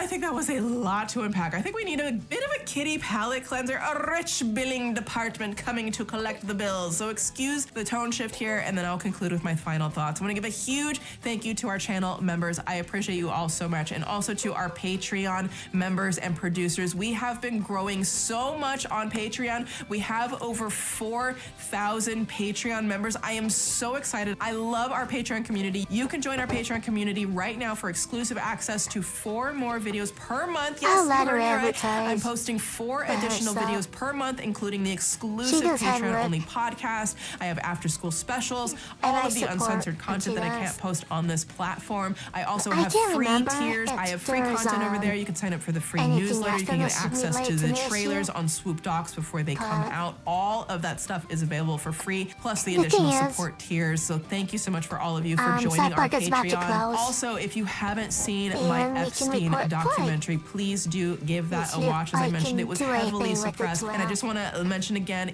we are not covering any of the triggering details of what happened to the survivors. I wanted to make this piece as accessible to all of us as possible. We are digging into the conspiracies. We are dispelling misinformation. We are getting into the co-conspirators and stories around all of that and the dark, twisted nature of all of that, because I think it is so important to continue to shine a spotlight on this for the survivors to hold these people accountable. So please do check that out. It will be in the pinned comment and the description as well. You can also grab your pieces from the Worthy collection if you want to support me as a small woman-owned business in my apparel line. We've got the Valid Ribcage collection. These are all designed by me to give you something positive that you can wear, just to remind you how worthy and valid and incredible you are. Please do continue to tag me on your outfit photos. I love to be able to share you on Instagram, my Instagram stories. You can also follow me on Instagram. That is where I post most often. I'm in Instagram stories all the time. I also post on Twitter and Blue Sky. All of that is linked below. So be sure to connect with me there. And also, I have a second channel called Swoop 2. Over here, we deep dive. Over there, we I guess They're I skinny can dips into toast the that unhinged dark waters of the cesspool. They're shorter videos. We have a lot of fun. They're very unhinged. It's chaos. It is the chaos of my mind that's happening over there. Also, don't miss out. Tap my link in the description because my friends at Valessa and I are literally sending out free toys or gift cards for toys to everyone who signs up to my giveaway. So treat yourself, honey. You deserve it.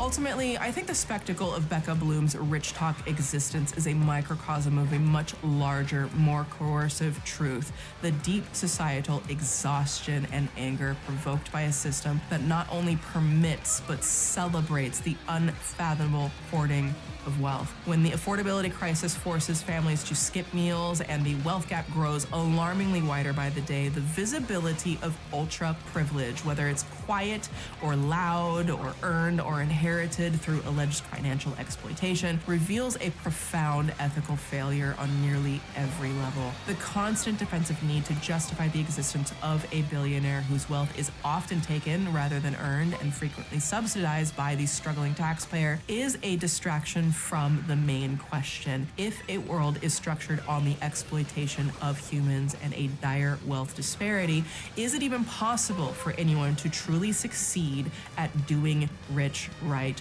Or must we acknowledge that the concentration of such extreme wealth is itself a moral indictment of our society? Is the rage against influencers like Becca Bloom, but not other billionaires, misplaced aggression regarding deeper institutional anger that we cannot easily direct at the true perpetrators of economic inequality? Should we accept the logic that philanthropy, no matter how grand, can ever truly atone for a fortune built upon a system that actively impoverishes millions? Miles, why is it shut Ultimately, up? what That's is why the this is value being of an harder to do. aspirational lifestyle when that aspiration itself is mathematically impossible for the vast majority to attain, who are truly the ones building and fueling the entire system that seeks to keep them at the bottom? Perhaps we'll never know. But one thing is for sure, more and more we're starting to peel back the layers of this broken system, and that's when real positive change can begin.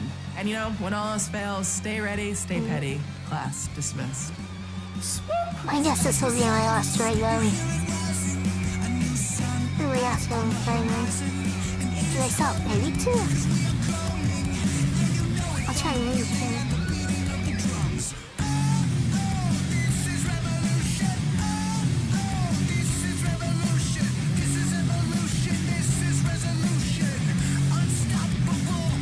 I have to get ready too to cover the case menu at McDonald's, a McChicken is $2. Because when you're craving a McChicken, you deserve a McChicken. And now, that McChicken is just $2. Limited time only. Prices and participation may vary. Prices may be higher for delivery. Ideally, this call is before 250 because there's an email that's coming, and the last 10 minutes it's like filling orders. Wow, it can actually hurt me. I hope something until then. Looks like 80 or 82 seconds still in the area. Okay, let's back it some.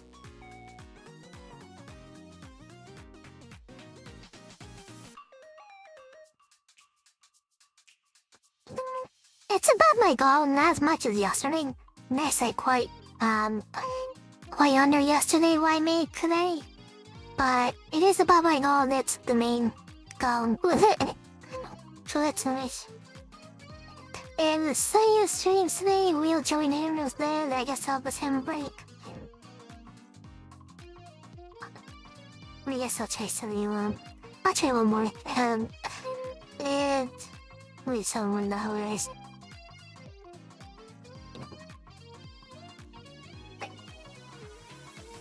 So what do you think of that video that I sent you? I know it's a little different. I put in my words here and there, drew it and how it related to the economic system in general. Yeah, and then at the end, the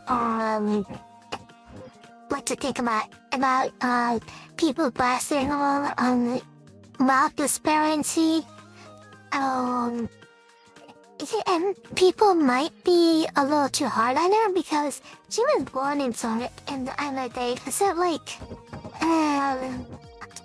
it's not like she actively takes part of those exploitations, kind of like my comments with Warren Buffett earlier. But she is still benefiting from it. And in the end, she's not giving back enough that got her there in the first place, to her parents or whatever. That's the ultimate problem with billionaires. They have $1 billion because they don't give enough back in some way or another, either indirect means through taxes or not paying people.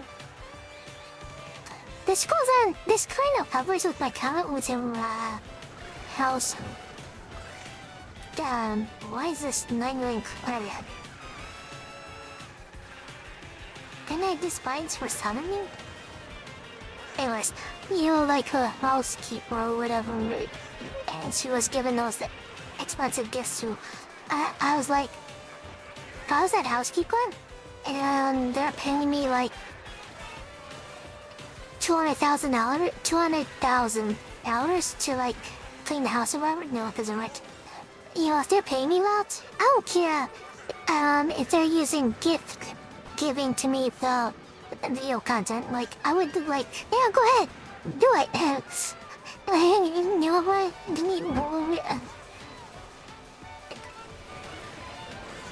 Yeah, rich people in general live different lifestyle. This goes back to the cost of the wedding, just to give you an idea. How much of a difference this is. They paid $6.2 million just for a wedding. Someone can live off of that for life just by throwing it in blue. One person can live off that for life. It's like 40% lower earnings. Like, doing that, giving that $6.2 million to someone just so they can earn and so they can just live off the interest? Just for a wedding, one person would get more income than 40% America. Just like, what the frick? That's insane! That's the real value of $6.2 million.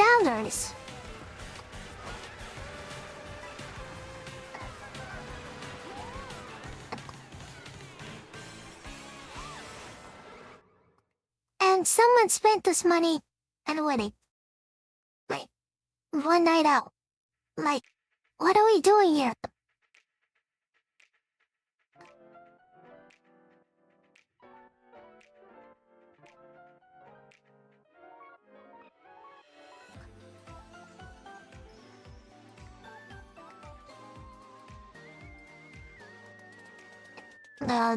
That retracement could be bad for me to get rid of these coins. Cause in here, but I don't think it's too excited too much.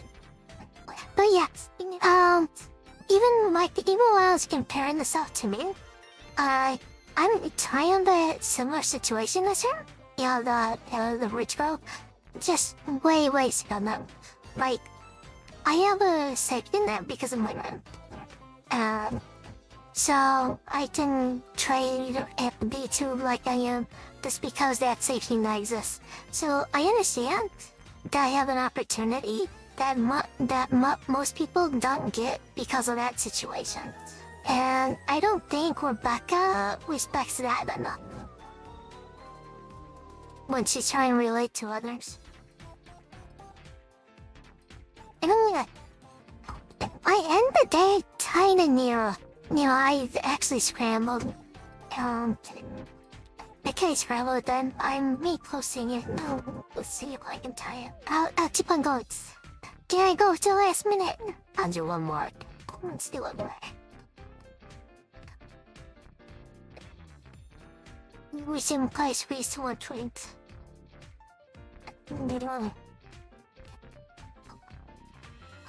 Let's do it. I tried compared to yesterday. I just being nice to me.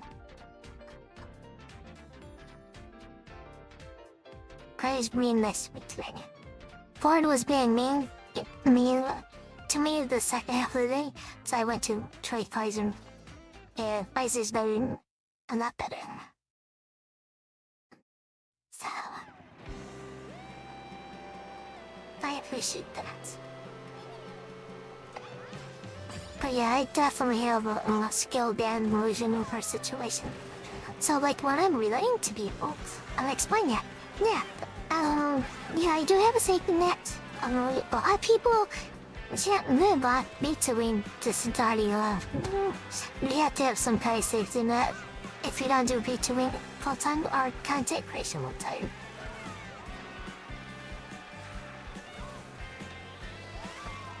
Take Asmongold. You know, back when he was a kid first doing WoW, you know, he was poor with his parents, lit off food stamps or whatever. And for some reason, he eventually blew up, and he doesn't need those food stamps anymore. But he had that food stamp safety net to be able to play games. And his parents' income. Even though it was very small income, that's what I think. I ran into an unhinged brand to him by some weird content creator. I don't know how to explain it, but the weird person was saying, "You're not poor because I was poor," or something like this. And it's like, you can't qualify just because you're in poverty. Doesn't disqualify as many calls going up the party. It's so stupid. That's like me saying, neither you were in poverty just because I had hot dogs with no buns when I was like 3 years old or 4 years old. Like, what are we doing here? Why are we arguing about this? This shouldn't be a debate. You live in poverty, I live in poverty was like single-digit child, like, just accept it. You have to play this who had worse.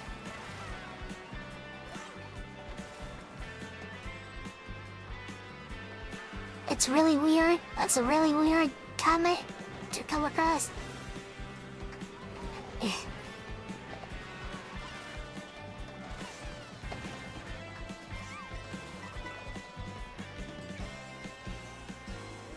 I didn't want much.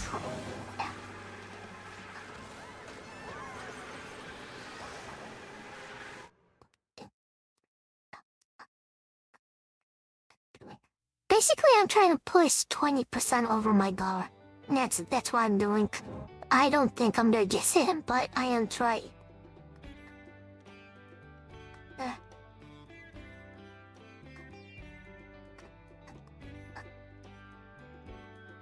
But here's the other thing to consider. When I'm talking like this and trading, I do earn a little bit less because I'm spending less time to you, obviously. And I do that because I actually want to build my platform, have income outside trading, and try to teach people. You know, so there is personal incentives along with longer financial goals. I just don't know how realistic it is. But I am being transparent with my motivations. I want to build my brand being as transparent as possible. And I don't think they may do. So hopefully I can bring that unique spin to the atmosphere. Like a circle community, yeah. The content creator community. The most transparent person there is. No skeletons in the closet outside of some well not understood things I like. I like some things that many people would not understand. Other than that, be a so-called quote-unquote skeleton closet, I'm left untied. So, listen. I hope you value my honesty, by the way. as long as you balance it out to 100, it's not much. And for context, say like 5%, 10% less. It's not a big deal. I lived. It's lit. Yeah, I'm not gonna do metrics. So let me calculate this. What would be yesterday compared to today?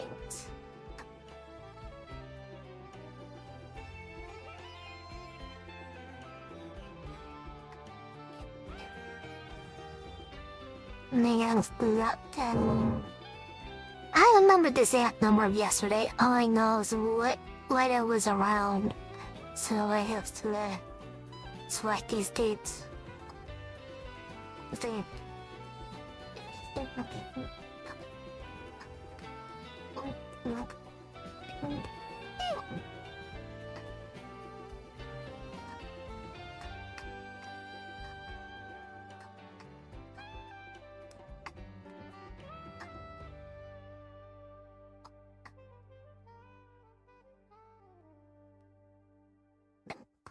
So, yesterday compared to today, I guess this is saying I made 12% more yesterday. If I'm like doing my math right. Which is not a big deal. Both A's did pass my goal anyways, so I'm not too concerned. I'm fine. Don't worry about that. It's why I sometimes don't want to go live though, especially on Fridays. The thing with Fridays is I play games anyway, so I'm streaming anyways on Fridays. And it's legit like that yesterday as well. I'm gonna be streaming all night. And I'm having some issues with like my bank and credit cards I want to sort out. So I'm just be offline from my trading. So I'll just trade and handle those. Despite okay, we should be watching for it actually. Moving along. Stay here. So yeah, let's see. Florin isn't getting strong buys before that money to pour it. For whatever reason. But yeah, that's the difference. I made 12% yesterday compared to today. But I'm actually happy how much I made today. Considering Florin was being stubborn, starting here. I wasn't getting enough margins on the spreads. I think around the same size doing pricing. I was actually getting more of a Pfizer during the last hour than Portal Day. It's hard finding good spreads. So, there's that. Let's try to find news on Core. See what says for the under for a week. Core, do the see at dollar site.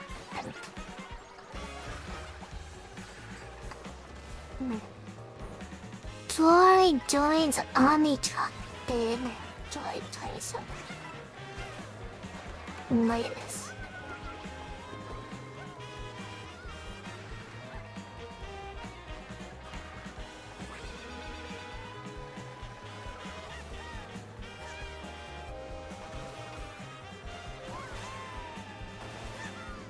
Ford rarely stays above 14 low into its team.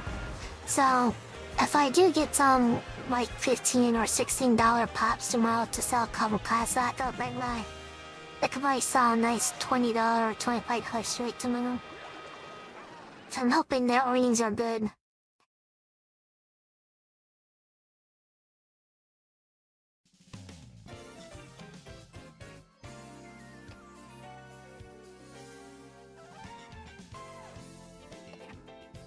But then again, even if it goes iron, right off the range before, like last time, I told you, it went from like $12 in, at this point, last quarter, it was $12 in like 40 cents or something like that. So it was like $12.40. Yeah, right when the report came out, it went up to $13, and that's when I sold. Right when that really, it didn't stick there long because I was like, oh yeah, we got this big deep because of tariffs refund. And then the market's like, no, oh no, F that, and they sold the shares off hard.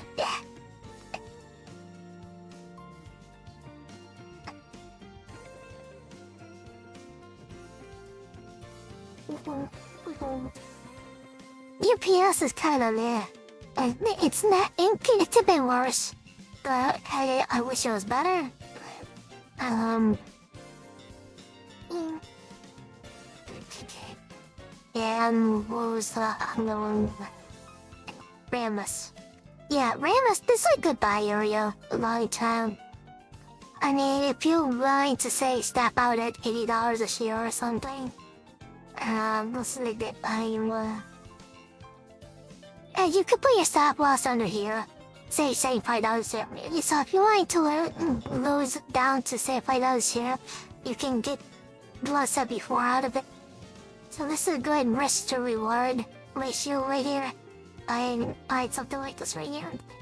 It just depends on AI enthusiasm to continue for it to go back up down.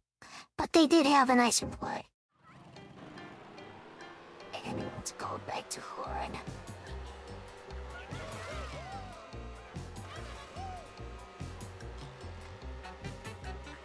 So we're gonna go buy one. Oh, something happened. And whatever they released on the earnings, it didn't like it.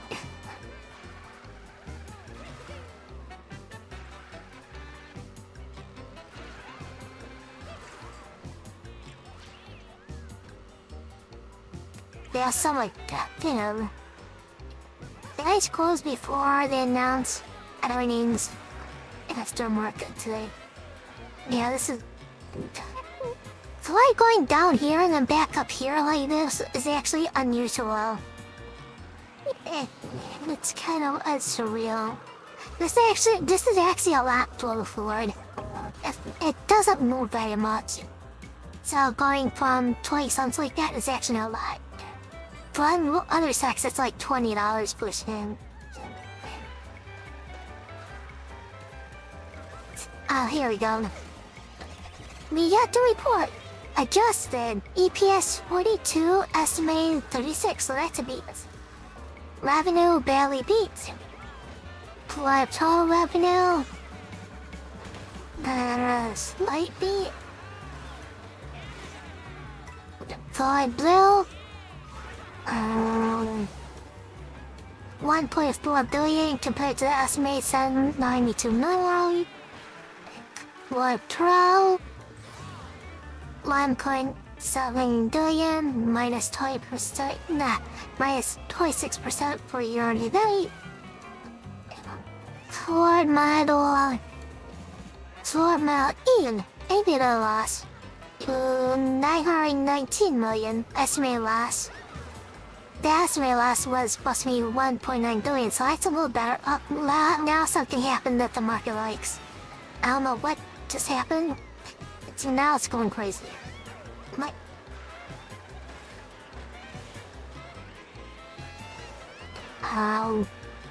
It likes something for sure. Cause it's hard for Horde to stay above $14. Whatever just happened, the market likes it.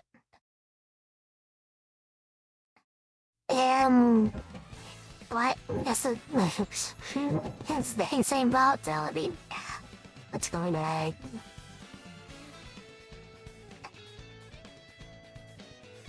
It's free. Next there is a report. Extra report on there. Delayed.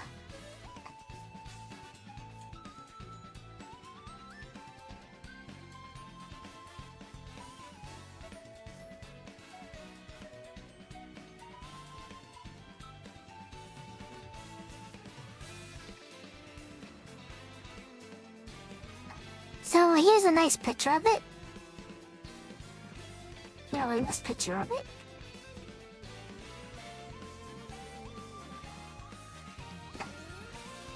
Pretty nice picture of it.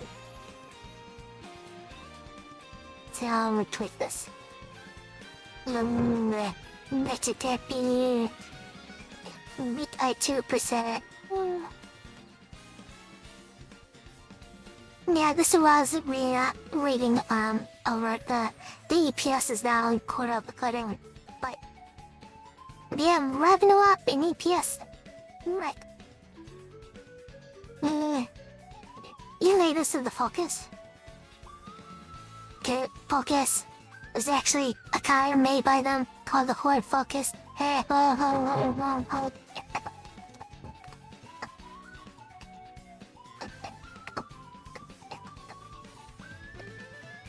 they still make that car.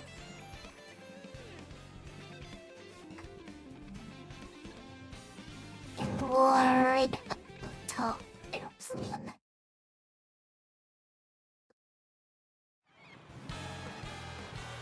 oh, they just discontinued it. Mass action on by Ford from 1998 to 2025.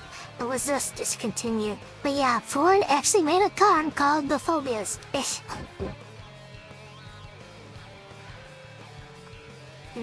As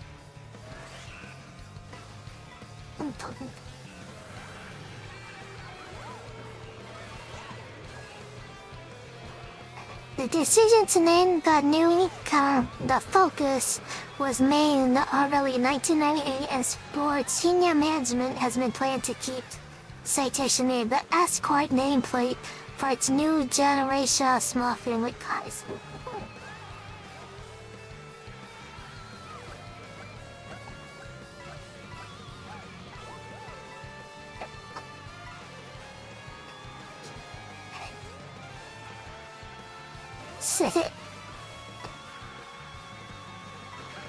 I wonder if you knew about that. If Ford had a car named Focus.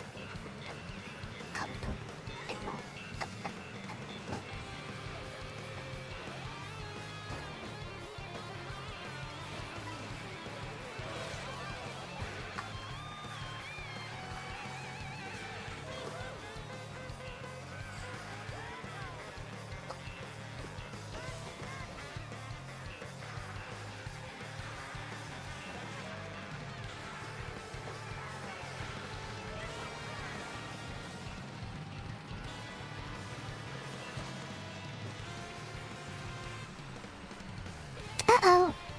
Oh, here we go again. Another spike up. It's going crazy. Can they remain the craziness? Come on, go to $16 a mile so I can talk about how crazy. You have my permission there.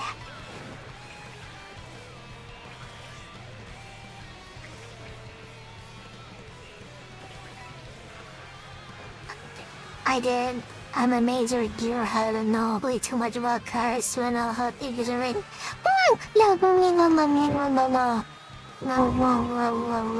Okay, this is getting insane now. 24%.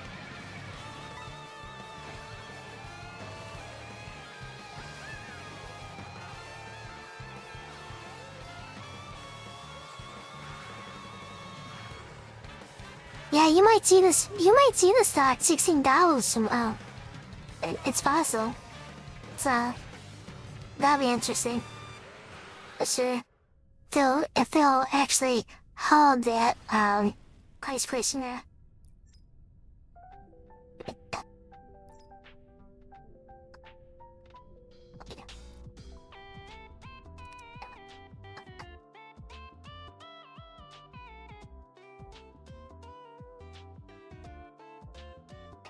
But yeah, that's Fortune 4. Do we have any other interesting businesses out? Let's see, I made a post about that. So, resume.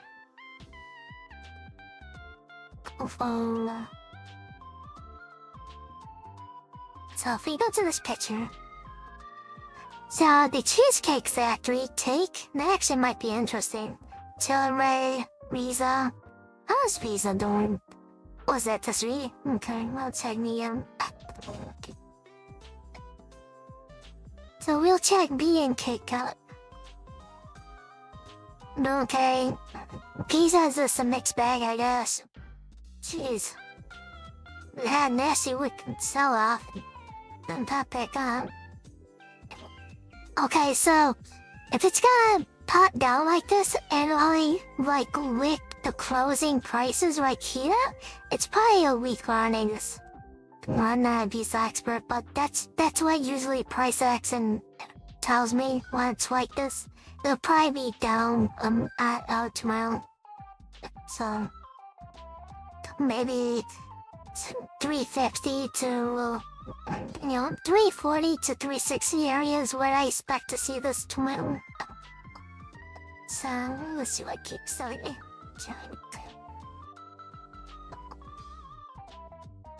The Cheesecake Factory. Oh, this is muted as hell.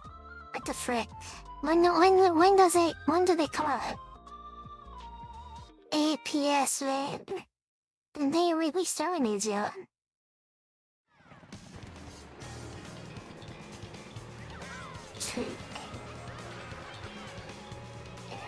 I really hate that their name is Kate, because if I just look big in Kate, what do you think's going to pop up?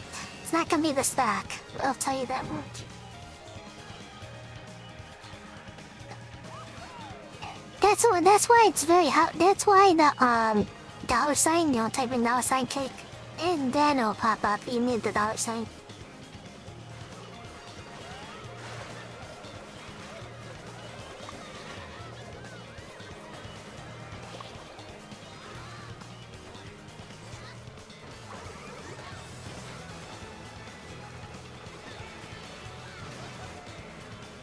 Okay.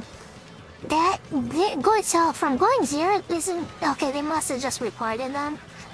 Hold on, this stack looks more muted than normal stacks, I guess. But that is actually quite significant. These amount, so I don't know. They actually might like dartings.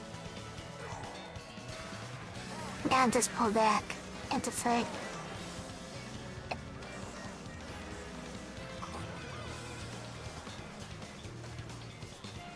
Then they release kids. Good, I can tell them to put labels. Take their plans.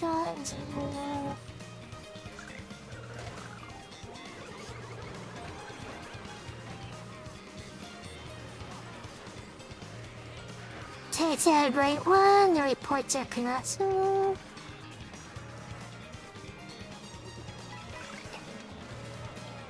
Travel and rental demand for EV plus idle margins, cake, consumer discretionary. Yeah, we can look at code.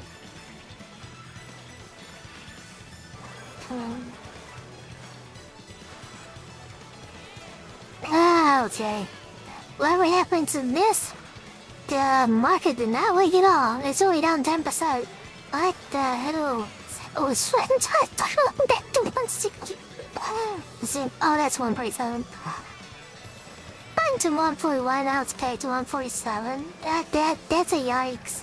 Why are there earnings? Why is it hurts?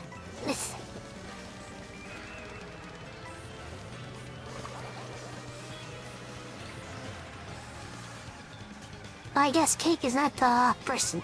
I guess Cake's the only one that didn't really come out yet.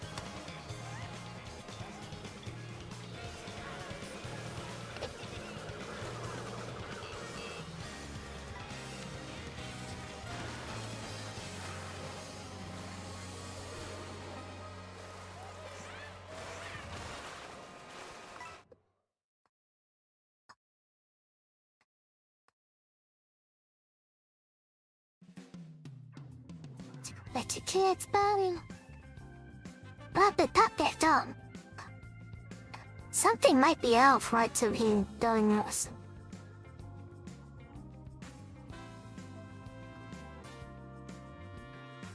Then please guess right, what time does Cake release? I guess they did release.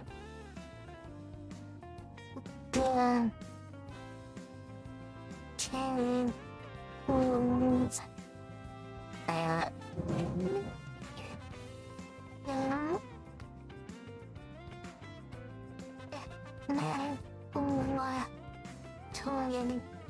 Rings.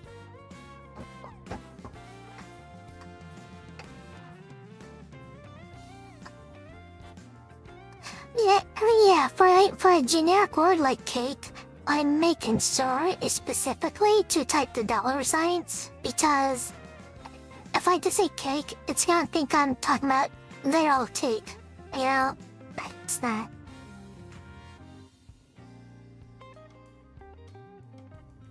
According to Grok, it says total revenue was 1 billion versus 955 million. Net income was 68.4 million. Diluted EPS 1.41. The CEO noted that revenue margin and earnings all beat expectations, driven by strong comparable sales traffic in the Cheesecake Factory restaurants, outperforming the broader casual dining industry. Menu innovation and rewards program marketing and better labor productivity and food efficiency. It's also scheduled to release a market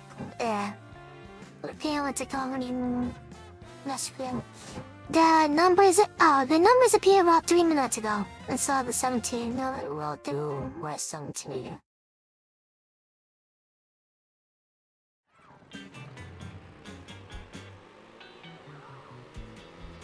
Apparently the numbers released on Cast 17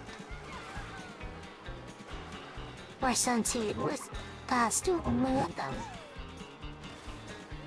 So right here, see this line quickly here? This yellow, this is when they released supposedly. This the one that formed this. So the max peak on the release earnings was around $92, and then this action took place after. So it's a safe bet, and while their earnings are, the market likes it. Because the earnings time was this one right here. So quite possibly this would actually be higher. Why did Pizza so like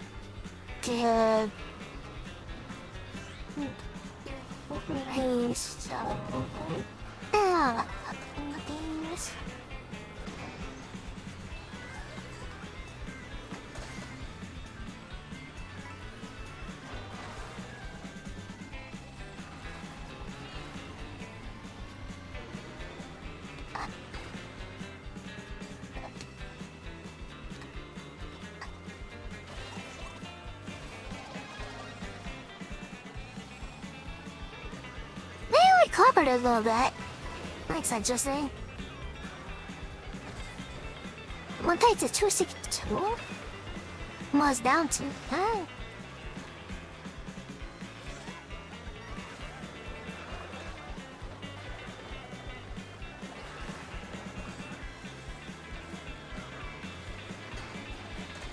Visa reporting results after close blah blah. Non-GAAP beat estimates.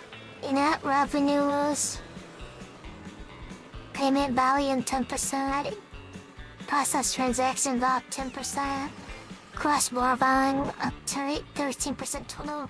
Consumer and the ad business space held up well, supporting steady growth. Why the sell?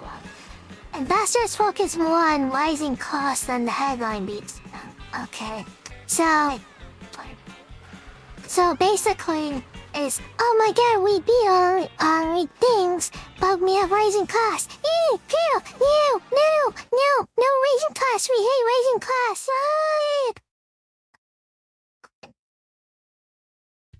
So that's the problem with these. They just don't like the rising costs, and they like cheesecake. People are buying their cheesecake. I don't know if I was clear on this, but what cake is? The Cheesecake Factory? That's what their ticker symbol is. The Cheesecake Factory is cake. So they actually have sit-down cheesecake restaurants, I guess. So it's considered consumer discretionary, and I can't say that word. It's for me.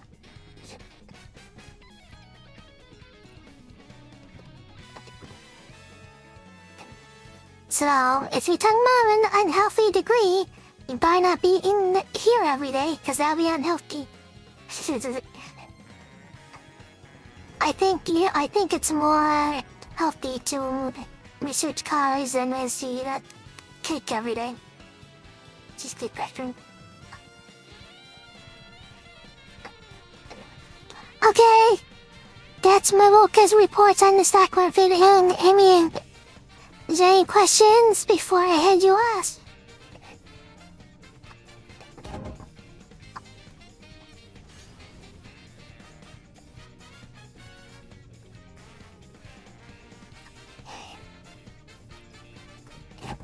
It might be super unhealthy, but people are buying it.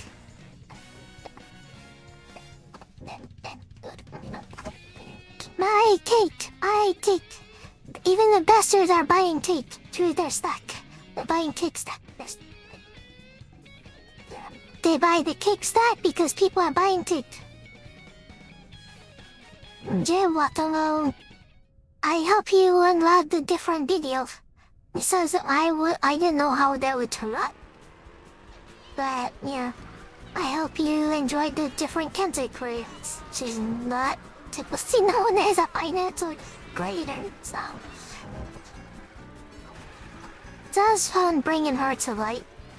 Let's see here. Hey, Bowser. Okay, I'll try to find different things relating to the tiny then that we can learn off of. Different perspectives are always nice.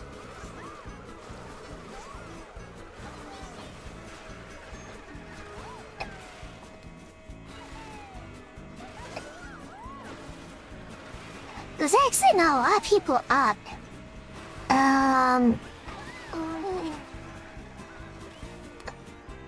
How can you use the most help? I'm gonna send you to the smallest phone I have because I figure they can use some help. So we'll visit I think this is a boy fox actually. Let's see. I'm not sure. I actually don't remember this person wrong. Oh, they're all covered with cliff notes. This poor person. Now, you wanna visit the box covered with sticky notes? Visit it. We'll visit the fox with sticky notes and say hi to them. Yes, I have to read now. It wasn't a revoice. I thought it was a revoicing. We'll visit like the fox with sticky notes. A new voice thing. We love our fox brethren here. Don't worry about that, Galactic. By the time we're going in space, Okay. we'll discover the little Bye-bye. fishes to See you shove in our tomorrow. ear, and they'll take care of everything for us.